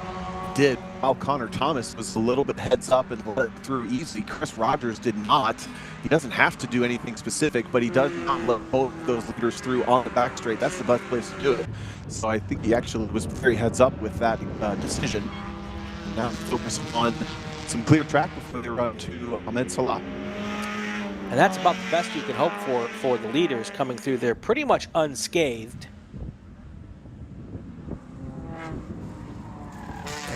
Next car in line moved way out of the way to let them by. But look at even Matt Stretch here is going to open up a slightly bigger lead. It was 1 second last time by. This time by, the lead is 1.1 seconds. So pretty much got through all those cars without any issues. Yeah, sure enough. And as they come by us now for third, Vinny Miskelis is just driven away from Stallone and Friesen. Those two are still in absolute lockstep, so our best battle on track might be for fourth between those two. I'm trying to decipher the two. One has blue headlights and one has black headlights, but that doesn't help much on camera. No. Welcome to my pain, Tom. There they are in the background. Miskelis really deep on the brakes, runs it just a little bit wide. These cars don't have a lot of power, so you can get away with that. Now it looks like a bit of smoke potentially from the back of Max Stallone's car. Not quite sure if that might be a little bit of tire rub, possibly. Haven't seen or heard of any contact complaints here. Oh, well now there's smoke because he went off. Oh, Look yeah. At, Max Stallone running wide the same way we saw Miskelis do, but instead of spinning, he keeps it pointed the right direction, loses a position in maybe a couple of seconds, but he's going to stay within touch. And now he's going to have the motivation of shaking off that mistake and getting moving because they've had that awesome battle this whole time, and he's still within touch. Well, and everyone, Friesen had to check up a little bit, so now that gap to Miskelis is even bigger, so he's kind of free and clear as well. So with 5.5 minutes to go, I don't think, unless there's a problem with the cars up front, they're not going to get caught, Stretch. And I don't even know that Logan Stretch at this point can catch Matt Stretch. Yeah, Matt Stretch in the lead has just been on. He's the fastest car last time by, one of the only two cars in the 1 minute and 27 second range, the other one being Vinny Miskelis in third. So I think Matt Stretch in the 89 car has pretty much got this thing on lock. He certainly has the most confidence and pace in the car of the field. Beckett Friesen picking up the fourth position based on that off from Max Stallone. They're on the screen right now, and the cars that they worked their way through are actually having an awesome battle. Chris Rogers and Connor Thomas, yes, they're getting lapped, but that's the yellow car and the black car are pretty much nose to tail for 12th. Under 5 minutes to go, coming up on 4:30 left in this race. Your top 10 right now: Matt Stretch, Logan Stretch, Vinny Miskelis, then Beckett Friesen and Max Stallone, Joseph Federal, Hayden Manis, Jared Joseph, Matthew Davis, and Daniel Manis. Well, that got interesting. Vinny Miskelis actually got by everybody, and it looked like it was going to be a pass from Chris Rogers on Ahmed Salah, but then he lost his confidence seeing all the leaders coming up. Made it easy for them. Ahmed Salah got back past, and that's going to give a huge break to Vinny Miskelis yet again as the other two Wheels America cars of Stallone and Friesen get caught in that traffic because they're battling themselves. Got to report a couple of laps back of the 88 car. That is Hayden Manis got into the 21 car of Joseph Federal. They're in 6th and 7th right now on the racetrack. That was a little moment at turn 4 where they had a little conjugal relations there. Stretch, Miskellis, Friesen, Stallone, your top 5. Matt Stretch now has a 3.2 second lead. Oh, side by side, they're going into 2. Stallone on Friesen wants the position back. He got the inside, but Friesen actually made the outside work. We haven't seen that very often, but he's got the run up the hill, and I think he's going to clear him by the time they get into the turn-in. Yes, indeed. And all that fighting is allowing Joseph Federal, Hayden Manis, and Jared Joseph to start catching up as well. So they keep battling. They're going to have more cars to contend with here, although we've only got about 3 minutes left in this race. Another lockup for the orange car. Ahmed Salah has been having left front issues. He got a poor run onto the back straight. This is for 12th, 1 lap down, but Chris Rogers looks like he's going to get a drag race up into turn 7. Just lost his bravery again. Didn't quite have the run to put it in there. Salah gets away with it. This is that battle for 12th, 13th, and 14th.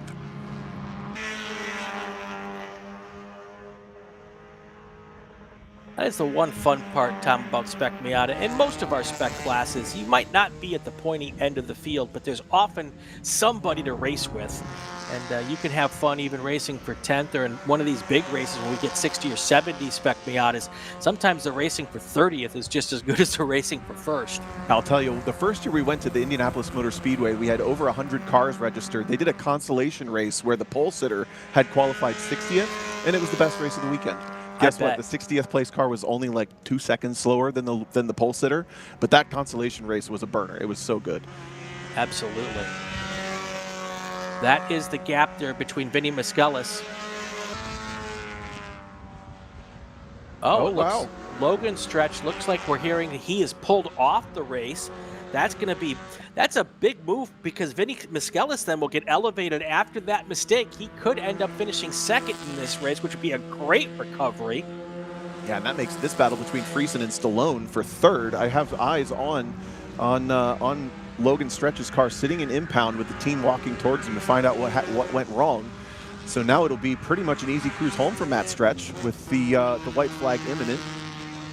And these two are going to duke it out. They probably know that this is for 3rd. They probably got some team radios here. Sure. Yeah, now this battle becomes even more important.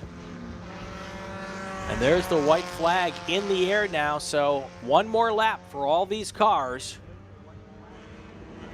There's your 2nd place car of Miskellis, and right there is the battle for the last spot on the podium. Right now it is Beckett Friesen in 3rd, Max Stallone in 2nd. Stallone really wanting to get around here, but will he have enough to be able to make a move? Right there, now he's side by side up the hill towards turn 2.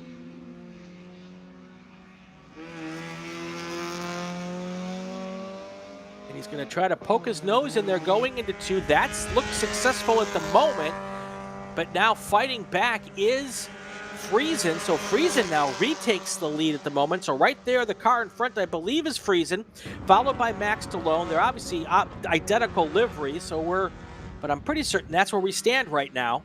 I believe you're right, and that all started back in turn 1. Friesen felt very defensive, and he's defensive again into turn 6. This gives him poor runs onto the long straightaways, and that's why Max Stallone keeps getting these opportunities. They're going to drag race down to turn 7. Look at Stallone pulls out. We believe Friesen on driver's right, Stallone on driver's left. They're basically even coming up into turn 7. Brave for both of them. Now into a heavy braking zone, no ABS. What are they going to do? Big curb hop.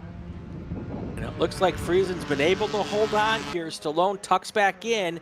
He'll have one more shot here coming into turn 10. Now they're side by side. This time it's Stallone on the outside, Friesen on the inside. I'd rather be Friesen in this position. He can just get a tiny bit deeper. He'll be able to seal the deal coming out of turn 10. Who is it going to be coming to the line? Will it be Stallone? Will it be Friesen? Now the drag race is on. It looks like it should be Beckett Friesen with the last step on the podium. Whew.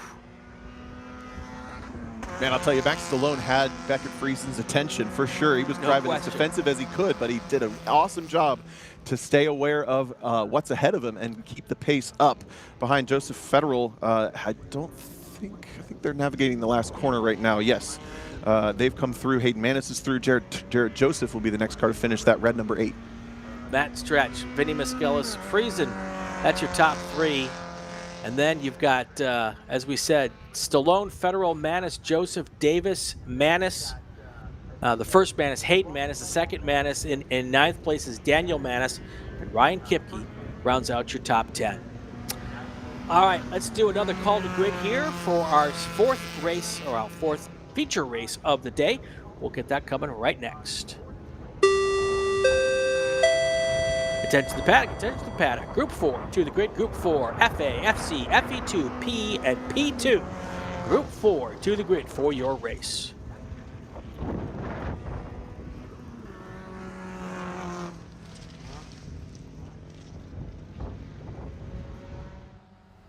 Mazda's been very supportive of racers within the SCCA and all the other grassroots organizations for many, many years. Really, their support for racing and our type of racing is unmatched from any other manufacturer. They've been a great partner for many, many years. Mazda, hands down, is the best company to work with for sports car racing. Factory support is second to none. It just feels right. You feel connected. Picture your perfect garage. How many cars are in there? Great, great. Now picture reality.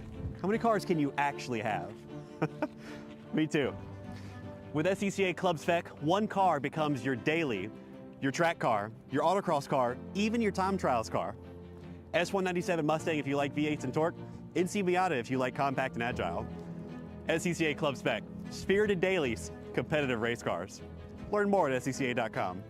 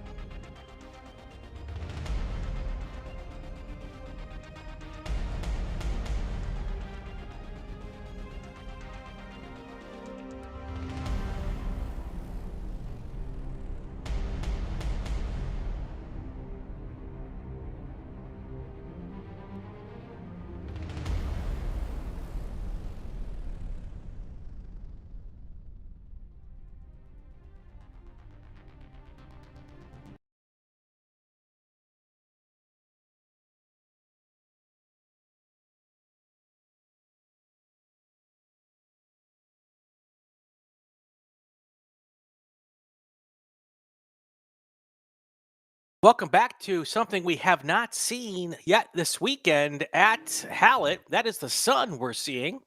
That should be an interesting little addition to the setup of these cars, Tom. We've got Formula Atlantics, Continentals, FE2, and prototypes on the track right now. Let's get to our starting lineups. Wings and things. This will be fun. Formula Atlantic, Formula Continental, Formula Enterprises, Prototype, and P2.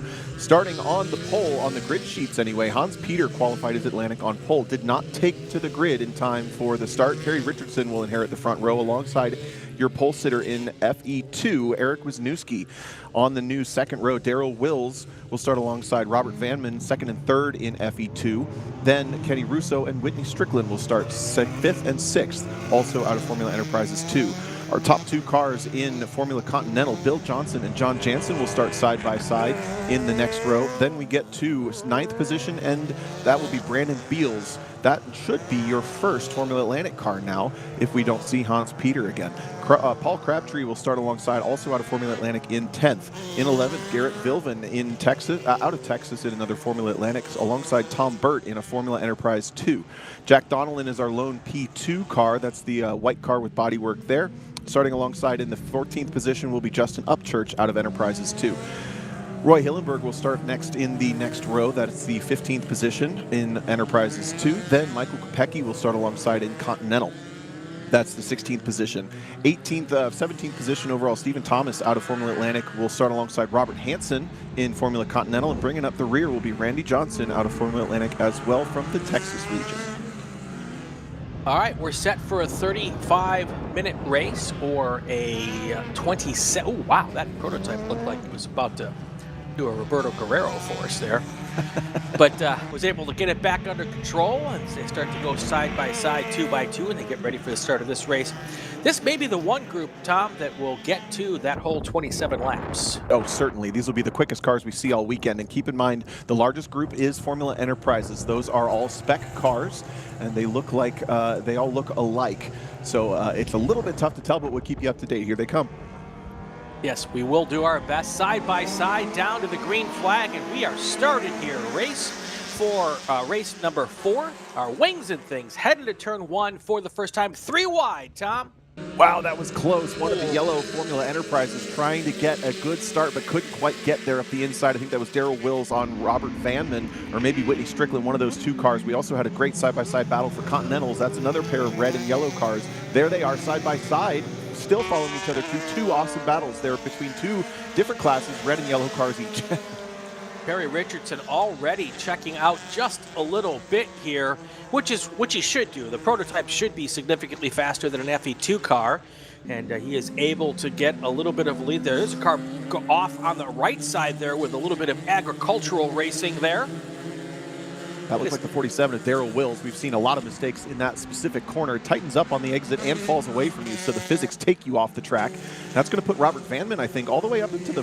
Is that Vanman or Wisniewski that has the lead in FE2 now? We'll find out in a moment.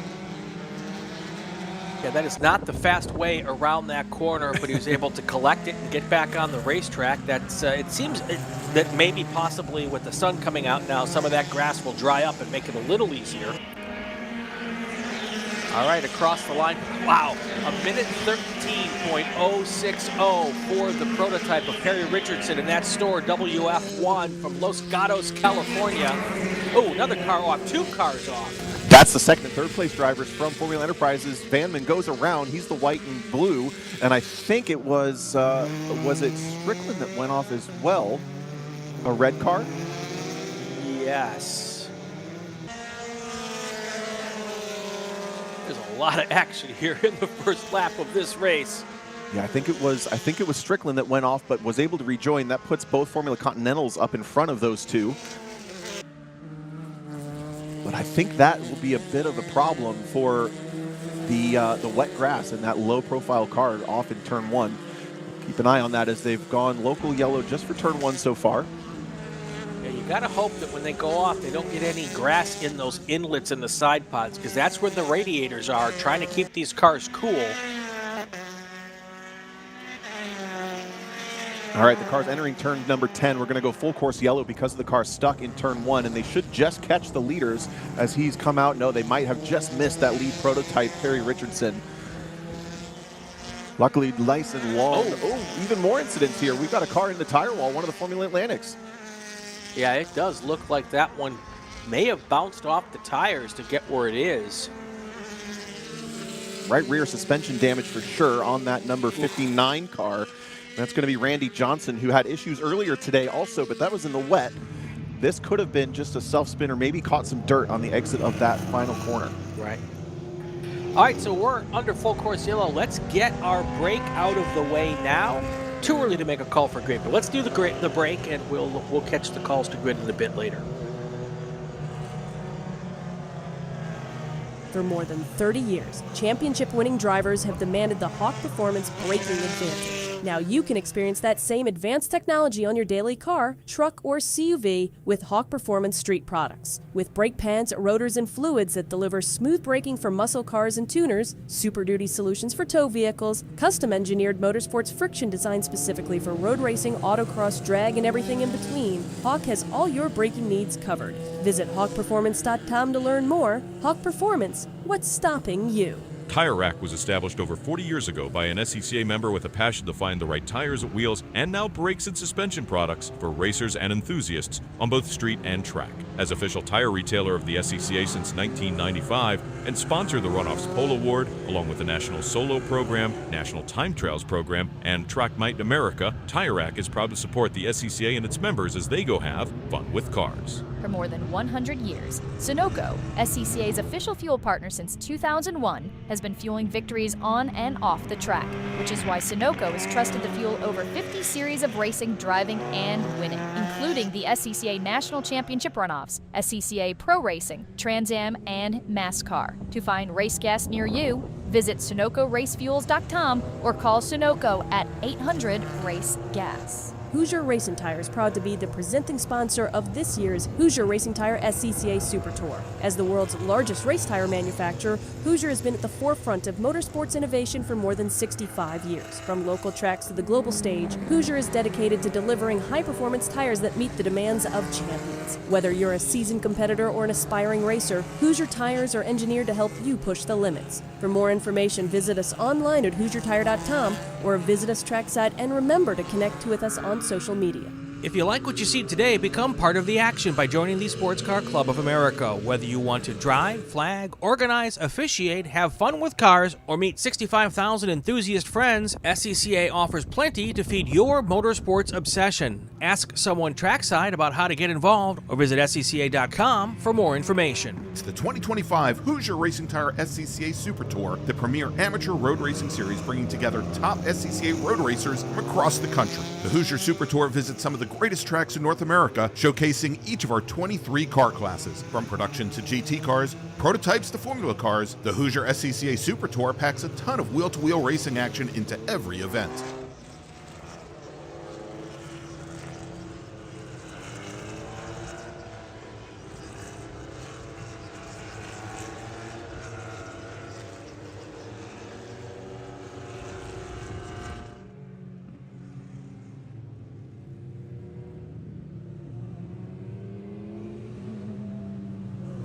Back here live at Hallett Motor Racing Circuit under full course yellow conditions for a couple different cars who went off. One on the front straight, got into the inside. Well, I guess there's only one wall on the front straight. Got into the wall on the inside of the front straight, and then another car off as well. So they're trying to work some cleanups here. But you know what? If you like what you're seeing here, Tom, you could take your street car out on this racetrack in a couple of weeks. Yeah, we've got a program from the SCCA called Track Night in America. It's for street cars. No qualifications specifically required for your driving experience other than you have a license, obviously. And we have one coming up next month here at Hallett Motor Racing Circuit on the May 16th. It's a Thursday afternoon. They usually run from 4 to 8 p.m., but we also run it over 20 tracks nationally, including big tracks like VIR, Road America, etc. But we also run monthly in most of the tracks around the country, and it's a lot of fun. So if you're looking to get on track, you don't have any experience, or you have some, you think it looks fun, take a half day off of work, come drive and have some fun with cars at Track Night in America. It's tracknightinamerica.com is the website if you want to find those events. Nice. Our car off on the front straight is the 59 car of Randy Johnson. That's a Formula Atlantic car, so we're working on getting that car in here. While we're doing that, let's take a look at what's coming up on the Super Tour. This is, I think we're halfway through the season at the end of this weekend, or this might be the first of the second half of the season. So yes, this is the first race of our second half, Hallett this weekend. And then from here, we will go to Portland International Raceway. Back-to-back weekends, Portland first, then Mid-Ohio. And then we head to my home track for the June sprints at Road America. The 6th, 7th, and 8th of June. I'll be at all three of those races. Not that anybody really cares. And our final race of the year, Watkins Glen. And the Gregg Ginsberg fan club can go see him at Watkins Glen on June 27th through the 29th. My birthday weekend, so I will be back in California for that weekend. But good times for us, all of us here. And how are we doing on the cleanup? Do we look like it's almost over, or should we put the map up? We've got the front straight is clearing right now, and then the cars that were off in turn one, those Formula Enterprises looked awful scrabbly on the first lap, and we had multiple of them take soft rides, and one of them just got stuck. So that's why there was one other extraction to get. There was no impacts there. Right. And we're looking like we're pretty close to good to go. The field working their way through the middle sector of the field, going nice and slow, which is usually a sign that they think they can make it this time. So we maybe can run down and catch up on who's where. All right, let's do that real quick here. Let's go through our top 10 at the moment. Your leader is Perry Richardson in that store WF1 prototype, followed by Eric Wisniewski and Kenny Russo. They're in FE2 cars. Your first place car in Formula Continental is Bill Johnson. Then you've got another Formula E2 FE2 Darrell Willis, followed by John Jansen in 6th. Whitney Strickland is in 7th. Brandon Beals in 8th. Paul Crabtree in 9th. And Tom Burt, he is in 10th. That's where they stand right now. And we've heard lights out, pace car on the pace car, green this time by. Yeah. That is good news. Still 25 minutes of racing left, so lots of action ahead. Yeah, still more than race one was in full length. Coming to a single file restart. Looks like Perry Richardson's already going to try to start pulling away, but then we've got our top 3 and 4 in Formula Enterprises 2 all mixed up, and they get awful spread out at the start. Look at this. Yep, green flag is in the air. A little bit of an action there, trying to make a move. 2 cars about halfway through the front pack here, thinking about making moves going into turn 1, and whatever the case was, it looks like they sorted it out before they got to turn 1. Everyone cycles through here now pretty cleanly so far. That was Darrell Wills up the inside of your Formula Continental leader, Bill Johnson. So Johnson in the red car right there, and then John Jansen is second in Continental. Those two cars running nose to tail now, I believe, as we saw Darrell Wills get past them up the front straight. The other driver who's going to have loved that yellow is Whit Strickland. He was the car. Whitney Strickland went off, including the other car that got stuck. He did not get stuck, but that allowed him to get caught up. He actually runs splitting those 2 Formula Continentals coming down the back straight. Yeah, he wants to try to get around John Jansen so he can get to the back bumper of Darrell Wills. Oh, but Bill Johnson didn't give it to him. Both red cars were side by side through turn 7. It looks like the Enterprises have a little bit more power than the Continentals. You can kind of tell the Enterprises stand up a little bit more upright. They're a little narrower, and they have a little bit bigger tire. He's trying again, looks up the inside for turn number 10. He can't quite get the job done there either. Bill Johnson still leading Continental. Look at the motor on this Enterprise. The second red car is going to be pulling up underneath the back wing of that Continental leader by the end of this back straight. There they come. Little dust there as they lean on that curbing. Getting a little more adventurous with the curbing race to race because as everything starts to dry out, they get a little bit brave.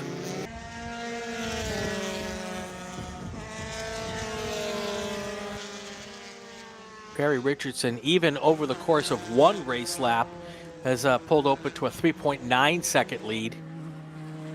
That is a prototype over an FE2.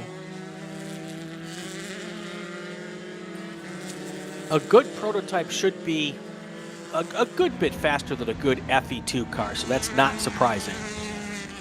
Yeah, by a very good bit, to be honest. It's looking like maybe 3 to 4 seconds per lap. So right now, Eric Wisniewski made a big move at the start of this restart. At the restart, he was able to follow Perry Richardson, who got on the throttle real early, drove away in that prototype, but Wisniewski went with him. He's got a big gap back to Kenny Russo, but Russo and Wills Russo is in the yellow Enterprises, Wills in the black and blue. Those two have a great battle going for second in class. And then there's that Atlantic battle coming up the front straight, or sorry, Continental battle coming up the front straight right behind. Yeah, and that Continental battle has a Formula E FE2 in the middle of it. Which is both frustrating, I'm sure, for the FE2 car and the Continental that's in second place. They are so similar, really, in what they do. They're both smaller engine, light aero Formula cars, but one is a spec class, the other is a class that has a lot of history and a lot of different makes and models available, essentially Formula Fords or so with wings on them, to make it oversimplified. And they do run relatively similar lap times. They do accomplish relatively similar things, but at a smaller event like this, they can have quite a bit of overlap where they're sharing the track. There's that second place run for Russo and Wills.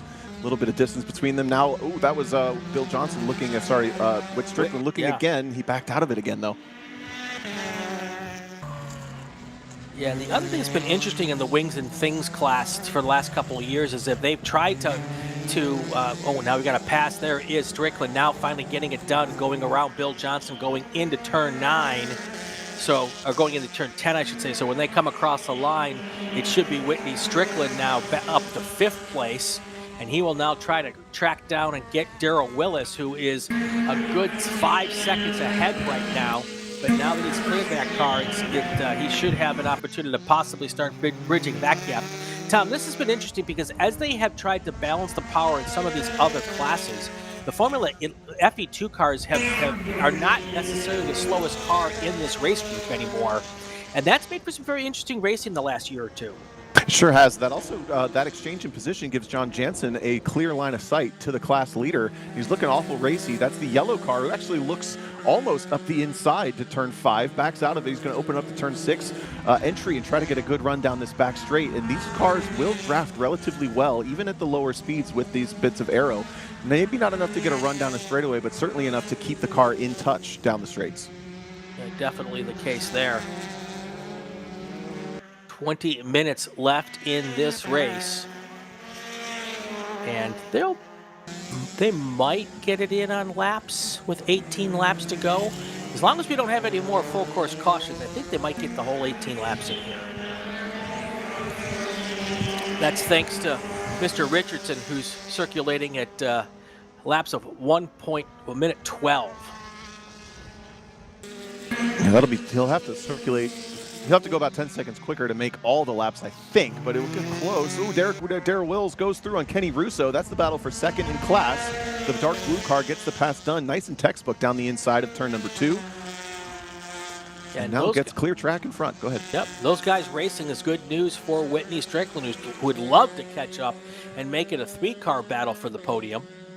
In fact, Strickland was almost a second quicker than both cars last time through. That's the red car just there with the white wing. He's nearly cut that gap in half in just 1 lap. Look at how much closer he is, having been stuck in those Continental battles right just behind, which rages on. Although yet, John Jansen has not figured out quite what to do with Bill Johnson yet. Yeah, Johnson and Jansen both in Van Diemen's. One is a USF 2000 spec car. I don't know what the Johnson car has in it. USF 2000 used to be on the Road to Indy platform. I'm not quite sure if it's still part of that program there. Yeah, F2000 certainly has a Pro Series associated with it. A lot of drivers may use that for a stepping stone, although I don't know that it's officially part of the ladder anymore. I think you're right on that. Yeah, Darrell Wills is starting to pull away pretty well from Kenny Russo. That used to be a 3-step ladder, and I think they've taken the first 2 steps and made them much less official as part of that program. So Bill Johnson and Continental starting to pull away just slightly from John Jansen. There's the gap between the two. That's the biggest it's been since the green flag. Behind them is your leader in Formula Atlantic, who is Brandon Beals, who's leading Paul Crabtree by about 7 seconds. Those guys running kind of their own races, both running Formula Mazdas, an older spec Formula Mazda. And that was what I was talking about with the differences in the balance of performance. traditionally a Formula Atlanta car would be maybe even the fastest car on the racetrack, even faster than the prototypes. Sure. But now we have so many different, you can have a Formula 1000 car can go into Formula Atlantic. There's so many different iterations of Formula Atlantic car. It's not the case anymore that those are the quickest cars in this particular race group. Right. New fast lap for Perry Richardson, leading overall, drops into the 111s. He qualified at a 110.9, so he's very nearly matching qualifying pace with this hot sun out on a much hotter day. That's a pretty impressive drive, even though he doesn't have anyone in his class. Pulled out about a 14.5-second lead from the rest of the field at this point.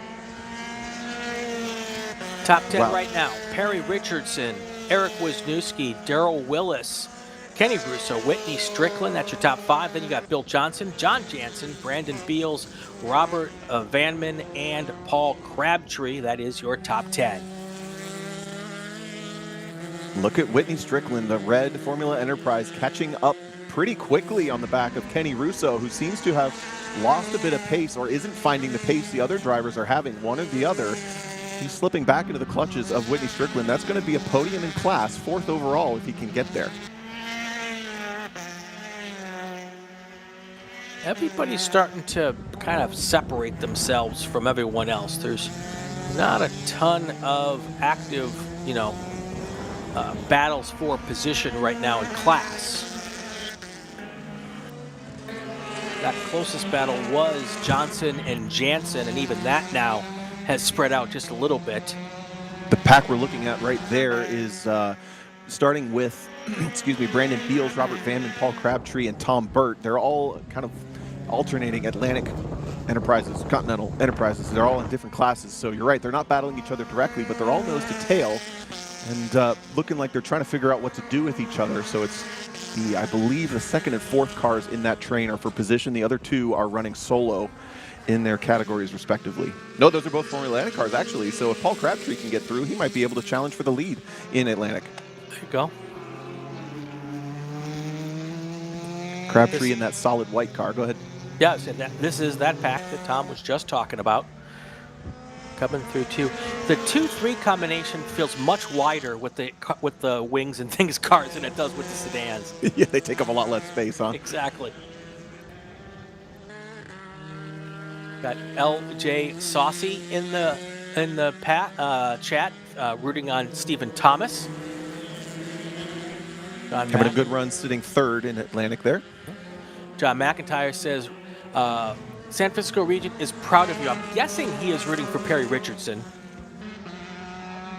Los Gatos, I believe that's up in Northern California. All right, coming up on halfway here, let's do this. Let's do a call to grid real quick. Attention to the paddock, attention to the paddock. Group 5 cars to the grid, Group 5 cars to the grid. GT1, GT2, GTX, A sedan, Touring 1 and Touring 2. Group 5 cars to the grid for your feature race. And the good news is, go ahead. I was saying, the good news is we've already taken our break during the full course caution, so we get right back to the racing action, Tom. This train from 8th to 11th with the Atlantics and the Formula Enterprises 2 is pretty interesting. It looked like last lap Brandon Beals was floundering just a bit in the final sector. Vanman was all over him, as was Crabtree. There they are just now. They've spread out just a bit more, as I say that. But Crabtree is 2nd in Atlantic. That's the solid white car. And looking to try to get to the lead. These other 2 Formula Enterprises are sitting back in 5th and 6th, respectively, in class. And if we take a peek just behind that group of 4, you're going to see a prototype. That is Jack Donnellan, and he is our only P2 car here this weekend. And he is out of Chickasha, Oklahoma. I wish Brandon was here. He'd be able to correct me on all the Oklahoma names. Brandon is spent some time out there doing this. 13 minutes left in the race, 13 laps to go. Keeping an eye on that 4-car train running 8th through 11th overall. It's Atlantic leading in class. Looks like Brandon Beals is the driver of the car in the front of the train there. Has found his footing again after falling back just slightly last lap.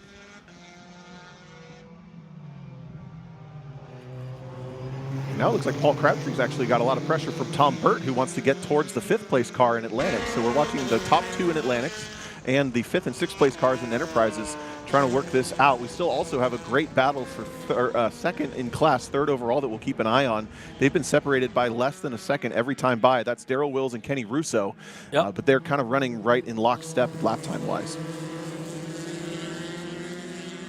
Homer Martinez asks, what kind of Formula cars are they? Well, there's 3 different classes out here, Homer. Formula Atlantics, Formula Continentals, and FE2. FE2 is a spec class, so all those cars are identical. Formula Atlantics are often the fastest of this group, and then Formula Continentals are usually based on the 2.0 liter Ford motors. There's also some Mazdas in there as well. Lots of stuff out there right now. There's your overall leader, Perry Richardson, up the inside of that battle we've been watching, trying to get the drag race done. He does so. He will slot into the middle of this train, working his way through that lapped traffic. And those prototypes are not particularly faster down the straights. They're just faster because of the excessive downforce relative to these other lighter prepped open wheel cars. He gets another pass done there easily up the inside. See, he doesn't really run anybody down on the straights. It's all in the corners that car makes its magic. Yeah, makes it easy there for Beals to get through. Lots of aero bits on that car. And now he is, oh, got car spun off. That was the 2nd car in line in that group. There'll be a yellow flag right there for that car. So that would have been, I'm going to say the... Was somebody at that corner station? Oh, which car that was? That might have been Brandon Beals. That was, yeah, Beals was at the front of that pack trying to let the overall leader through. He did run really wide on the entry. Maybe he dirtied his tires up. It looked like it was the 2nd car of that 4-car pack, so maybe it was Crabtree. Oh, that's our Enterprises driver. 5th place driver had spun. It was, excuse me, Tom Burt. Tom Burt. Yes, 45 car. Yeah, you see him dropping down through the timing pylon there. He is now down to 13th place. Still waving yellow, which makes me think that car did not get back on the racetrack just yet. Yeah, spun to driver's right, which is kind of an odd place to end up. We're also local yellow at turn 1. Have yet to hear what the incident might be there, but I think it's the 14 car having a bit of an issue. Stephen Thomas potentially looks to be stopped somewhere between turns 1 and 2. That car was actually sitting 3rd in Atlantics at the time. There's a pass there. I think that's Eric Wisniewski going through now.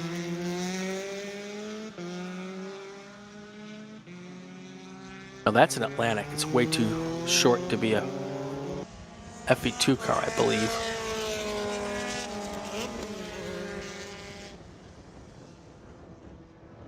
Another little pass there as they come up over the hill. That yellow car gets its way through. I believe that car. Which one is it? Yeah, those are FE2 cars there. Something we don't talk about often with these cars is visibility. Obviously, they're open cockpit and you can see everything out front, but the mirrors are tiny and they vibrate like crazy in these cars, as does your helmet down the fast straightaways. So visibility is a big deal in these cars. You almost drive off spidey senses of where you think the other person will end up, as much as you do being able to see them. Especially with the lapped cars, it can be very difficult to see cars coming up as the mirrors are half as effective or less as the full-size production car mirrors that we're used to on the highway. Yeah, and oftentimes they're connected by just one little metal post that flexes and vibrates and does a bunch of stuff that you don't want it to do, but you don't want to put a big mount on that because that just takes aero away. Want to get as much out of the wind as possible. An update on the turn 1 local. It was not Stephen Thomas. It was actually Darrell Wills that we think had an off, and that car is actually reporting back to paddock. We heard over the flag radios, so I think we're greened back all around the circuit. And I apologize for misidentifying Stephen Thomas. He continues to run 10th overall, 3rd in Atlantics, and is actually only actually right up underneath Paul Crabtree now. It looks to be. All right, we're under 8 minutes to go here. Your top 10 right now: Perry Richardson, Eric Wisniewski, Kenny Russo, Whitney Strickland. Then you've got Bill Johnson, John Jansen, Robert Yanman, Brandon Beals, Paul Crabtree, and Stephen Thomas. That is the top 10 as we sit right now. Okay, we got a spin here coming up. And maybe they'll drive right in front of us here. Oh, that car's got... Yeah, the front wing on that car is a little askew. Car 3. That is not the way that's supposed to look. Michael Kopech. Like that is the number 3 car of Michael Kopecki. And he'll come. We'll see if that causes too many problems, he'll come in and get that tended to. There's your race leader, Perry Richardson, coming through. Speaking of prototypes, we also had Jack Donnellan report to the paddock in his P2 car. The car did complete over half distance, so he'll be good on participation, but not going to take the checkered in that white prototype. Okay.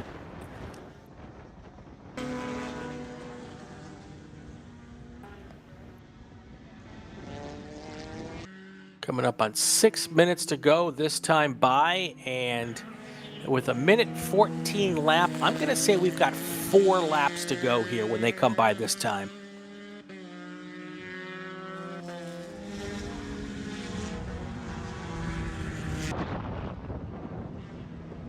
Russo has opened up a 4-second lead over Whitney Strickland for the second place in FE2.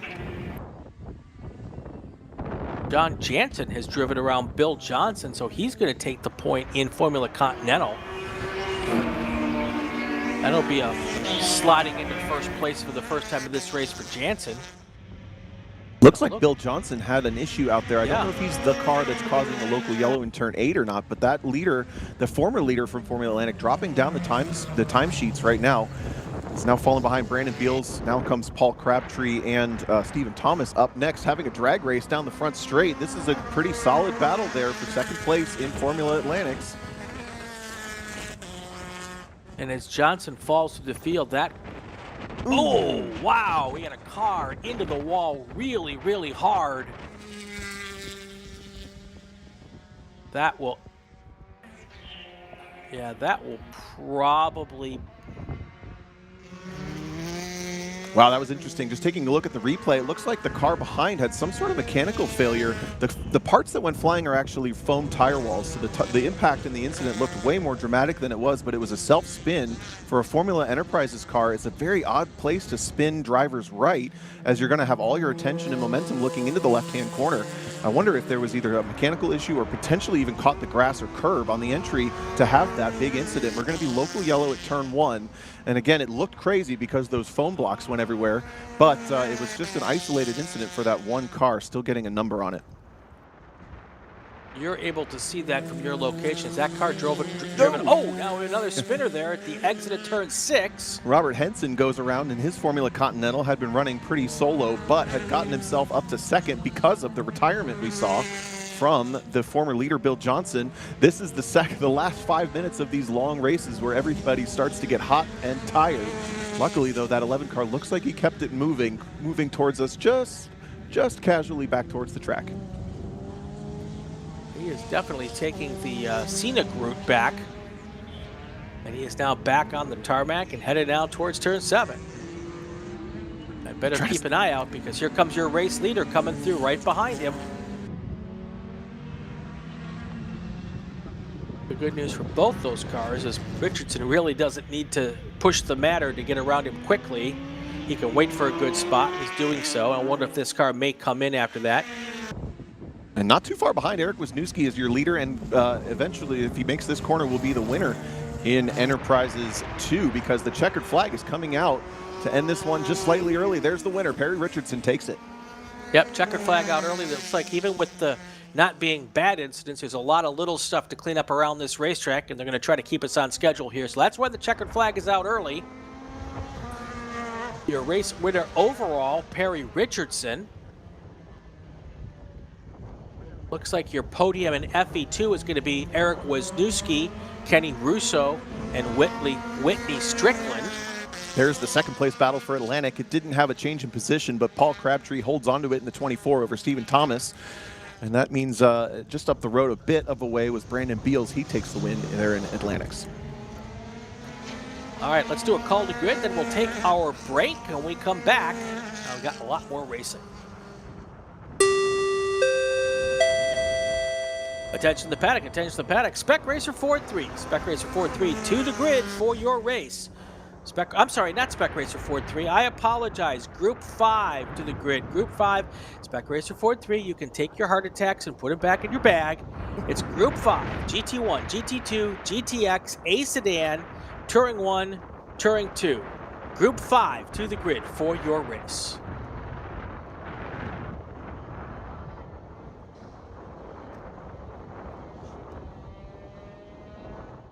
My customer experience with Mazda has been absolutely fantastic. I'm probably not the richest person out here, and they're extremely reasonably priced, and you can buy parts easily, and it's a class that fits both what I want from a racing standpoint and what I can afford. We got into Mazdas largely just because it's a fantastic platform, and Mazda Motorsports has some of the best support for the grassroots racer in parts and technical advice and everything else, so they make it easy for us to run these cars.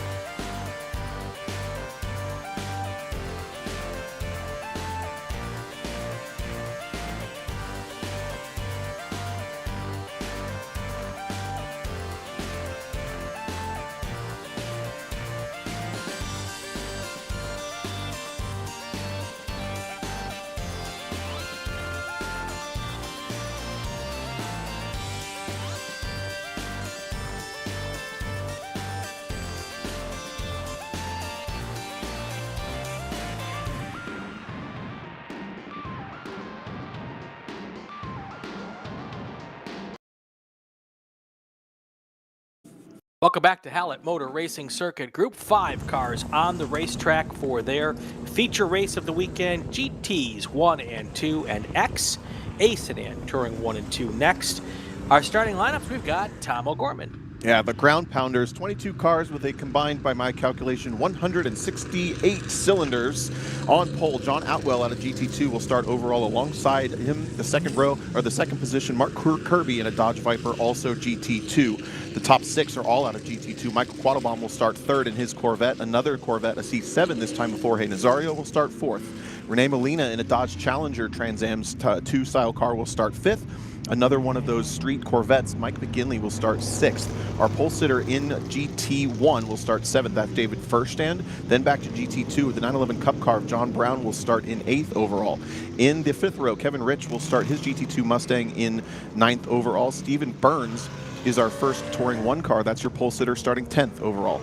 Paul Ruth out of GT2 will start his Camaro in the number 11 spot. Charlie Peter is your pole sitter in Touring 2. Often finds himself stuck in the corners, but is quick, but loses down the straights in that BMW M2 CS. Walter Reed will start his Mustang in the 13th spot out of GT2.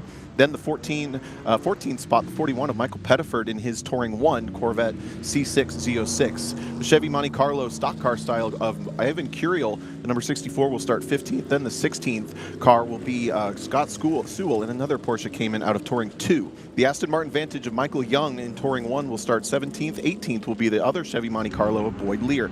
Then the 19th spot, Ivy Wood in another Porsche Cayman out of Touring 1 will start alongside Tim White in our pole sitter of American Sedan. That's a Ford Mustang Cobra. Carl Jannon in the final row, the Panos GTS out of GT2 starts alongside your winner from American Sedan this morning, Andy Schneidermeyer, although he qualified now 2nd for this race. This is going to be exciting in a very, very much bull in a china shop situation with this run group. Well, there we have it. It's going to be potentially a great race, as all of these big ground pounders, and you've got that power and muscle up front with that Dodge and that Mustang. Gonna love to hear. I wish I was sitting there with you guys on the front straight as these two cars come down here all for the first time, and you hear all these ground pounders throwing up the big V8 and V10 power here. Green flag is in the air, heading down towards turn 1. 2 by 2. Let's see if they sort it out before they get there. Oh, that looked like a potential nose-to-tail contact going into turn 1. Very possible. That white and black Porsche Cayman had an insane start. Went 3 wide for a moment and almost got past the GT2 Porsche. That's a GT4 Porsche going against a GT3 Cup car. But they do get single file for the most part. Kirby loses a position to Quattlebaum. He's the Viper and is now going to slot just in front of, or is he in front of Jorge Nazario? Yes, now single file. But look at how big these cars are in that tight, twisty section 2 and 3. I mentioned how small the Formula cars looked on through this section in the last race. Very much the opposite this time by as they come through and over the hill here, turn 6, the little tiny hump that is the corner of turn 6, and then down towards 7. At the time, you've got Atwell up front. Kirby is slotted into 3rd now, with Quattlebaum up into 2nd place. That was Stephen Burns in the Touring 1 Porsche to take the stop spot. He's at the back of this train. He was the one with the really aggressive start. It started to lose a little bit of that steam, though, as Charlie Peter has taken over 1 position from him. We've seen in the background now David Furstand, still a little bit of a slow builder in that big GT1 car. He likes a lot of tire temp, and he's got a whole train of GT2 cars more or less stuck behind him coming into the final corner. All right, at the completion of lap number 1, your fast car, John Atwell with a 1:21.3, followed by Quattlebaum Kirby in 2nd, then Jorge Nazario in 4th, followed by Renee Molina, Charlie Peter in 6th, Stephen Burns in 7th, David Furstad in 8th, John Brown in 9th, and Kevin Rich in 10th. Here they come again through that. It looked like they're going so slow. What do you think they're going pace-wise when they come through that turn 2 section? Oh, I bet the min speeds are right at 40 or maybe even under 40 miles an hour, and they're coming into that corner at 120 plus. Doesn't sound that fast relative to, oh, it's a race car, but they don't have much. They don't have much distance to cover. They get to 120 miles an hour and stomp on the brakes. Looks like someone had some lockup in turn 1 last time through. These things are single filing out. Big mover so far. Other than that big start from Stephen Burns is Charlie Peter. He's actually found his way up a bunch of positions, about 6 or so in his Touring 2 car. He's nearly top 5 in the field. got some cars pretty racy early on. Now you see that's Mark Kirby in the Viper. Looks like he's trying to defend against Jorge Nazario right behind him. All 4 of those leaders in the same class, actually the top 5 all out of GT2. John Atwell is still the quickest car on track by about 1/10 of a second over Michael Quattlebaum, but Quattlebaum has some good pace in that C6Z. Looks like Mark Kirby got a little bit balked by getting stuck on the inside of turn 2 that first lap, hasn't recovered fully from it, and Jorge Nazario is lurking in the background just there. That's the C7 with the big wing on it. Kirby looks like a big jump off that final apex of turn 2. That was a great exit. Kirby with the fast speed in the speed trap of the 124 miles per hour through the trap. The next fastest car is the Corvette GT1 car of David Fairstein with a 1:21.7. So a lot of power in that Viper, but some of the other cars have a little better handling, and that's how they're keeping ahead right now. Keep an eye on the next 2 cars in line. That's the 5th place car, the Challenger of Rene Molina, and then Charlie Peter, who we mentioned usually has a lot of pace and aggression, but tends to get stuck in the corners just a little bit in that car. It's technically maybe the 2nd slowest, around the slowest in the category of the categories on track, along with American Sedan. We'll try to keep an eye out also for Tim White, Andy Schneidermeyer. There's only 2 American Sedans, but they had a pretty solid race this morning. And right now, Tim White is still leading the way in that Gulf liveried Mustang, but barely.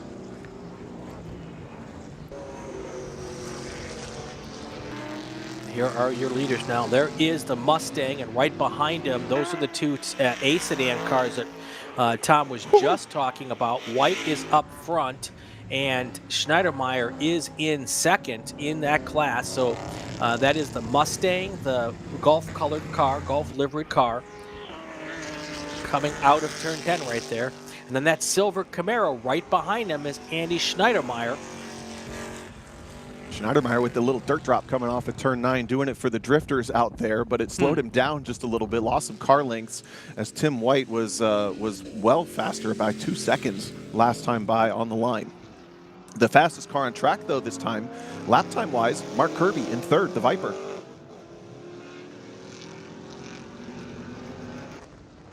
That Viper looked really... Oh, no, it's not the Viper. That red car... It's right behind that A sedan pedal, Carl Jarin. That's the Panos. He's having some sort of issues with that car because he should be a lot faster than he is.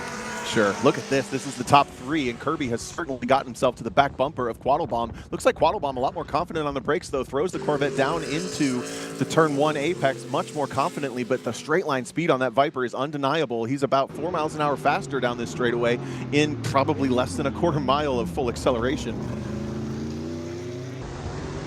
Maybe it took a little while for Kirby's tires to come in, and that's why he was, fell back a little bit right at the start. But he has certainly found some pace and found some bravery on some of these corners. We'll see if he can get around Quattlebaum and then set his sights on John Atwell at the front. Atwell, though, he was the class of the field in the first race today, and he is trying to do the same thing in race number 2.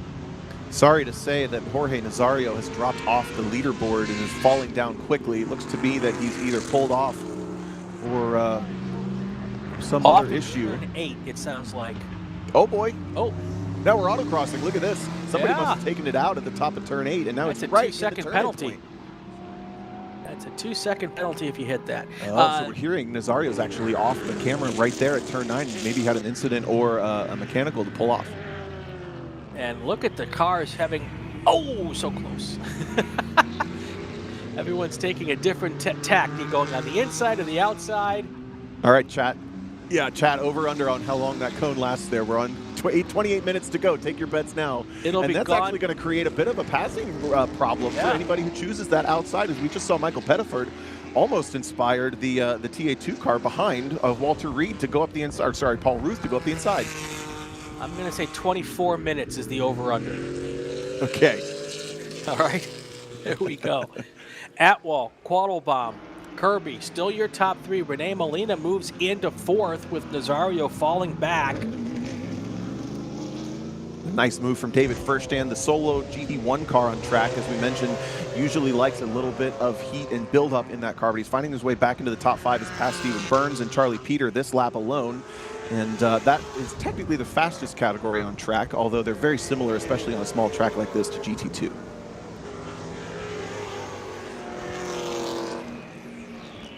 Atwell's already now a 1.1 second lead, and then got 9/10 of a second back from second to third from Quattlebaum to Kirby.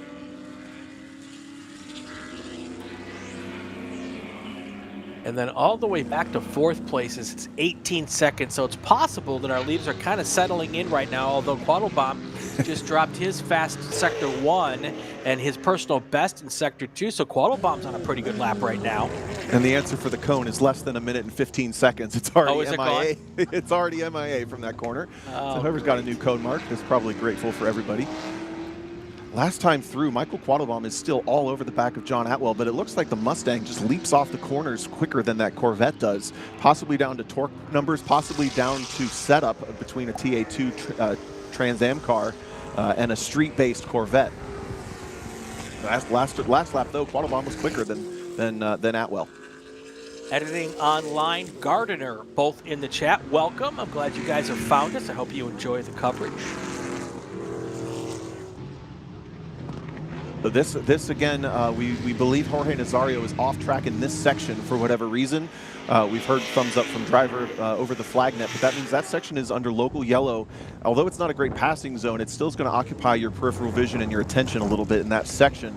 And this is where Quattlebaum usually loses just a little bit, and Atwell leaps away right there. And Kirby gets caught behind some slower cars, and that is going to be a devastating moment for him. Look at how far forward both Atwell and Quattlebaum have gone, as now Kirby has had a hard time getting past that, looks like, what is that, is that a Boxster? Yeah, that might be the Ivy Wood Porsche Cayman that he was having a hard time getting around. Not really the Cayman's fault, just hit him right at the wrong time.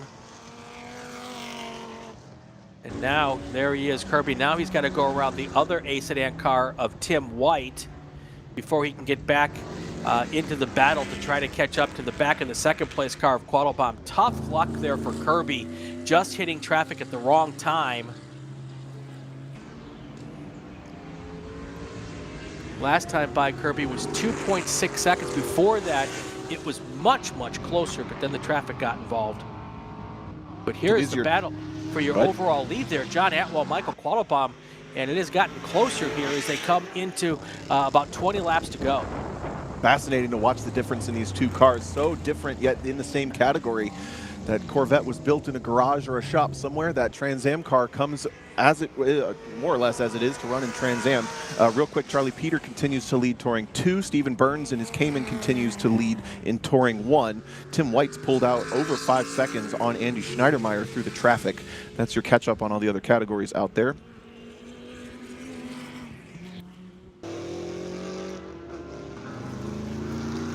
There is Atwell and Quattlebaum coming through 2, now up through 3. Right behind him, Kirby.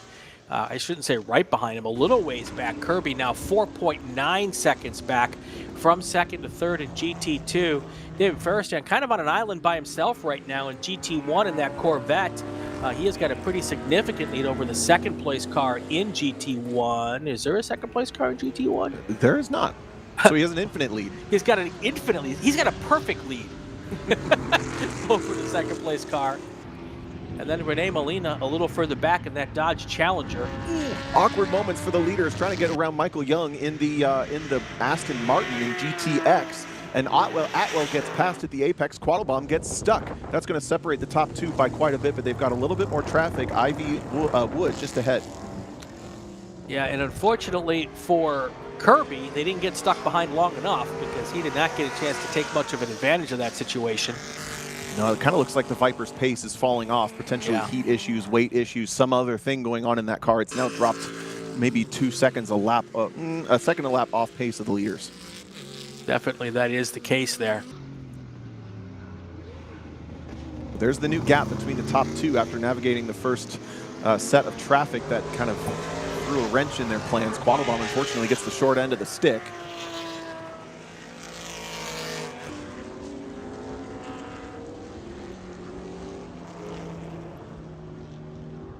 Tim White's now opened up a looks like a 9-second lead over Andy Schneidermeyer in A sedan.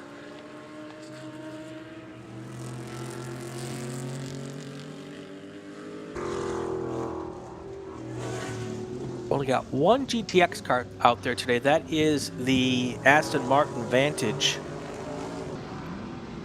That is I believe that is a GT4 homologated, FIA homologated car.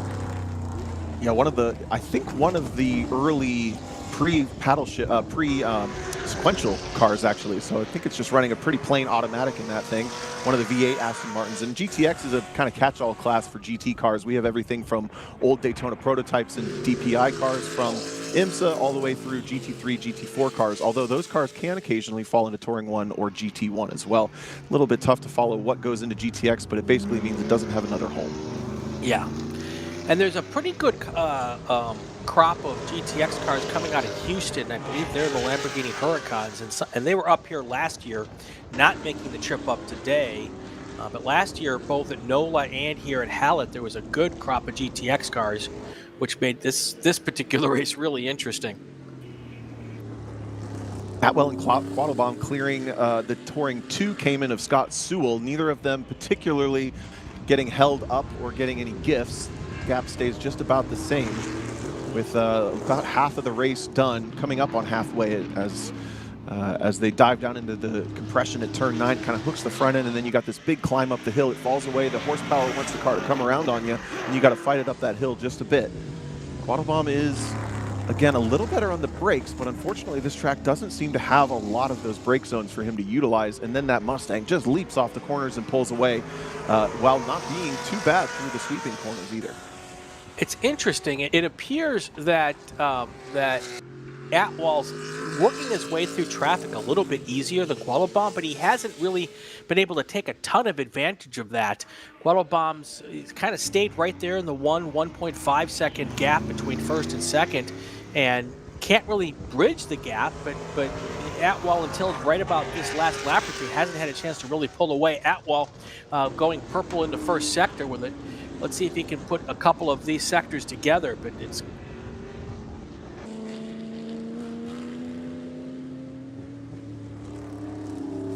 This is the first time so far in the first half of this race where it looks like Atwell's actually pulling away a little bit from Quattlebaum. Now he's set a personal best in Sector 2, but so did Quattlebaum. And Quattlebaum's personal best was 7 1/1000ths of a second faster. Can you measure that? I can't. No, well, I just blinked. Did I do it? There you go. The Renee Molina Challenger is dragging its splitter. And that car running 4th in class, 5th overall. Yeah. And Gregg Ginsberg has corrected me. They were McLarens that were coming out of Houston last year in the GTX category. That is absolutely correct. So, something fancy and mid-engine. Cool race cars. So I think the big thing with the leaders right now is they're mostly encountering the back half of the field where they're running relatively solo. If they happen to catch the field of cars that we were just looking at, that was the mid-pack scrum, let's call it, where there's a whole bunch of cars navigating each other. If they come across more than one car at a time, I could see that being a bit more of a problem than the single cars. Leaders coming up on your second place driver in Touring 1, Michael Pettiford. It's going to easily open the door down the inside of turn 6. Neither car really having to adjust their line much to make that pass happen, but Atwell did have to pinch the entry. Quattlebaum gets a nice exit, maybe earns back a couple of those car lengths that he lost last lap, because he was indeed 5/10 slower last time by, while John Atwell set his own fastest lap of the race. Yeah, both set their fastest laps, but Atwell's just faster. by about half a second, so. Now they're coming up on the A sedan car. That is Schneidermeyer in the Camaro. They're going to get around him. Both cars coming out of 10. And at that time again, Atwell gets a little easier track around the slower car. Slightly, but Quattlebaum was quicker by 4/10. So our eyes are relatively good on the iDyno. We're seeing the ebb and flow of about a half a second or a second, and able to see that unfold. I also am curious, this is the longest race of the weekend for these cars, of course, the only dry one that the full dry one that they've gotten. These cars are running different tire compounds. The Trans Am cars run a specific tire for those cars. Michael Quattlebaum likely running the DOT R compound tire that a lot of us are familiar with. And they're going to have different levels of durability. All right, we are halfway here. Let's do a call to grid, take our break, and we will be back right after the messages from our partners. Attention in the paddock, attention the paddock, Group 6 cars. Spec Racer 4-3, Group 6 cars to the grid for your feature race. Group 6 cars, Spec Racer 4-3 to the grid.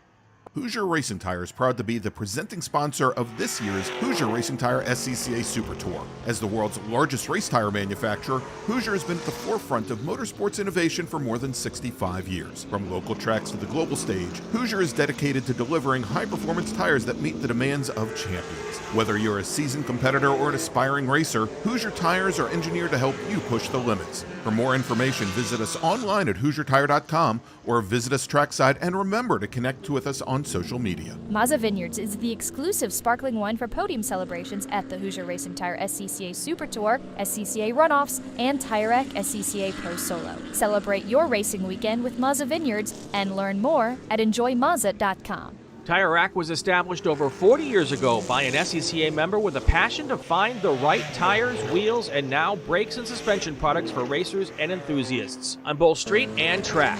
As official tire retailer of SCCA since 1995 and sponsor of the Runoffs Pole Award, along with the National Solo Program, National Time Trial Program, and Track Night in America, Tire Rack is proud to support the SCCA and its members as they go have fun with cars. Ready for a new race trailer? Bravo Trailers is the exclusive partner of the SCCA. Owned by longtime SCCA racers, Bravo Trailers work better, load easier, and tow better because they build them with the racers in mind. Visit bravotrailers.com to see your new trailer in aluminum or steel.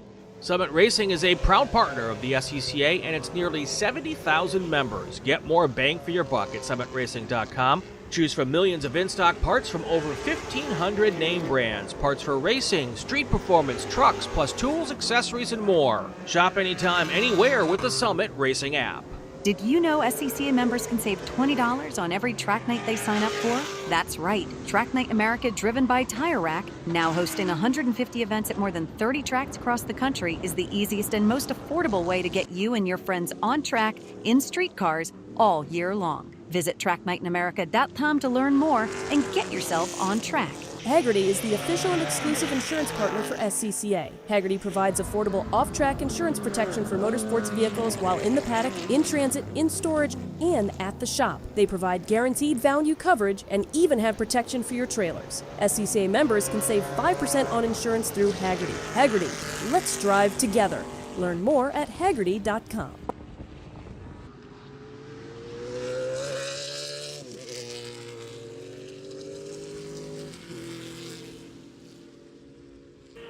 Back here live at, where are we? We're at Hallett Motor Racing Circuit. You know, we don't normally do 11 races in a day, Tom. I'm starting to try to figure out where I am, who am I, why am I here? Oh, thank you. Thank you. Jennings, Oklahoma, Hallett Motor Racing Circuit. Director's fantastic, giving me the big ol' help out.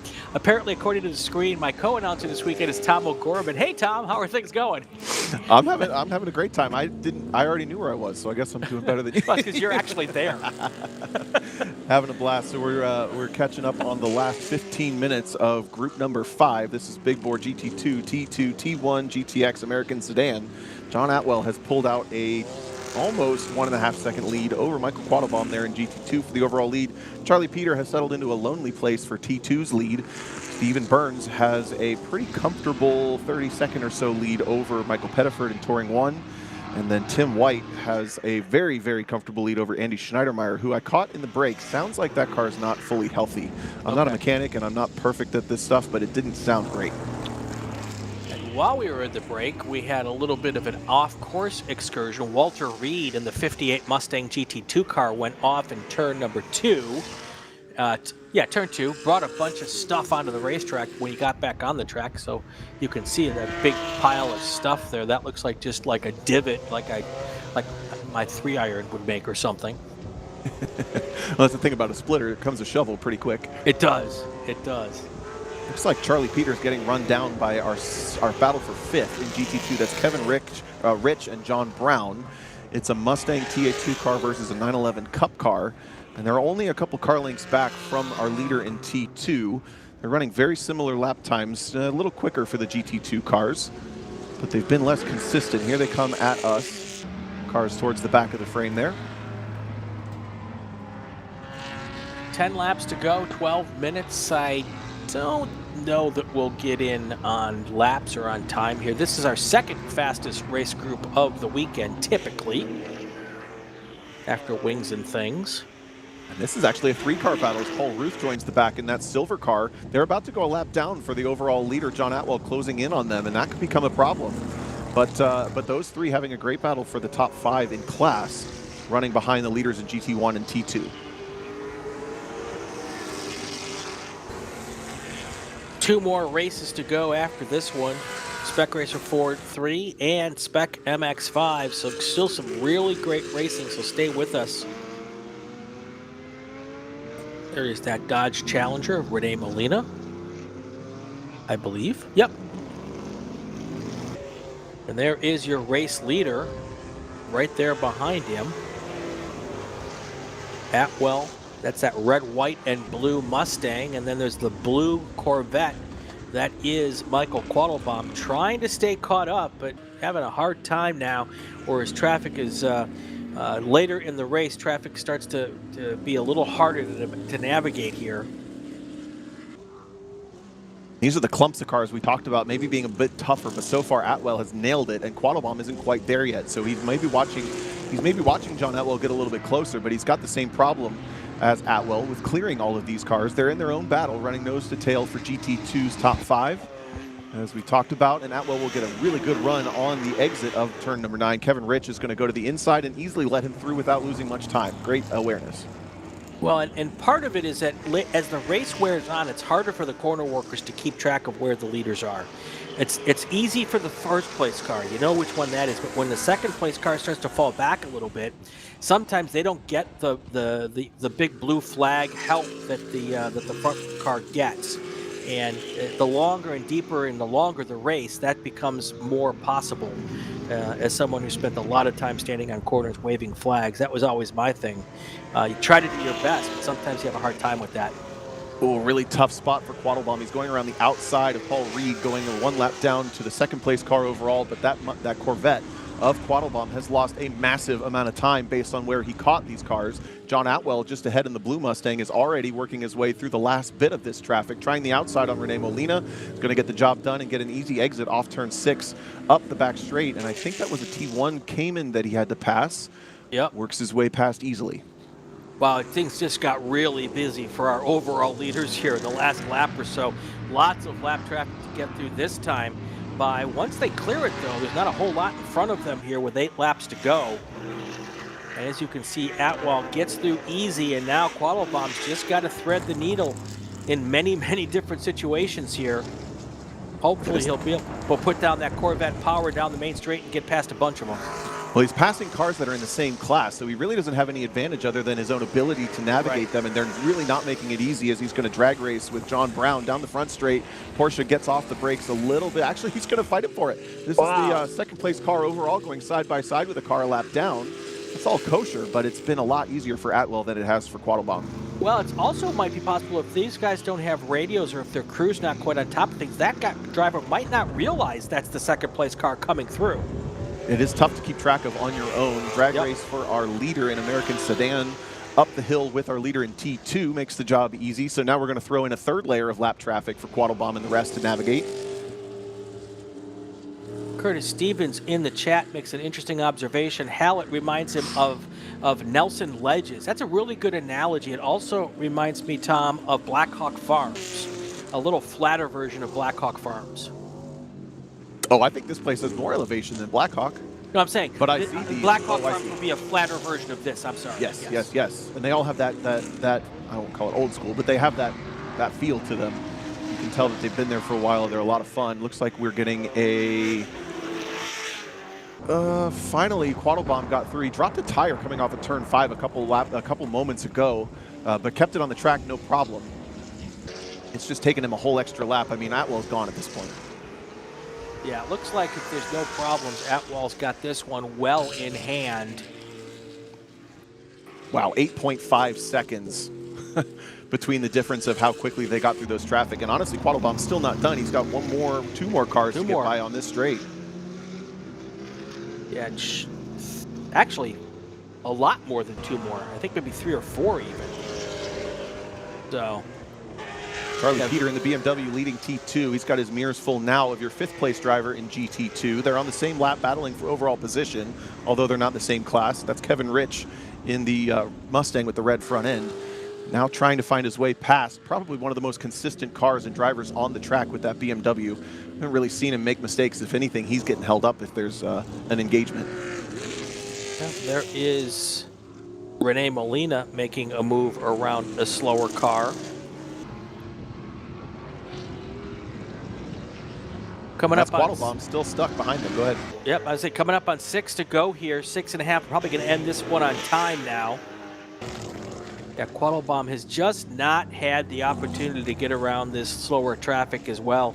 Like you said, a lot of the slower traffic's not that much slower because they're cars from the same class. That makes it hard.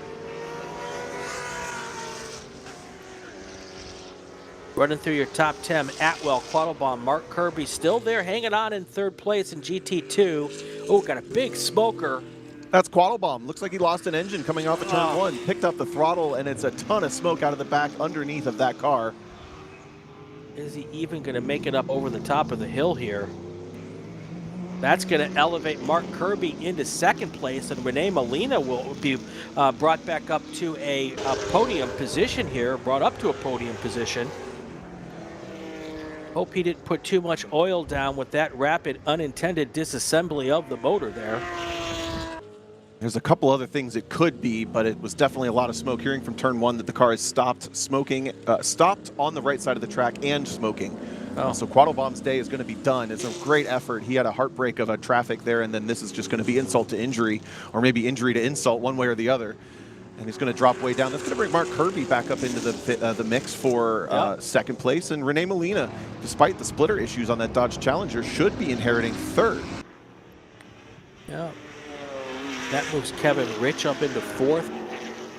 And Paul Ruth, all of those cars, there's enough time in this race to make that lap around, because both those cars, Atwell and Quattlebaum, were starting to lap a lot of the field here. All those cars will get their lap back, at least on Quattlebaum. Yeah, exactly. They don't have the issue that they had in T4 the other day where they were already a lap up. Right, right. 4 to go, 4.5 minutes here.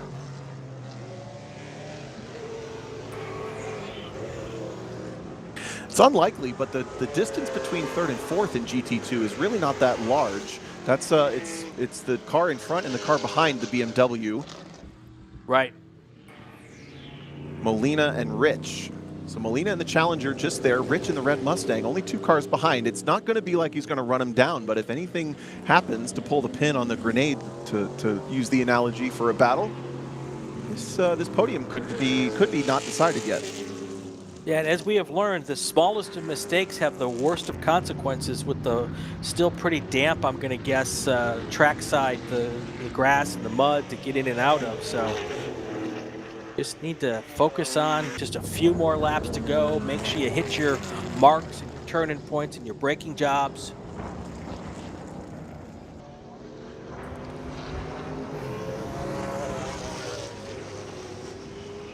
Now as they start to cross the start-finish line, you'll start to see Quattlebaum fall through the order here. Now you see it's Ferrasteds moves up to 3rd overall. Rene Molina moves up to 2nd in class, 4th overall in GT2, or 3rd in class in GT2, 4th overall. Rene Molina caught the Panos GTS at the worst possible time and lost the position. We were speculating it might happen, and it did. That is Kevin Rich goes through in the red Mustang on Molina, who got completely caught out by that Panos. And now Charlie Peter's going to drop behind all of them. We have a new 3rd place driver in GT2. Wow, now the question is, can Molina fight back and try to get that position back from Kevin Rich. Rich not really pulling away so much.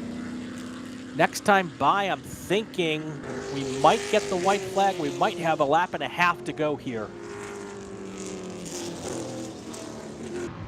Just how close are they still? That's it. That's awesome. Great battle for third. Renee Molina may or may not realize that was for position, and it looks like a little bit of a slip up for Kevin Rich is going to let Molina get a little bit of a pull. He's going to dive outside, then inside, late braking maneuver. They're going to go side by side into turn 10. Side by side into turn 10. Will Renee Molina be able to hold it in? Yes, he can, and he is now going to try to pull away. Look at the power in that Challenger as he starts to drive away from Kevin Rich in the Mustang a little bit. What a power move there. Great stuff for the podium in GT2. This is for fourth overall. We have David Furstand up the road just a bit, running back up in the top 3. There he is in his GT1 car. Local yellow is gone out of turn 1. And oh, another move. Kevin Rich with a late move that barely made it. I think he caught Molina a little bit off guard as he had to open the wheel up just a little bit at the apex. This is an excellent battle between these two. But this is where Molina had the confidence last time. And this is bringing Paul Ruth into it in the silver Camaro just behind. How did we end up with a 3-car battle in GT2? That's awesome. Atwell and Kirby basically unfettered up front. They're gonna, if they can keep it on the racetrack, take first and second. But this battle for third is fantastic with Renee Molina, Kevin Rich, and Paul Ruth all there trying to catch that last spot on the podium. Molina swinging nice and wide, trying to get another good exit off of turn number 9. Not quite the magic they had last time as it looks like Kevin Rich didn't make the same mistake twice. Molina still going to close up on the brakes. All right, white flag is in the air for this battle for third place. Here they come across the line. And somehow David Furstand is now in this battle. They're both working their way past. That's going to be very awkward for Molina. Wow, it was actually Rich that got through when Furstand was in the way. Not necessarily in the way, but in the presence of these other cars. Molina lost out to 2 cars. Yeah, Molina's now going to go on the inside of Furstand and try to get back up to the rear bumper of Kevin Rich here. He's kind of running out of time.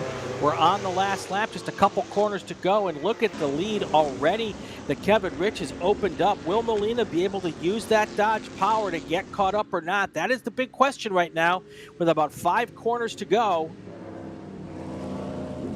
Molina's going to give it everything he can. He has been able to bridge the gap a couple of times, but the gap's about as wide as it's been in the last 3 or 4 laps. I don't think he's been able to catch him, Tom.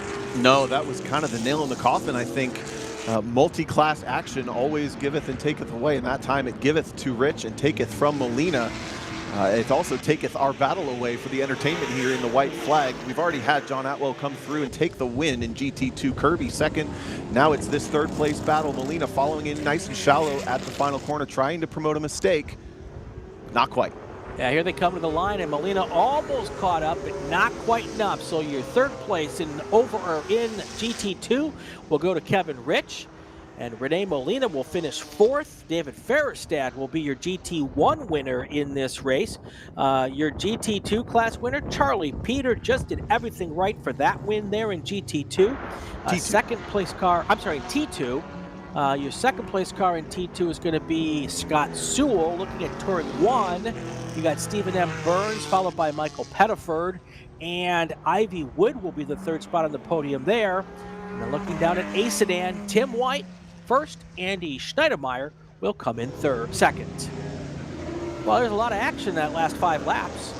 Gotta love it. This is why we call a 35-minute race. It's still a sprint. You got to push the whole time, and it is a long time for things to evolve. I enjoyed that.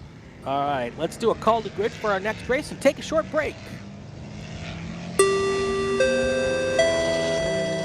Attention to the paddock, attention to the paddock. Spec Racer Ford 3 to the grid. Spec Racer Ford 3 to the grid for race group number 6. We're going to have a short delay here because we've got some cars to clean up and some track to clean up.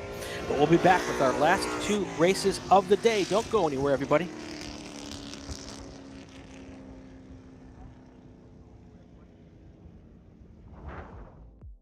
My name is Joshua Smith, Business Development Manager for Mazda Motorsports. We're happy to be supporting the SCCA and Mazda racers here. So our team support program offers a couple of tiers of support, part support, technical support. All of this is done through our MazdaMotorsports.com part store website. It's basically like signing up for an Amazon account. Simple information, prove that you're a racer. It gets you access to our 800 hotline that you can call and speak to one of our parts representatives 5 days a week.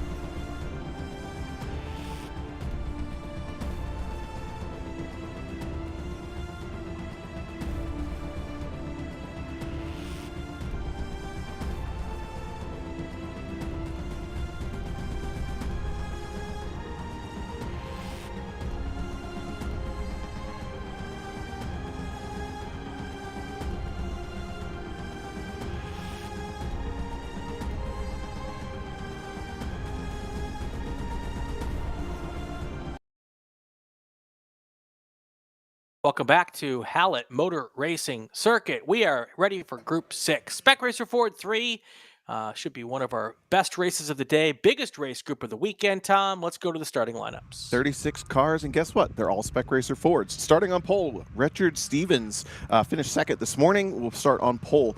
Alongside him, Peyton Long out of the Arkansas region. Tyler Stevens will start in the third spot, starting the second row alongside Grant Heinig out of the northeastern Oklahoma region. The 133 of Carter Kunkel was the hard charger this morning. He starts fifth, and sixth alongside him, Gary Glanger will start in sixth. Seventh will be Rob Peelsticker out of the Colorado region, then the 111 of Grayson Strathman out of Kansas. The fifth row, ninth spot, Thomas Davis will start alongside the 199 of Joseph Maley. That's a quick car, but did not get one of the fastest times in this weekend's sessions. The sixth row is car number 9 in the 11th spot, Tyler Fox, and car number 4 in the 12th spot, John Jansen.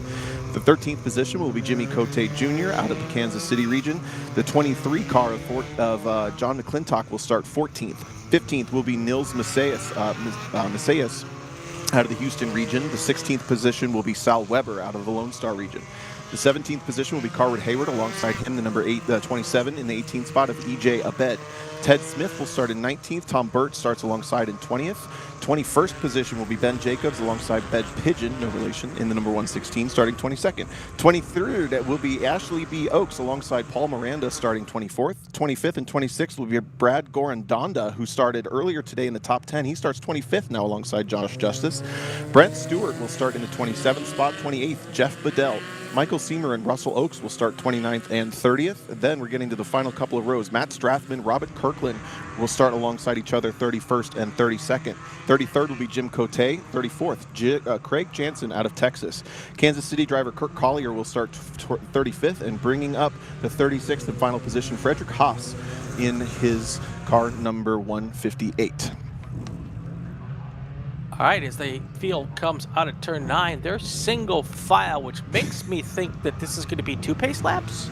I don't think it so. It hasn't been that way, but they should be forming up earlier than this. But okay, here we go. Now they're starting to form up. That was awful late to form up.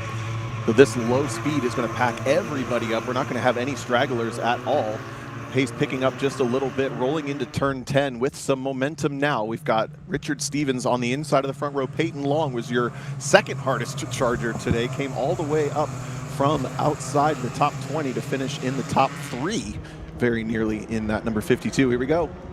Here they come out of turn 10, looking really good, and the green flag is in the air. All those Spec Racer Fords 3 now hurtling down towards turn 1, 2 wide, 3 wide, about 5 rows back from the front as they all try to get their way through turn 1 safely.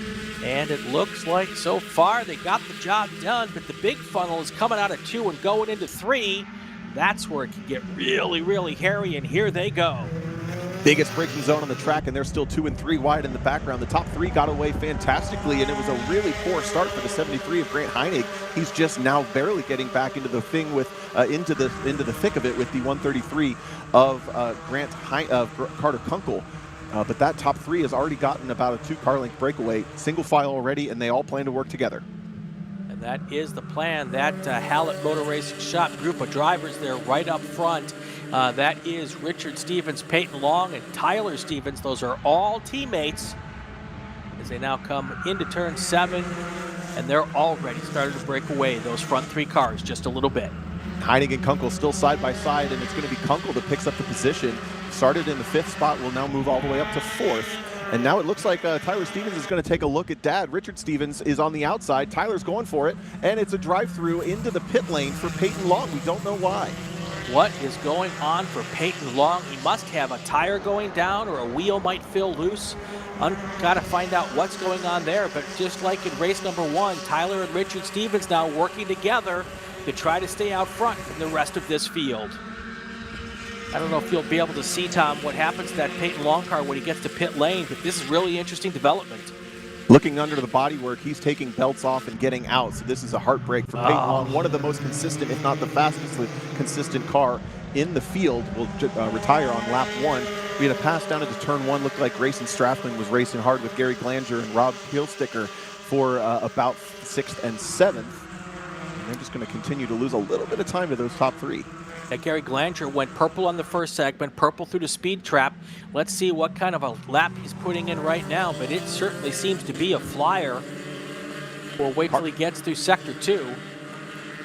Carter Kunkel's doing an awesome job to bridge the gap. We thought we had a 3-car breakaway, but now look at this. It is a nightmare for Richard. Where is Richard Stevens gone? He is MIA as well. Did he slip back to 3rd, or is that him in 5th? It is. He slipped all the way back to 5th.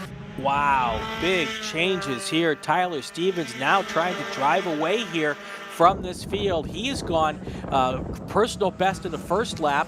Sector 2, he's purple, so he is putting on a hot lap. He was the purple lap last time over the 124, but look at the gap at the line. It is going to be a big gap of waiting for the thing to come across here. 2.0 seconds at the line. And that's Tyler Stevens basically gone at this point. Gary Glanger had a nice outbraking maneuver on Carter Kunkel down into turn 1.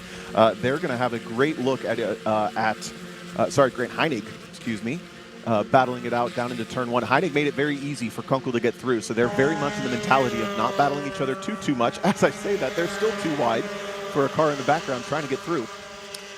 Carter Kunkel started way in the back, I think 20th or so in the first race, had a great run up to the front.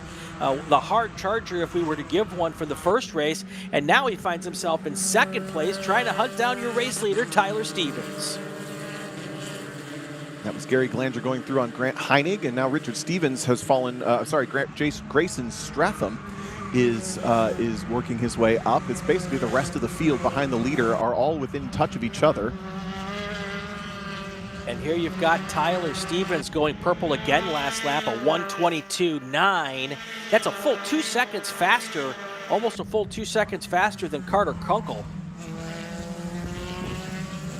Richard Stevens getting back around Grant Heinig as well. So Heinig has lost 2 positions on this lap. They're going to be side by side again for 2nd. Yeah, that is not going to help them catch the leader as the leader pulls away another half a second over 2nd and 3rd place. You've got that big train, 2nd place all the way back to 10th place. One car putting the wheel off there.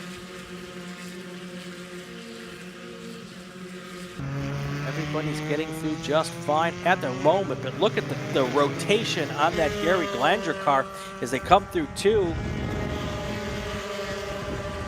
Yeah, that was beautiful. Just follows the nose perfectly down to the apex and then hooks it up and slings it off the corner.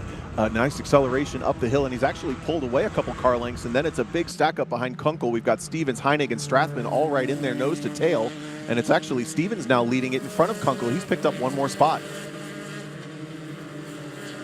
As it stands right now, after about, 3 race laps, we've got Tyler Stevens, your leader, followed by Gary Glanger and Carter Kunkel. That's your top 3. Then you've got Richard Stevens, who's now moved back up into 4th place. Grant Heinig, Grayson Strathman, John Jasson, Rob Peelsticker, Tyler Fox, and Joseph Malley.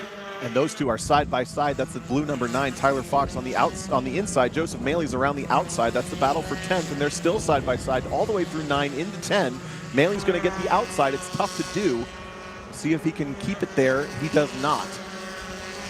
Side-by-side battles all the way back to about 25th place here on the field as they came into turn 10. There's your 2nd and 3rd, 4th place cars as they come now through. And Richard Stevens has battled his way back up to 3rd place overall after falling back on lap number 2. He is now back on the podium at this moment and hunting down Gary Glanger. It was a nice move for Grayson Stratham into turn number 1, and it looks like John Jansen might have gone with him around Grant Heinig. They're going to run now in the 5th, 6th, and 7th positions respectively, but Heinig has been all the way up to 2nd at one point and is now fallen back, 4th at one point and is now fallen back to 6th. That's the pack of cars coming out as those pair of red cars as a car in the background goes 2 wheels off, loses a little bit of momentum, and another car comes up the inside. The blue car gets a great run. That's Tyler Fox picking up another spot. Go ahead. Yeah, a little different consequences now. Starting to dry out along the edges of the racetrack, so going 2 off not quite as detrimental as it was earlier in the day. See the entire field here making it through turn 3 there, or turn 9 there, without any issues at the moment.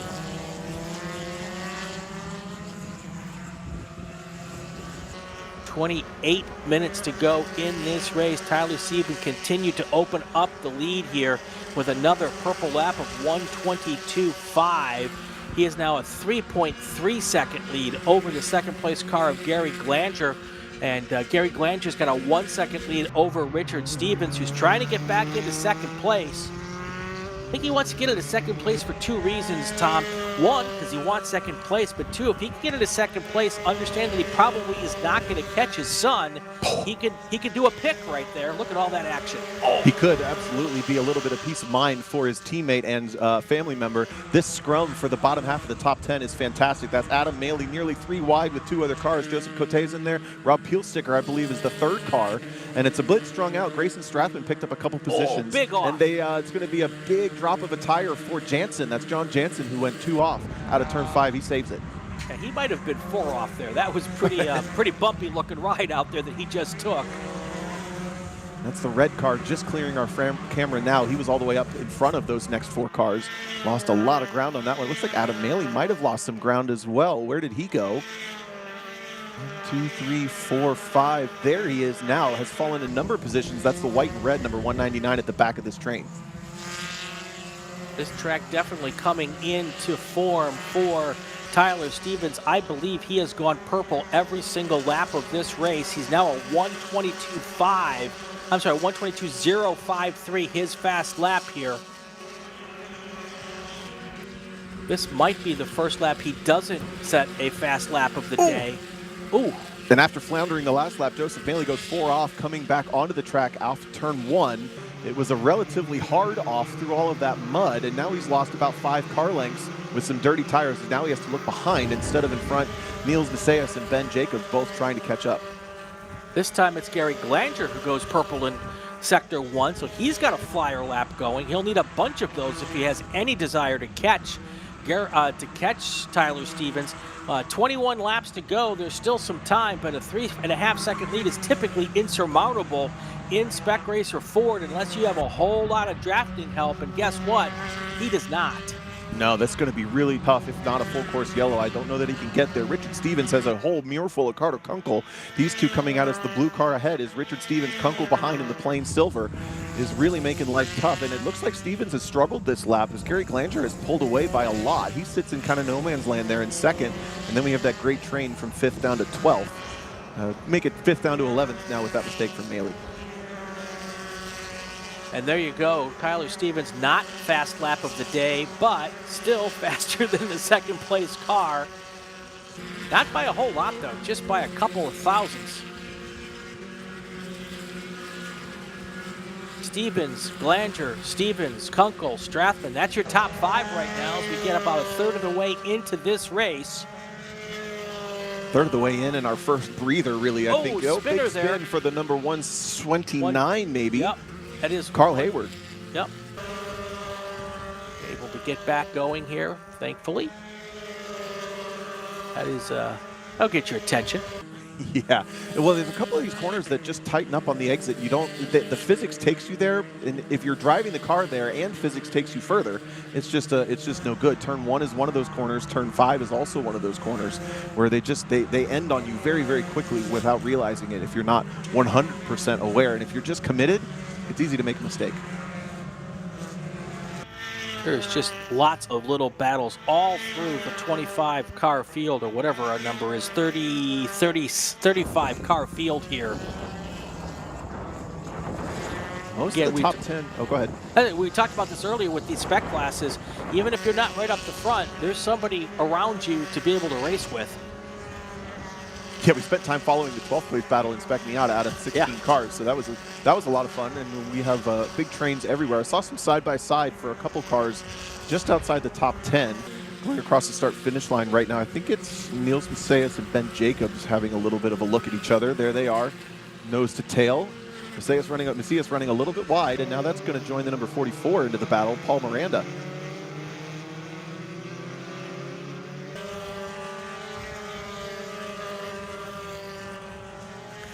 Gary Glanger just goes purple with a lap of 1:21.999, so he's broken the 121 barrier.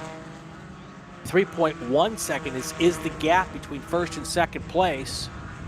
And that fast lap's also helping him get a little bit of a gap between him and Richard Stevens in third. So he's doing what he needs to do to keep control of that second step on the podium. Yeah, almost 15 minutes in, and this is really interesting to me. There's no single driver that holds 2 fastest sectors or laps. The fastest lap belongs to the 18 of Gary Glanger. The number 9 is the fastest sector 1. That's Tyler Fox down outside the top 5. The 33 actually has the fastest trap speed. That car is well outside the top positions. The number 73, bear with me, has Grant Heinig. That's the fastest sector 2. And finally, our leader, Tyler Stevens, only has the fastest sector 3 now of all 5 of those statistics we can read from timing and scoring. Could we say parity? Yeah. It's almost like they're spec. Yeah. Just a great group of drivers here in Spec Racer Ford 3. I think I'm seeing that debris flag in corner 2, possibly for some bodywork knocked loose off of, is that John Jansen's car? 4-7, excuse me. Okay, I don't see it, but I'm sure it's there. Usually bodywork's pretty noticeable. I think it's there on the left, just a little bit of a piece of debris. Not on line, yep. No big deal. Yep, that is it right there, right next to the scoring pylon. All right, we're at 18 to go. It feels a little bit, Tom, like everyone's kind of settled in. They know what they're trying to do. Richard Stevens is not really close enough to get up to the back of Gary Glanger, but Carter Kunkel, though, it looks like he's right on the... Oh, lots of damage. Look, we've got a car with a missing tail on the back. The car that drove through had a huge chunk out of the side of the car. 2 or 3 cars involved here. The question is, which 2 or 3 cars are involved? The car stopped is the number 146 car. That we know for sure. I didn't catch the other car coming through. So the 146 of Kirk Collier is the car. Missing bodywork had the impact with the other car. It looks like Collier is the only one stranded. His driver's left exiting turn 1, which isn't the typical line, but I think if the car doesn't move and it's on the track, they're going to have to deal with it either with a hot toe or a full course yellow, which is a nightmare for our leader. Man, Tyler Stevens does not want to hear anything about those words I just said. Yeah, that would basically take away all of the hard work he's done to get to a 3.3 second lead. The people who would like to see it are Gary Glanger and Richard Stevens, well, and the rest of them really, but Richard Stevens specifically would have another opportunity to get a go at the top 2 positions there. Continues to run third. Tyler Stevens has checked out to this point at 3.3 seconds. Oh, there's a car on pit lane pointing in the wrong direction. I see a standing yellow at start. Is that a double yellow or just a single yellow? That's probably to cover turn 1. When another car stuck just after turn 8, that's white and red. Tough to get the number on that one as well. I think that may have been one of the cars that was involved in that first. That looks like the car that had the big hole in the side of the car. So we haven't gone full course yet. We're looking at probably a hot pole for the car stranded in turn 1, and it was car number 05. Disregard, never mind that. We're trying to figure out the number on the car stuck there. Yeah, there is that one car right there. It might be either just dead stick or high side of it. There's debris all over the racetrack there. You can see bits and pieces of that car or other cars even. The tail section on the other side of the racetrack.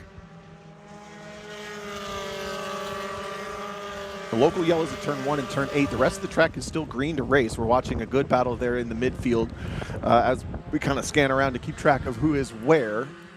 Safety vehicles down into turn 1. All the drivers hopefully paying nice and close attention to that. Tyler Stevens now 4 seconds in the lead. He pulled 7/10 out that one lap. All right, it looks like we're going to try to keep the track green except for at turn 1 for that hot pole. So they're going to give it a shot here. Now, as we've had in the past, Tom, as long as the drivers heed that waving yellow, and it can be done safely, but the minute drivers start to overdrive that section, we will get a full course yellow. So this is kind of in the driver's hands right now as to whether we stay green here. Sure is. We're watching this battle and this train more like of Ben Jacobs, Nils Macias, Thomas Davis, Sal Weber, Joshua Justice. That's 13th or so, down through 16th. All right, so what we're hearing is that car number 146 spun. That is... Who is 146? I don't see a 146. The Kurt Collier car. Okay. That car spun, and then everyone else spun to avoid. Car 118 is the car that's pulled off in turn 8. That is Mark Strathman. And then 181 red and 2 blue were the ones that were involved in the original situation. And I think 181 red might have been the one that I saw with the big hole in the side of it. That's Craig Jansen. So, all right, now I think we are full course yellow. Yeah, just with the number of things going on, it looks like they were trying to sort out who is where, and in the decision-making, we're going to go to full course yellow with 17 minutes remaining. Should be more than enough to get back to green, knock on wood, but everybody's going to come down to a nice controlled pace.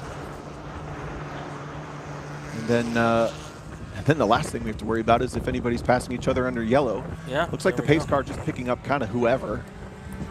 All right, so let's do this. Let's take our break. We'll do a call to Greg, take our break, and then when we come back, hopefully we'll be close to going back to green. Attention in the paddock. Attention in the paddock. Group 7 cars. Spec MX-5 to the grid. Group 7 cars to the grid. 4-year race. Group 7 cars to the grid.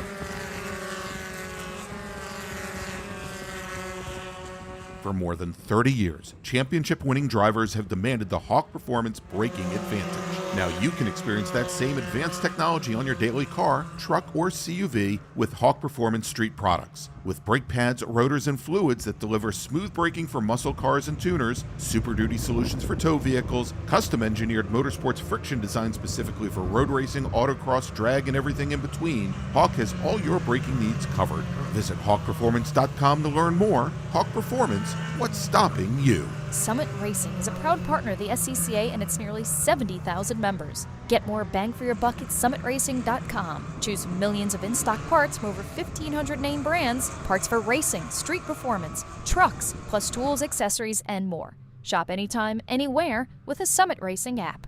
Ready for a new race trailer? Bravo Trailers is the exclusive trailer partner of the SCCA. Owned by longtime SCCA racers, Bravo Trailers work better, load easier, and tow better because we build them with racers in mind. Visit bravotrailers.com to see your new trailer in aluminum or steel. For more than 100 years, Sunoco, SCCA's official fuel partner since 2001, has been fueling victories on and off the track, which is why Sunoco has trusted the fuel over 50 series of racing, driving, and winning, including the SCCA National Championship runoffs, SCCA Pro Racing, Trans Am, and NASCAR. To find race gas near you, visit SunocoRacefuels.com or call Sunoco at 800-RACE-GAS. Want to try SCCA racing, but with an appropriate focus on fun and learning? The SCCA Race Experience program is exactly that. With both short sprint races you can drive by yourself and endurance races you can do with friends. All you need is an SCCA membership, a driver's license, a properly equipped car, and the right driver gear. Visit scca.com/racex to find more information and events near you. It's the 2025 Hoosier Racing Tire SCCA Super Tour, the premier amateur road racing series bringing together top SCCA road racers from across the country. The Hoosier Super Tour visits some of the greatest tracks in North America, showcasing each of our 23 car classes. From production to GT cars, prototypes to Formula cars, the Hoosier SCCA Super Tour packs a ton of wheel-to-wheel racing action into every event.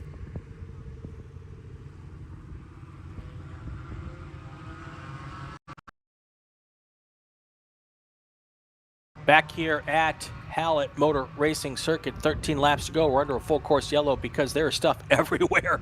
A couple cars off. We had an incident at turn 1. We had a car off at turn 8. Many cars spun to avoid a car but didn't do a great job of avoiding. And we're here talking about it now, Tom. It's kind of crazy at the moment. Well, it's under control now. Luckily, it's a 35-minute race. We have well over 10 minutes to go. And a majority of the cars are clear except for that one in the mud, which will flat roll out of there as soon as we get the wrecker. And quick update on the front of the field. This is exactly what Tyler Stevens did not want to see. He has evaporated over a 4-second lead back down to nothing. Gary Glanger was one of the quickest cars on track. Other than Stevens, he's now right behind. And then Richard Stevens that father and son team looking to team back up, maybe double team Gary Glanger there. Carter Kunkel's in there. Grayson Strathman is in there. We heard that the team, or maybe family member of that car, Matt Strathman, was one of the other cars involved, 118. I think that might be the car stuck over at 8. A lot going on. And trying to get this thing in. We're going to definitely end this one on time, whenever it does end. Hopefully they can get us cleaned up in time so we can go back to doing some green flag racing.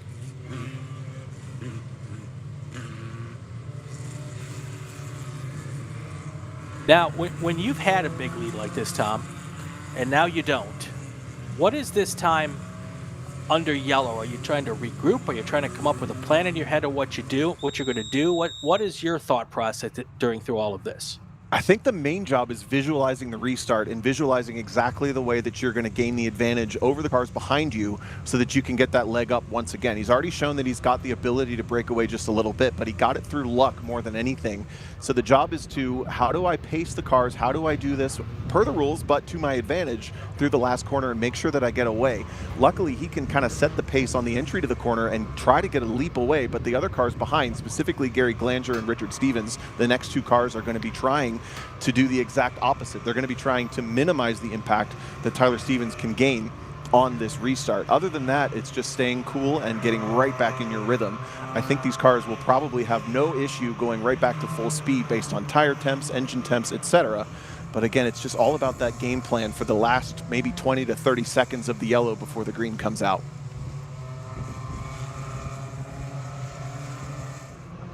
We also have to wonder at this point how many more laps it's going to take to get these cars off the track and whether there's going to be any more time to go back to racing. But I think they might be able to get it done here in the next couple of minutes here, and maybe we'll get back with 3 or 4 laps to go here.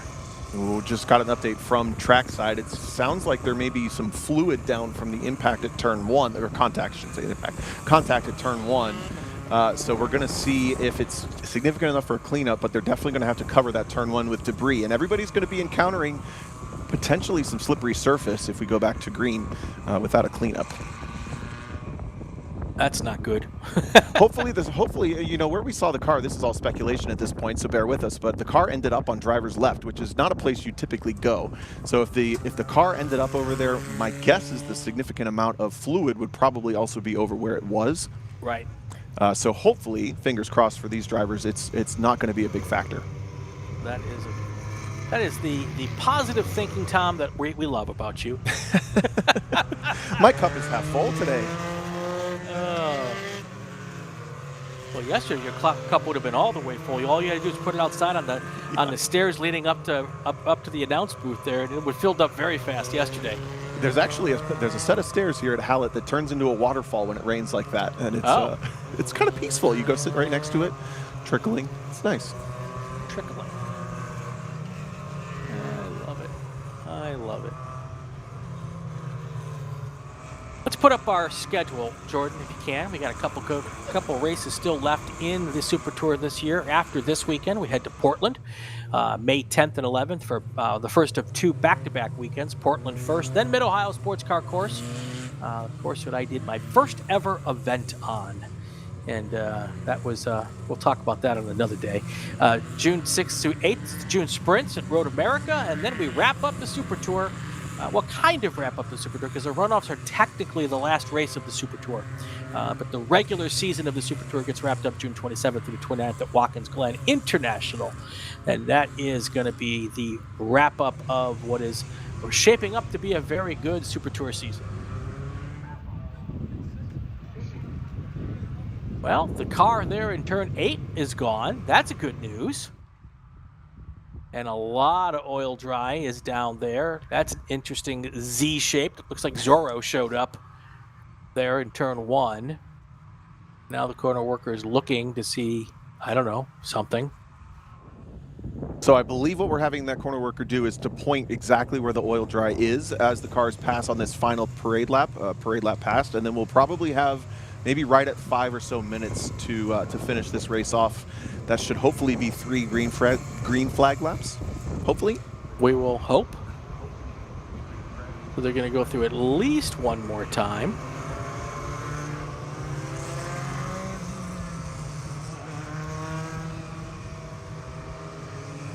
And if that happens, we probably come back at 6 minutes to go, I'm guessing. That's what my bad math is. I do find it interesting that they think that the drivers aren't going to see the oil dry, but from being in a Spec Racer Ford back when they were sports Renaults, but at least the car was essentially the same. I'm pretty sure the sight lines would be good enough to know that there is oil dry there. But anyway, we're going to go through once, and that'll actually, what it'll do is it'll help get some of it off the track. I guess there's some benefit in that. And because that is basically where the cars are going to track out. Every car will have gone over it, get that oil dry scrubbed into the pavement. And then hopefully when they first come through at speed, we won't end up with a junkyard full of Spec Racer Fords down there on the outside of turn 1. Right. You mentioned back when it was. I was getting a kick the other day out of looking at the registration form because the cars span. The oldest car I can find on the entry list is from 1989. Okay. When that chassis was built. The newest one I can find is 2021. I'll scan down through to make sure I didn't miss anything. But that means these cars have basically been unchanged and updatable to the current spec since the late 80s. Yes. Back when that's probably well before even you drove the one. Well, I'm glad that you feel that I am that young, but my first sports Renault race was in 1988. Wow, really? Yep. Okay. Back when it was still a sports Renault. And yes, the chassis themselves have been pretty much the same. They've got a little bit different brakes now, but some of the bolt-on stuff, obviously the motors are upgraded. They've gone from the Renault to now the third generation of Ford, where now they have SADIV transmissions. So all of the mechanicals from the bulkhead back are fresh. But the bodies are essentially the same, the chassis are essentially the same, and there's a ton of cars from the original group that are still racing today, and that is a huge testament to the original car design and the work that has been put into these cars over the years. So this is that game time decision or that game time plan for Tyler Stevens. What does he have? They're slowing everybody down, trying to back them all up. Gonna pull the trigger soon. All right, here we go. Everybody is getting to the point where they know it is legit go time. There's going to be probably 2 laps of green flag racing here, maybe 3 total. Here they come. Green flag is in the air. They're going to head down to turn 1. Let's see how slippery it is. When they get there, Tyler Stevens gets a good jump. Looks like he makes it through just fine. As long as they don't try to go through there too wide, it shouldn't be too big of a deal, but there's a couple who go over that oil dry on the inside, but everyone seems to be getting through without skating too much. Tyler Stevens to the lead. Surprised Tyler Stevens didn't try to get away a little bit more, but he has pulled out 3 car lengths. Gary Glanger has a 2 car length advantage over Richard Stevens, and then a Carter Kunkel and back. They're all still battling each other out. Could call it a 6-car breakaway for the moment, but it could become a 10-car train very quickly at the front of this race. No question at all. This is very, very typical looking Spec Racer Ford 3 now as they come down that little hill after turn 6 here. Side by side through the whole pack here, all the way back to about 30th place. But they are single file up front. Tyler Stevens leads the way. Gary Glanger second. Richard Stevens in third. And from there, you've got Carter Kunkel and Gary Strathman. Do either of these cars, Gary Glanger or Richard Stevens, have anything for that 105 car? It has been the class of the field all weekend long. So far, I'm going to say no. Look at that gap. Tyler Stevens has pulled out in just 1 lap at the green flag. It was, we call it nothing. Now it's a second. And he's pulling yet again a little bit more into turn 1. This is a fantastic performance to just drive away. Behind them, Grayson Strathman, Grant Heinig, Tyler Fox, all also clinging onto the back of that top breakaway. All right, coming up on the end of this first lap, or the second lap now at speed, as they come through here for the second time here. So with 3 minutes and 20 seconds to go, I think they're going to get a third lap. I keep forgetting how short these laps are, Tom. Yeah, it's a big adjustment. It's less than probably half the length of a lot of the tracks we visit around the country. Wow, look at that big lead already. Tyler Stevens, lap and a half, already opened up. It's going to be in excess of 1 second when they get to the line, maybe even a second and a half now.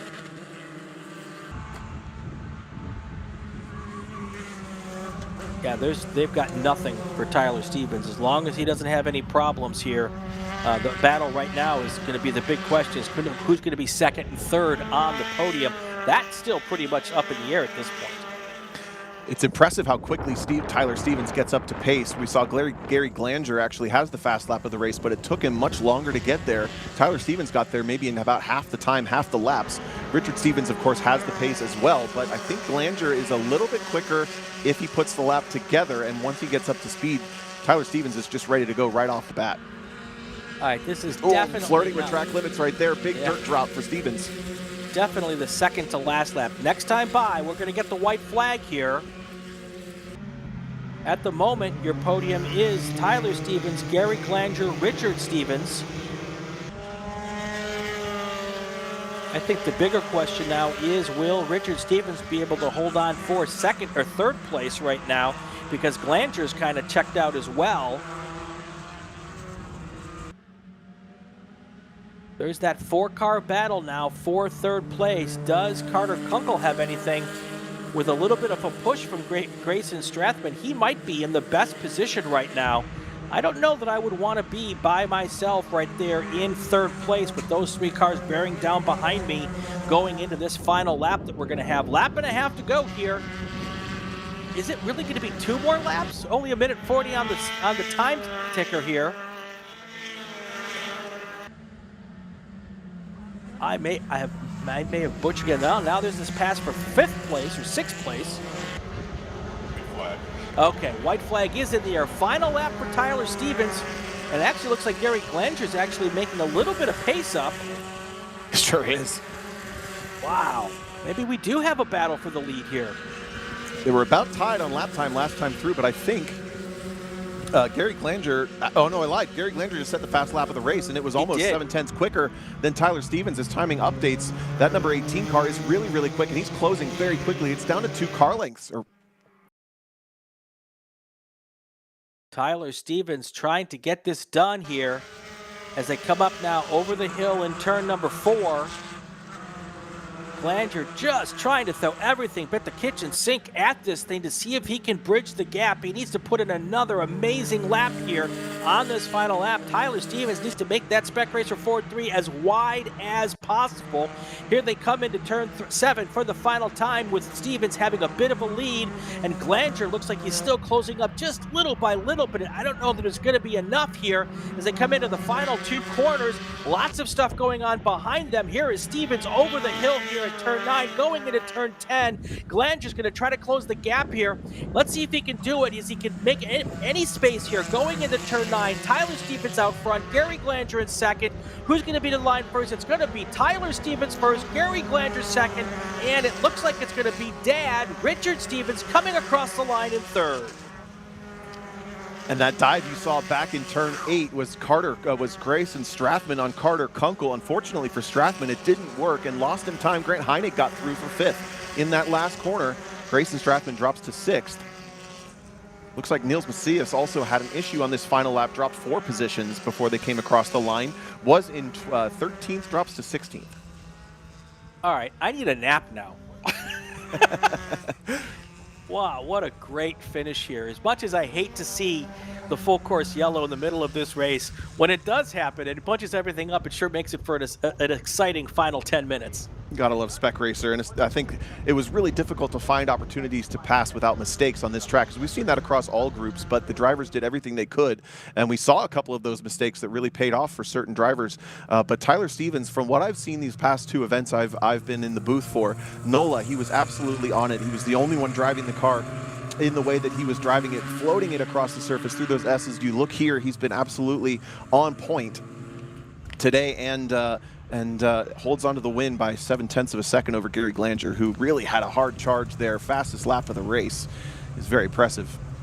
Yeah, and then the heartbreak for Peyton Long, who worked so hard during yesterday's race to get close to the front, put a great lap in the race this morning to be able to start on the 2nd row, and to go out on the first lap. It would have been a very interesting to see what this race would have happened, how it would have played out if he had been able to stay with it. So here's your top 10 before we go take our break. Tyler Stevens, Gary Glanger, Richard Stevens, that's your podium. Then Carter Kunkel, Grant Hennig, Gary Strathman, Tyler Fox, Jimmy Cody Jr., Rob Peelsticker, and Joseph Malley. That's your top 10 here at Hallett. We're going to take a call to grid here for our last group and take a quick break before we go to our final race of the day. That didn't work. There we go. Attention to the paddock, Group 7 cars. Spec MX-5 to the grid. Spec MX-5 to the grid for the next race. You're up next. And before we go to break real quick, Bobby Sack, multiple national champion, just put in the chat, that kid is damn good. Absolutely. That's coming from a national champion right there. Let's take our break. We'll be back in just a minute.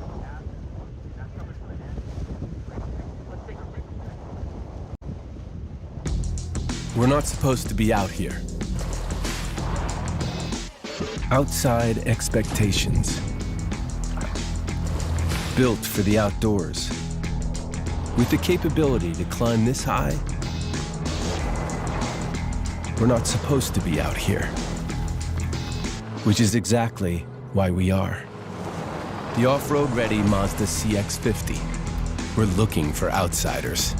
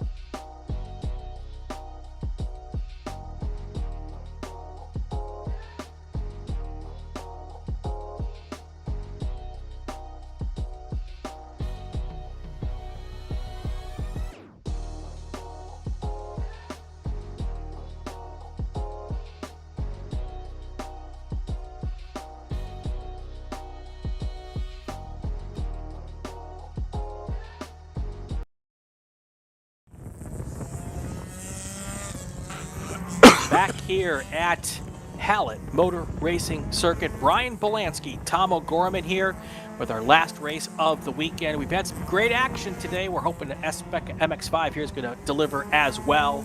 Let's get to our starting lineups. Going to be all MX-5s. All these cars prepared exactly the same, and this is their second race today. Ethan Lampy is going to come to the green flag on the pole position, a 126 flat, his fastest lap this weekend from race 1. Ethan Jacobs will start to his right in the number 199. The number 10 car will start third. That's Marciello Paniccia, who had a great charge this morning. Camden Hibbett will start alongside in the 4th spot. Third row, car number 55 will start in the 5th position. That's Cam Eben. Camden Gruber will start next to him in the 24 car. That is 6th. 7th will be Ayrton Grimm. Alongside him, Justin Mason in the 8th position out of Kansas City region. Logan Stretch, who is much further down the order than he had raced a little bit earlier today, is starting in the 9th spot. Ethan Barker, yes, is in the 10th position. That's row 5. Row 6 is Christian Hoagland starting 11th. Brian Heitman starting in 12th. And then the final row, Cooper Hicks and Ryan Gutiel will start side by side in 13th and 14th. That's how they're going to start here for our final race of the day. Got to give a big thank you out to all of the SCCA volunteers who weathered yesterday's storms literally and came back out here today to help us out. Of course, the weather much better today, thankfully, but it was a tough day yesterday, but thanks to all of those folks who are out here, both the ones who had to be outside and the ones inside. Of course, if you want to volunteer with the SCCA, go to scca.com and you can find your local region, and we would love to have you come out and enjoy on the inside of the fence, or maybe in the tech shed, or any of 100 different things you could do for us and with us at the racetrack. Coming out of turn 9 now as they get ready to take the green flag, they'll start to line up in 2x2 rows here. And Ethan Lampy will be the pole sitter. He will have control of the field here as they come through turn 9. Ethan Jacobs will be right next to him. And here they come. Long sweeper here as they come out of turn number 10. Out from behind the apropos Mazda Motorsports banner. Here as they come down the line, green flag is in the air, and look at them already fanning out. The car going up the center from about row number 6 back. Yeah, that was awkward. I think Marciello Paniccia was the one that got either a delayed start, missed shift, or potentially even a jump start for Ayrton Grimm just behind, and now a bunch of cars exploring agricultural. Yeah, big moments for all of those cars, but we'll see. It looks like they all pretty much got back on the racetrack, and here they are coming down to that very slow turn 2. Everyone clean through there, it looks like. Oh, nice. Look at this. Ethan Lampy, our pole sitter, is back to 4th position. The black car with the neon headlights is still side by side with one other car. I missed how that happened, but he must have been one of the cars that maybe dropped some tires coming off of turn 1. That's going to promote who up into the lead? Missed it, just that shot. That, I think, is going to be, is that our 3rd place starter? Camden Hibbett, actually, the 32 car has gone from 4th to 1st. Wow, here's your in-car camera with Ethan Jacobs as, right around Ethan Jacobs right there is the 55 car of Cam Eben. Right in front, right as we went to that camera. Perfect timing, Mr. Director Jordan. Thank you so much. It's a heck of a move. Must have got a hell of a run out of turn number 6 to get a run into the sweep up turn 7. Runs a little bit wide, does Eben, but maybe he can get a good run. Keeps the momentum up. Lewis Hamilton's the apex, meaning misses it by a little, but keeps the momentum going. And now he gets to focus forward from 5th to 2nd on this first lap, and then Camden Hibbett from 4th to 1st. This is a really topsy-turvy start in Spec MX-5, but I think it looks like Ethan Lampy has recovered just enough to pull away from the rest of the field, and they're back into the dirt. What are they doing? Hibbett, Eben, Jacobs, but now it's all going to get shaken up again as Eben tries to put a move on, doesn't get the job done. Jacobs trying to take advantage. Lampy trying to be in part of the discussion as well. Now he's going side by side with Jacobs on the outside going into turn 4. He uses discretion as the better part of valor and pulls back in behind Jacobs as they snake through turn number 6 here. Wow, that was door-to-door contact at the apex of 2, and a big slide for one of the cars in the background. I think that is the Planet Miata car of Cam Gruber. Barely keeps it on the track. He had both rear wheels off, both front wheels on. Somehow didn't lose any space. That is amazing luck or driving skill, or maybe a little bit of both for Camden Gruber there as they come through that section. But look at how those front 4 cars starting to pull away just a little bit. And then you got side-by-side action right at the back with Ethan Barker and Justin Mason there at the end. Ethan Barker, a busy boy today, racing in T4 once and Spec MX5 twice. That was a good, brave side-by-side move up through jump on board with Ryan Gutiel towards the back of the pack, but gives us a perfect view of what everybody's doing. And that turn 1, for whatever reason, the condition, the oil dry, or just the bravery here at the end of the day, seems to be catching out these cars every time they come through. This looks to be the first lap that we don't have anybody through the dirt. Well, I'm going to be pretty positive and say it won't be the last time someone goes to the dirt there before this thing's all said and done. Side-by-side action for second place right now. Ethan Jacobs trying to push his way past Cam Evan, and he's got a little push there from Ethan Lampy, but Evan is in the right spot to maybe hold on to third place, but definitely Ethan Jacobs makes his way to second place. Now he's going to try to hunt down Camden Hibbett. Great move down the inside of 2, and these 4 are still nose to tail. Now Lampy looks at the inside of Evan. He's going to lunge on him.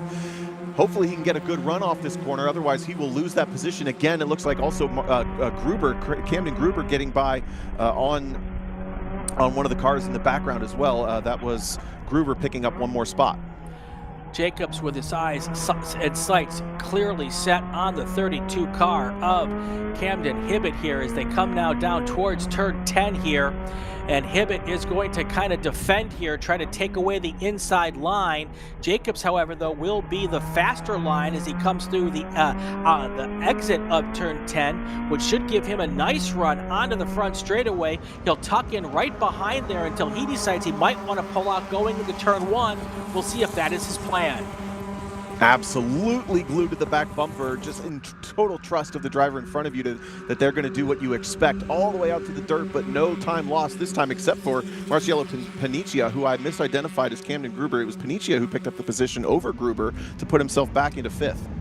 Yeah, when you're up at the front like that, you go in there with the trust that they're going to do, or just the hope that they're going to do what you expect them to do. And in this particular case, it worked out. But now Ethan Lampy all over the rear bumper of Ethan Jacobs as they come up over the hill at 5.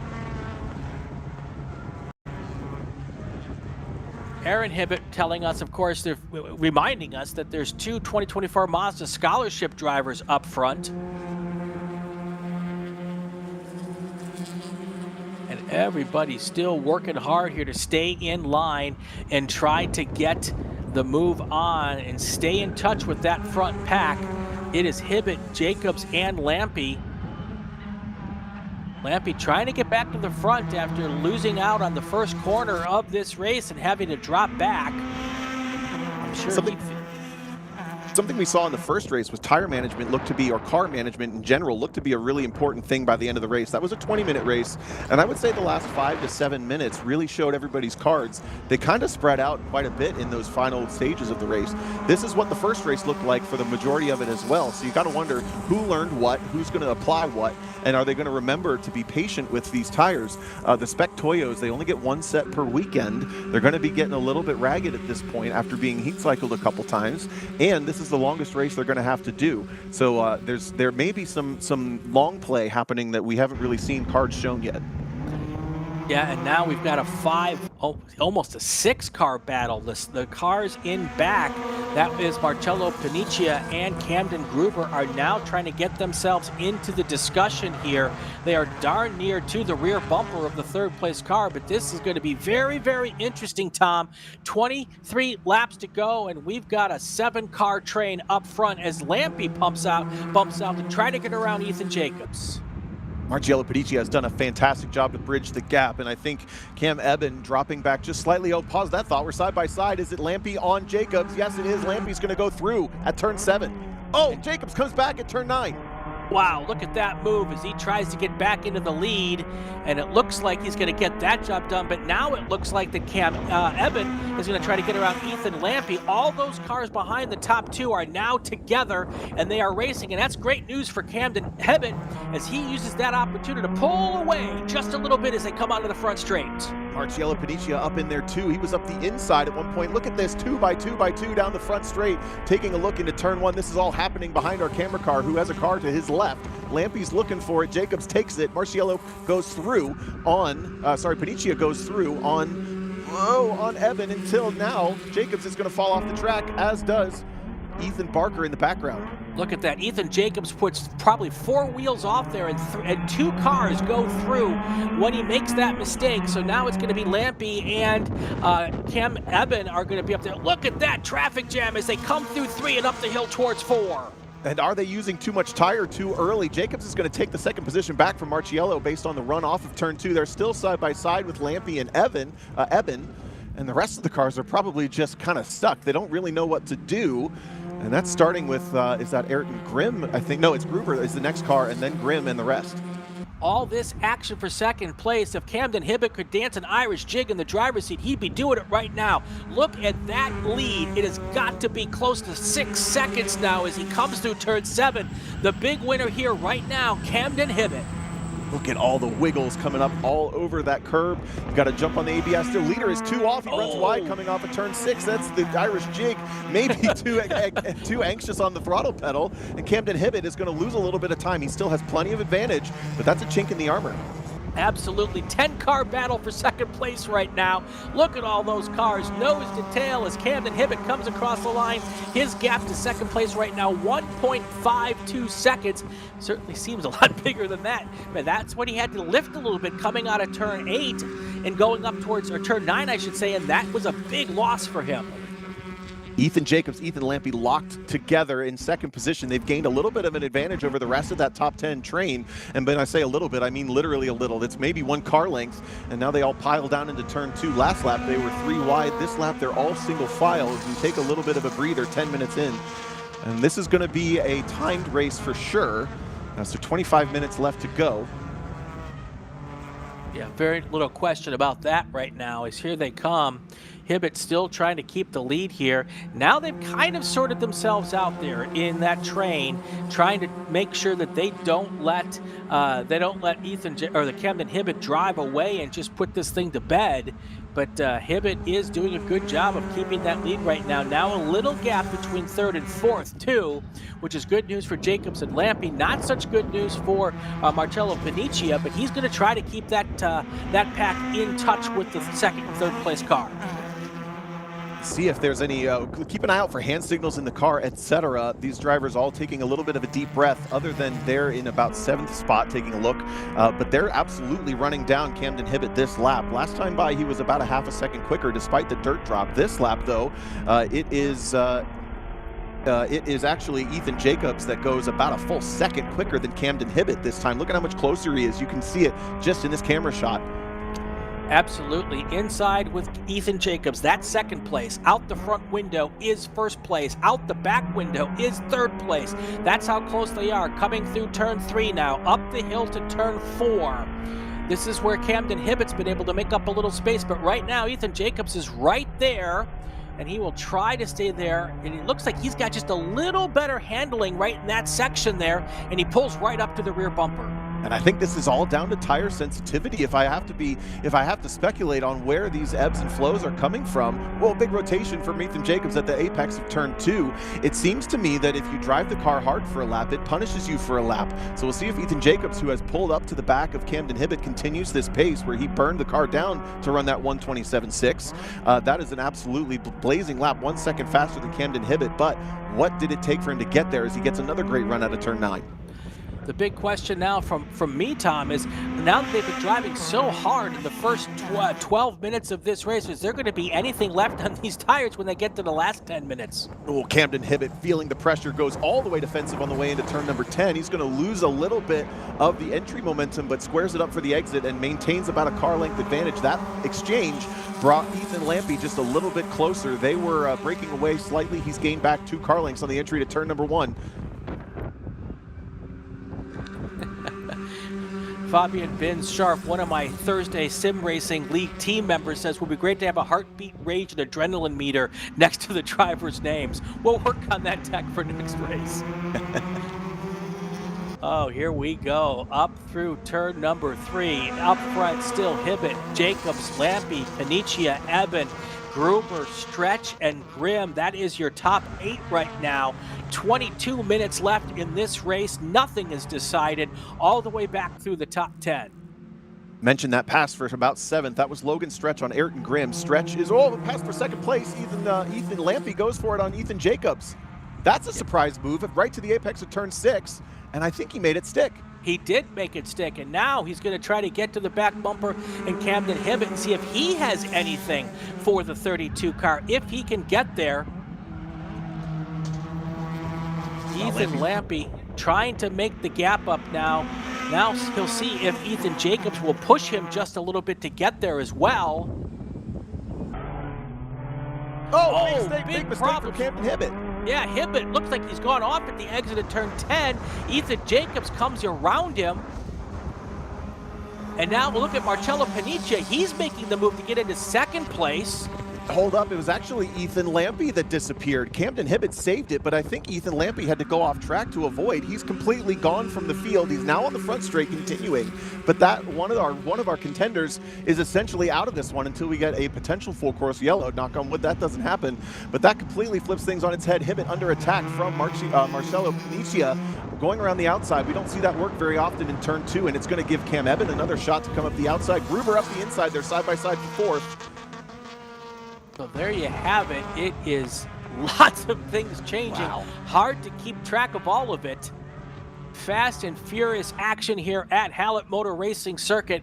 I can't believe it, Tom. There's still 20 minutes left in this race. I don't know if I can handle this. Whoa, big sideways moment for Camden Gruber, and 2 cars looking up the inside. I think they're 3 wide coming onto the front straight. 1 car dirt dropping and just rejoining in the background. Another one of our contenders having a big issue. We'll get the number on that in a second. And an update from the incident in turn 10. It sounds like it was a contact between the Ethans, and it's Lampy that got the short end of the stick, no doubt, because they were both avoiding Camden Hibbett. Well, Ethan Jacobs right now, he's taking advantage of that situation, opening up what looks like a 1 or 2 second lead here as they come through turn 10 here. We'll get the exact time when they cross the line. First across the line, Jacobs, then you've got Camden Hibbett.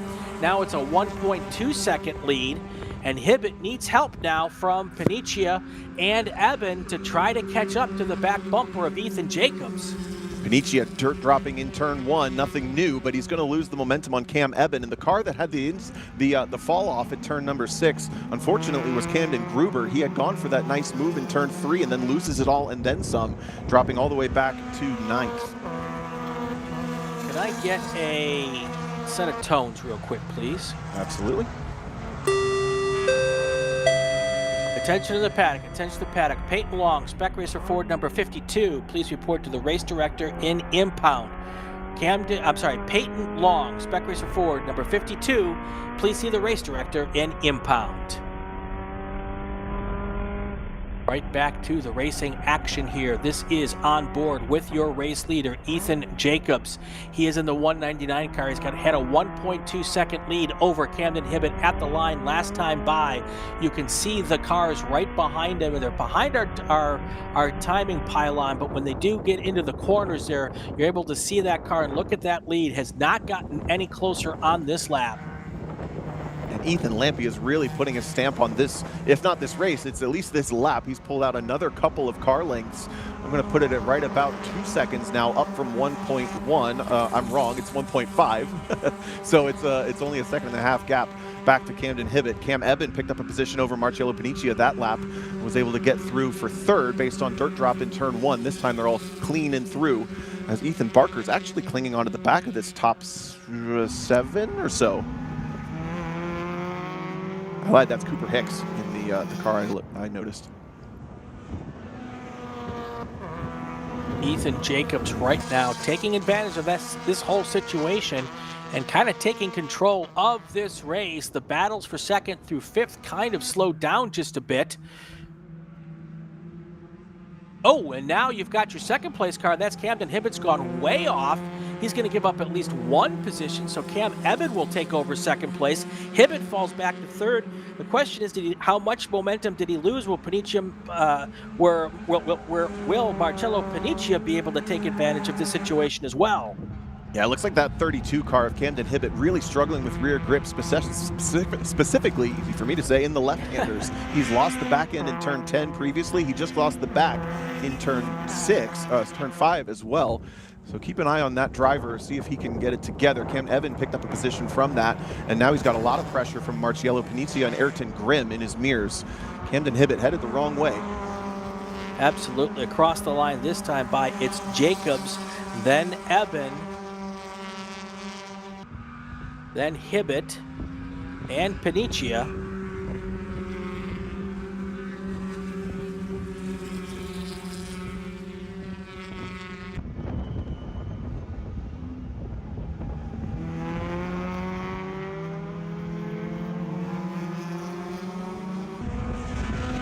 Ethan Jacobs just taking control of this race right now. 2.2 seconds last time by. It looks like it's even bigger this time by.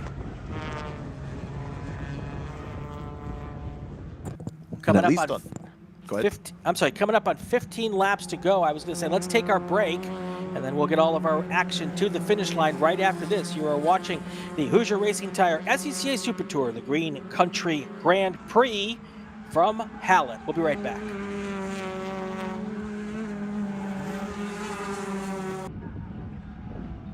Hoosier Racing Tire is proud to be the presenting sponsor of this year's Hoosier Racing Tire SCCA Super Tour. As the world's largest race tire manufacturer, Hoosier has been at the forefront of motorsports innovation for more than 65 years. From local tracks to the global stage, Hoosier is dedicated to delivering high-performance tires that meet the demands of champions. Whether you're a seasoned competitor or an aspiring racer, Hoosier tires are engineered to help you push the limits. For more information, visit us online at HoosierTire.com or visit us trackside, and remember to connect with us on social media. Summit Racing is a proud partner of the SCCA and its nearly 70,000 members. Get more bang for your buck at summitracing.com. Choose from millions of in-stock parts from over 1,500 name brands, parts for racing, street performance, trucks, plus tools, accessories, and more. Shop anytime, anywhere with the Summit Racing app. Hagerty is the official and exclusive insurance partner for SCCA. Hagerty provides affordable off-track insurance protection for motorsports vehicles while in the paddock, in transit, in storage, and at the shop. They provide guaranteed value coverage and even have protection for your trailers. SCCA members can save 5% on insurance through Hagerty. Hagerty, let's drive together. Learn more at Hagerty.com. Mazza Vineyards is the exclusive sparkling wine for podium celebrations at the Hoosier Racing Tire SCCA Super Tour, SCCA Runoffs, and Tire Rack SCCA Pro Solo. Celebrate your racing weekend with Mazza Vineyards and learn more at enjoymazza.com. For more than 30 years, championship-winning drivers have demanded the Hawk Performance braking advantage. Now you can experience that same advanced technology on your daily car, truck, or CUV with Hawk Performance street products. With brake pads, rotors, and fluids that deliver smooth braking for muscle cars and tuners, Super Duty solutions for tow vehicles, custom-engineered motorsports friction designed specifically for road racing, autocross, drag, and everything in between, Hawk has all your braking needs covered. Visit hawkperformance.com to learn more. Hawk Performance, what's stopping you? If you like what you see today, become part of the action by joining the Sports Car Club of America. Whether you want to drive, flag, organize, officiate, have fun with cars, or meet 65,000 enthusiast friends, SCCA offers plenty to feed your motorsports obsession. Ask someone trackside how to get involved, or visit SCCA.com for more information.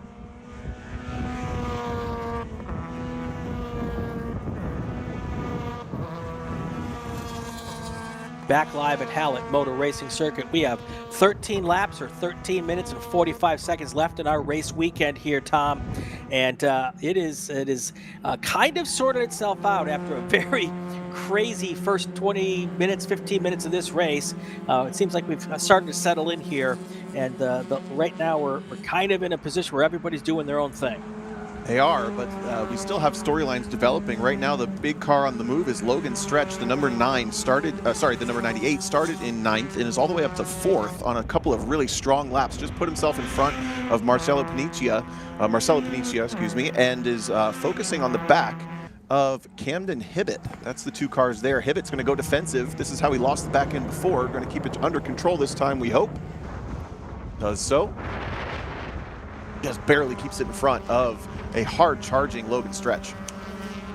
Yep.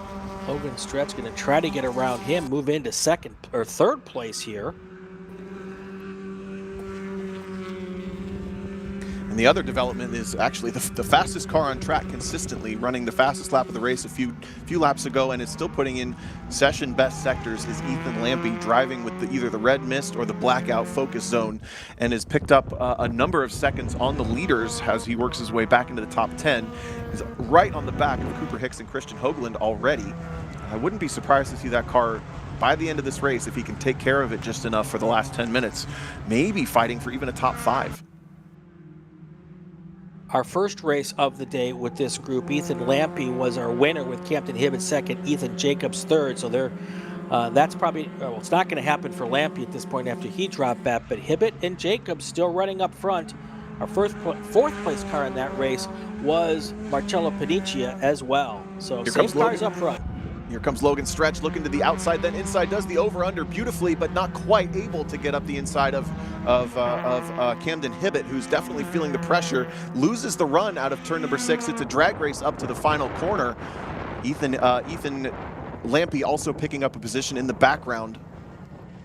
Yeah, Logan Stretch is all over the back bumper of Camden Hibbett here. Looks like he's going to try to make this move going into turn 1. Probably the best passing zone on the racetrack here. Side by side, and Logan Stretch makes the finishes the pass. Wow. The question is, will he be able to hold on? That was a heck of a slide through the apex beautifully. As you see Ethan Lampe trying to complete another pass. They're still side by side down into turn number 2 are Stretch and Hibbett, and Stretch is going to finally complete the quadruple over-under and finally get that third position. That pass started all the way back in turn 8 last lap. Yeah, the over-under, that's going to get the 9 from the Russian judge. Wow. The other thing I can't help but laugh at, look at the leader car, the Ethan Jacobs machine, how dirty the right front of that car is. That car doesn't have a different fender on it. It's all green, but that right front is all brown from the mud, with these cars going off consistently to off, or just barely flirting with the track limits at a couple of these corners. I gotta say, Cam Eben is looking really strong right now. Yeah. He's reeling him in. Well, you got to think that Ethan Jacobs has spent a lot of pressure on those tires for all of that action up in the front.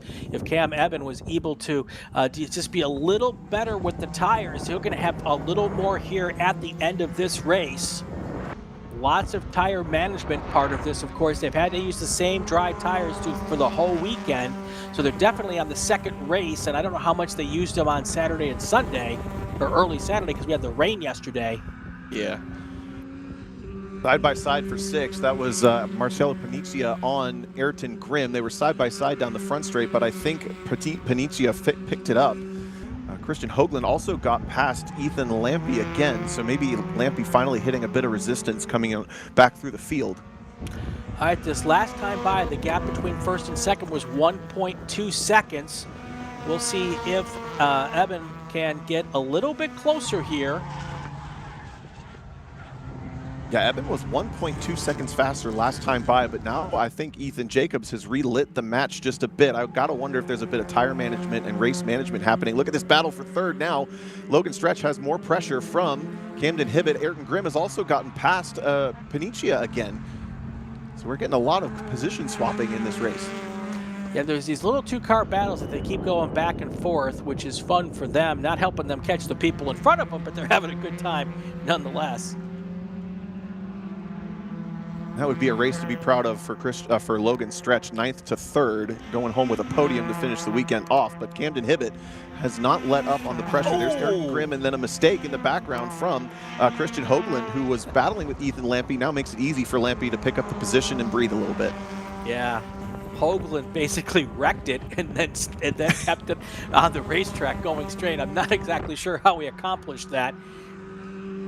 This time by at the line, Cam Eben puts his best lap in, and he put four wheels off for that car. Eben able to draw within now almost a second of your race leader. So by putting down his best lap of the day, a 1:27.4, about 0.2 of a lap faster than your race leader. game on here with 8 minutes to go. Here they come up over the hill going into turn 6 now. You'll see them here. This race is far from over.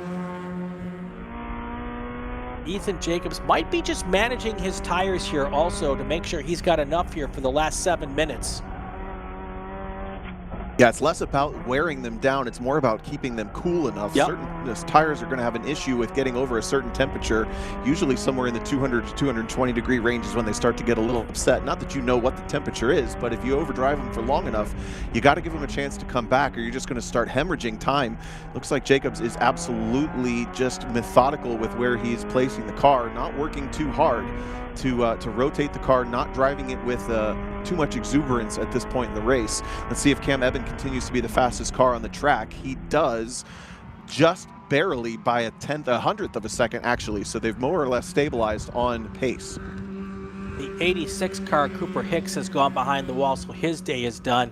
There's no temperature gauge on the tires in your cockpit, but you absolutely know when you've burned them off. So, and you can feel it in the seat of your pants in these cars as they start to go away. So Ethan Jacobs trying to manage that. Cam Eben deciding to try to get that thing done and try to get to the back bumper. I think Camden Hibbett had the final little moment that cost him an opportunity to run with the top 3. He had that off a little bit wide in turn 1 last lap and hasn't been able to get back to the back bumper of Logan Stretch. No doubt Logan Stretch is still aware that he's back there, but is able to focus forward as that car length, or that gap has extended up to maybe 10 car lengths or so. Ethan Lampe also closing in on Marcello Panicia here, trying to get up to 6th place after being in the lead early in this race, and he is closing that gap as well. He was working the outside of Ayrton Grimm, actually. It didn't work, but he's keeping the pressure on. Watch the car with the neon headlights as he go for the over-under lunge. Let's see if they come back up the hill in any different positions or not. This pressure is on for the lead, though. Let's go to that battle.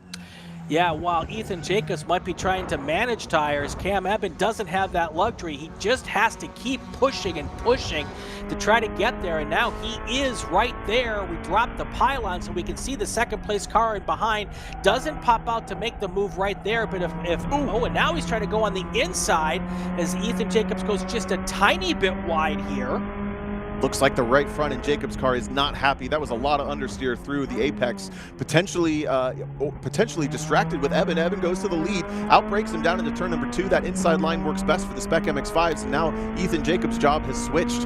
He may not have a whole lot of car left, though. He looks like he's struggling, pushing Eben up the hill, pushes him a little bit wide, in fact, has to grab the brakes and then tucks it in for that late apex. No brakes in the flick back for turn number 5, and then a quick braking zone for turn number 6. This is where we've seen some passes happen, not this lap.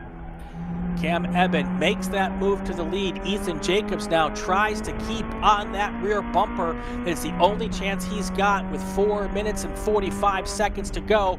Probably 3 laps left in this race. And look at Eben there just pulling away just a tiny bit. But then Ethan Jacobs closes it back down as they go through turn 9 and head up the hill towards turn 10. Beautiful view of the rotation and the float that the momentum of these cars can carry. We're watching the back of that Cam Eben car just skate and float ever so slightly out, but never having to counter steer. Ethan Jacobs with a little bit of a wiggle on the exit of turn 9, but keeps Eben honest through the final corner. I'm expecting we might get between 2 or 3 more laps. Ethan Jacobs needs to take a deep breath and try to focus on cleaning up this car just a little bit. See if he gets a push again. No, looks much happier this lap. Yeah, and as much as he's been going wide, he's not really having too much of an effort on that steering wheel.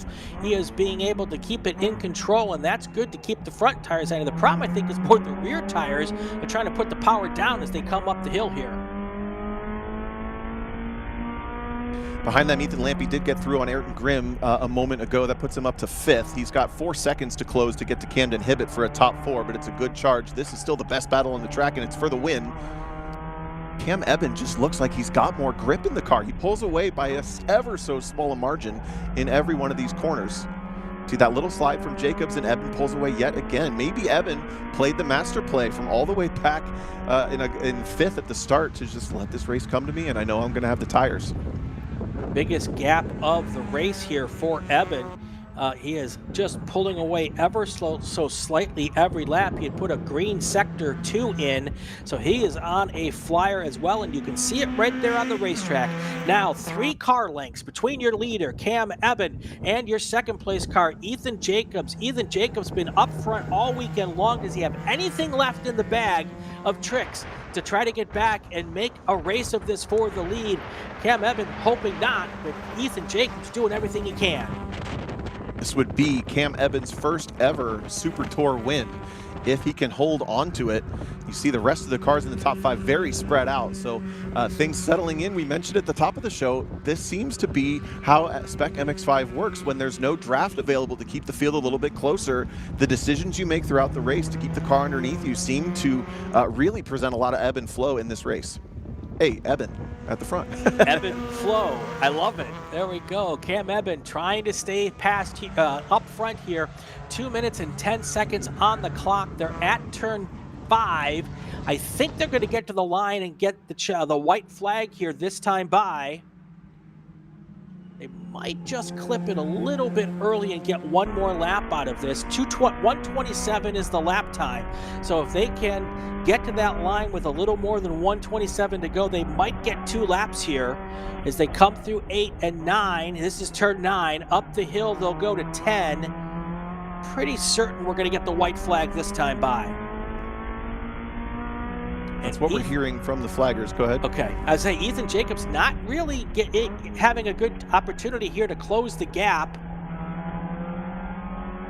And you just see that the nose tuck in perfectly on the apex there for Cam Eben. He's able to get a better run out of the corner, and it's very, very close. We're talking thousands and hundreds of ebb and flow, but it's 7/10 last time by, this time through. Who's quicker? They're both at a 1:27.7. Ethan Jacobs did close the gap ever so slightly. This is the white flag lap. One more opportunity, well, not one more, 4 more opportunities maybe for Ethan Jacobs to get something done. Get up to the back bumper. He's 3 car lengths maybe? 3 car lengths at the most. It looks like Jacobs able to shut it down just a little bit there, but then coming out, it looks like Cam Eben gets a better pull up the hill right now. Jacobs not making up the space that he needs at this moment. About 5 laps to go here.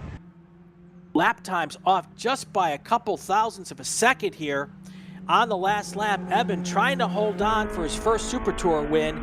Jacobs trying to take that opportunity away from him. He's going to have to be a lot closer than this, though, to get it done as they come into turn 6. Actually, that was turn 8. Now they're going to come through turn 9 and up the hill towards turn 10 for the final time. And Ethan Jacobs right on the rear bumper all of a sudden. Who is going to go and where is he going to pop out? It looks like Cam Eben's going to try to go defensive here in turn 10. That could be a good move as the drag race is off the line. Looks like Cam Eben gets a better run off the corner. Up to the finish line, checkered flag in the air. The pride of Appleton, Wisconsin. Cam Eben takes his first Super Tour win here at Hallett Motor Racing Circuit. That was awesome. So well defended from Cam Eben. Wow. Had the idea early to defend, and you just saw the grip wasn't there for Ethan Jacobs. Tried to go to the outside, pitch it in for a run, and the rear grip just let go, and he had to catch the car, lost any momentum and any hope of taking that win. Logan Stretch with a heck of a charge. 9th to 3rd brings home the 3rd position. No position changes on that final lap other than Christian Hoagland running his quickest lap to end his weekend down there in 8th. What a show these Spec MX-5s put on. Yeah, and Logan Stretch coming from 9th to 3rd, and Ethan Lampe going almost all the way to the back and then working his way back up to 5th place. It's just a really good racing up and down the entire field. And how about that big send for both of them through turn 8 on that last lap? I think Eben, I saw daylight under both right side tires. I'm sure Ethan Jacobs had the same thing. Ethan Lampe, speaking of, was able to get all the way back up to 5th, so that's not too bad, considering we hear he was backwards at one point to get himself, before he got himself righted. Yeah, I'm pretty certain that backwards is not fast through any corner here. Well, unless you're doing the whole track backwards, I guess we can do that. That's true. That's next year's second race, right? Tom O'Gorman, thank you for being with me this weekend. It's been a pleasure having you on the broadcast. It's always great to have you when we can make that happen. Yeah, thanks for having me again. Really enjoying watching these races. You know, we do the runoffs commentary year after year at this point, but we don't often get to see Super Tour action or commentate Super Tour action. This is making me so excited for future races. But I mean, with dry, with wet, we had a fantastic weekend. Shout out to all of the volunteers, workers, teams, crew, and family for sticking with your drivers. The drivers doing a nice job as well. And also a shout out to the DriversEye Live crew. We've had a pretty good time here with the four of us working together. Yeah, real quick, Cam Eben, he was the 2021 Wisconsin State karting champion. He's the 2021 Milwaukee Region Rookie of the Year, Mazda Shootout finalist, lap record holder in Spec Miata at Road America, ranked #1 in iRacing driver in America, 6-time iRacing world champion. So I think there's a little bit of talent driving that number 55 car. Yeah, I was looking through the sports car ratings in iRacing, and I happened to notice Cam Eben was the top-rated American, and he's up in the top 10 of highest-rated road course drivers in iRacing. That's nothing to turn your nose up at. Absolutely not. Next DriversEye Live broadcast, the Hoosier Racing Tire SCCA Super Tour from Portland International Raceway coming up here in 2 weeks. We'll have coverage starting at 8 a.m. Pacific time on Saturday, May 10th. And it'll be me and Greg back on the coverage here. I will be there. Greg will be broadcasting from home. So 5G and I will be back in the saddle together again, and that'll be awesome. And we will do it all over then. Jordan Wirtz, our director. Greg, 5G. He's been here all weekend in the behind the scenes, making this all happen. Thank you so much. Of course, Brian. Thank you to the entire staff at DriversEye. Thank you to the SCCA national staff, all the people here at the Ark Valley Race Group, Northeast Oklahoma, Wichita regions, everybody involved to make this thing happen. I'm Brian Bielanski for Tom O'Gorman. It's been a great race weekend. See you all. Have yourself a great rest of the day. Stay safe and go play with cars.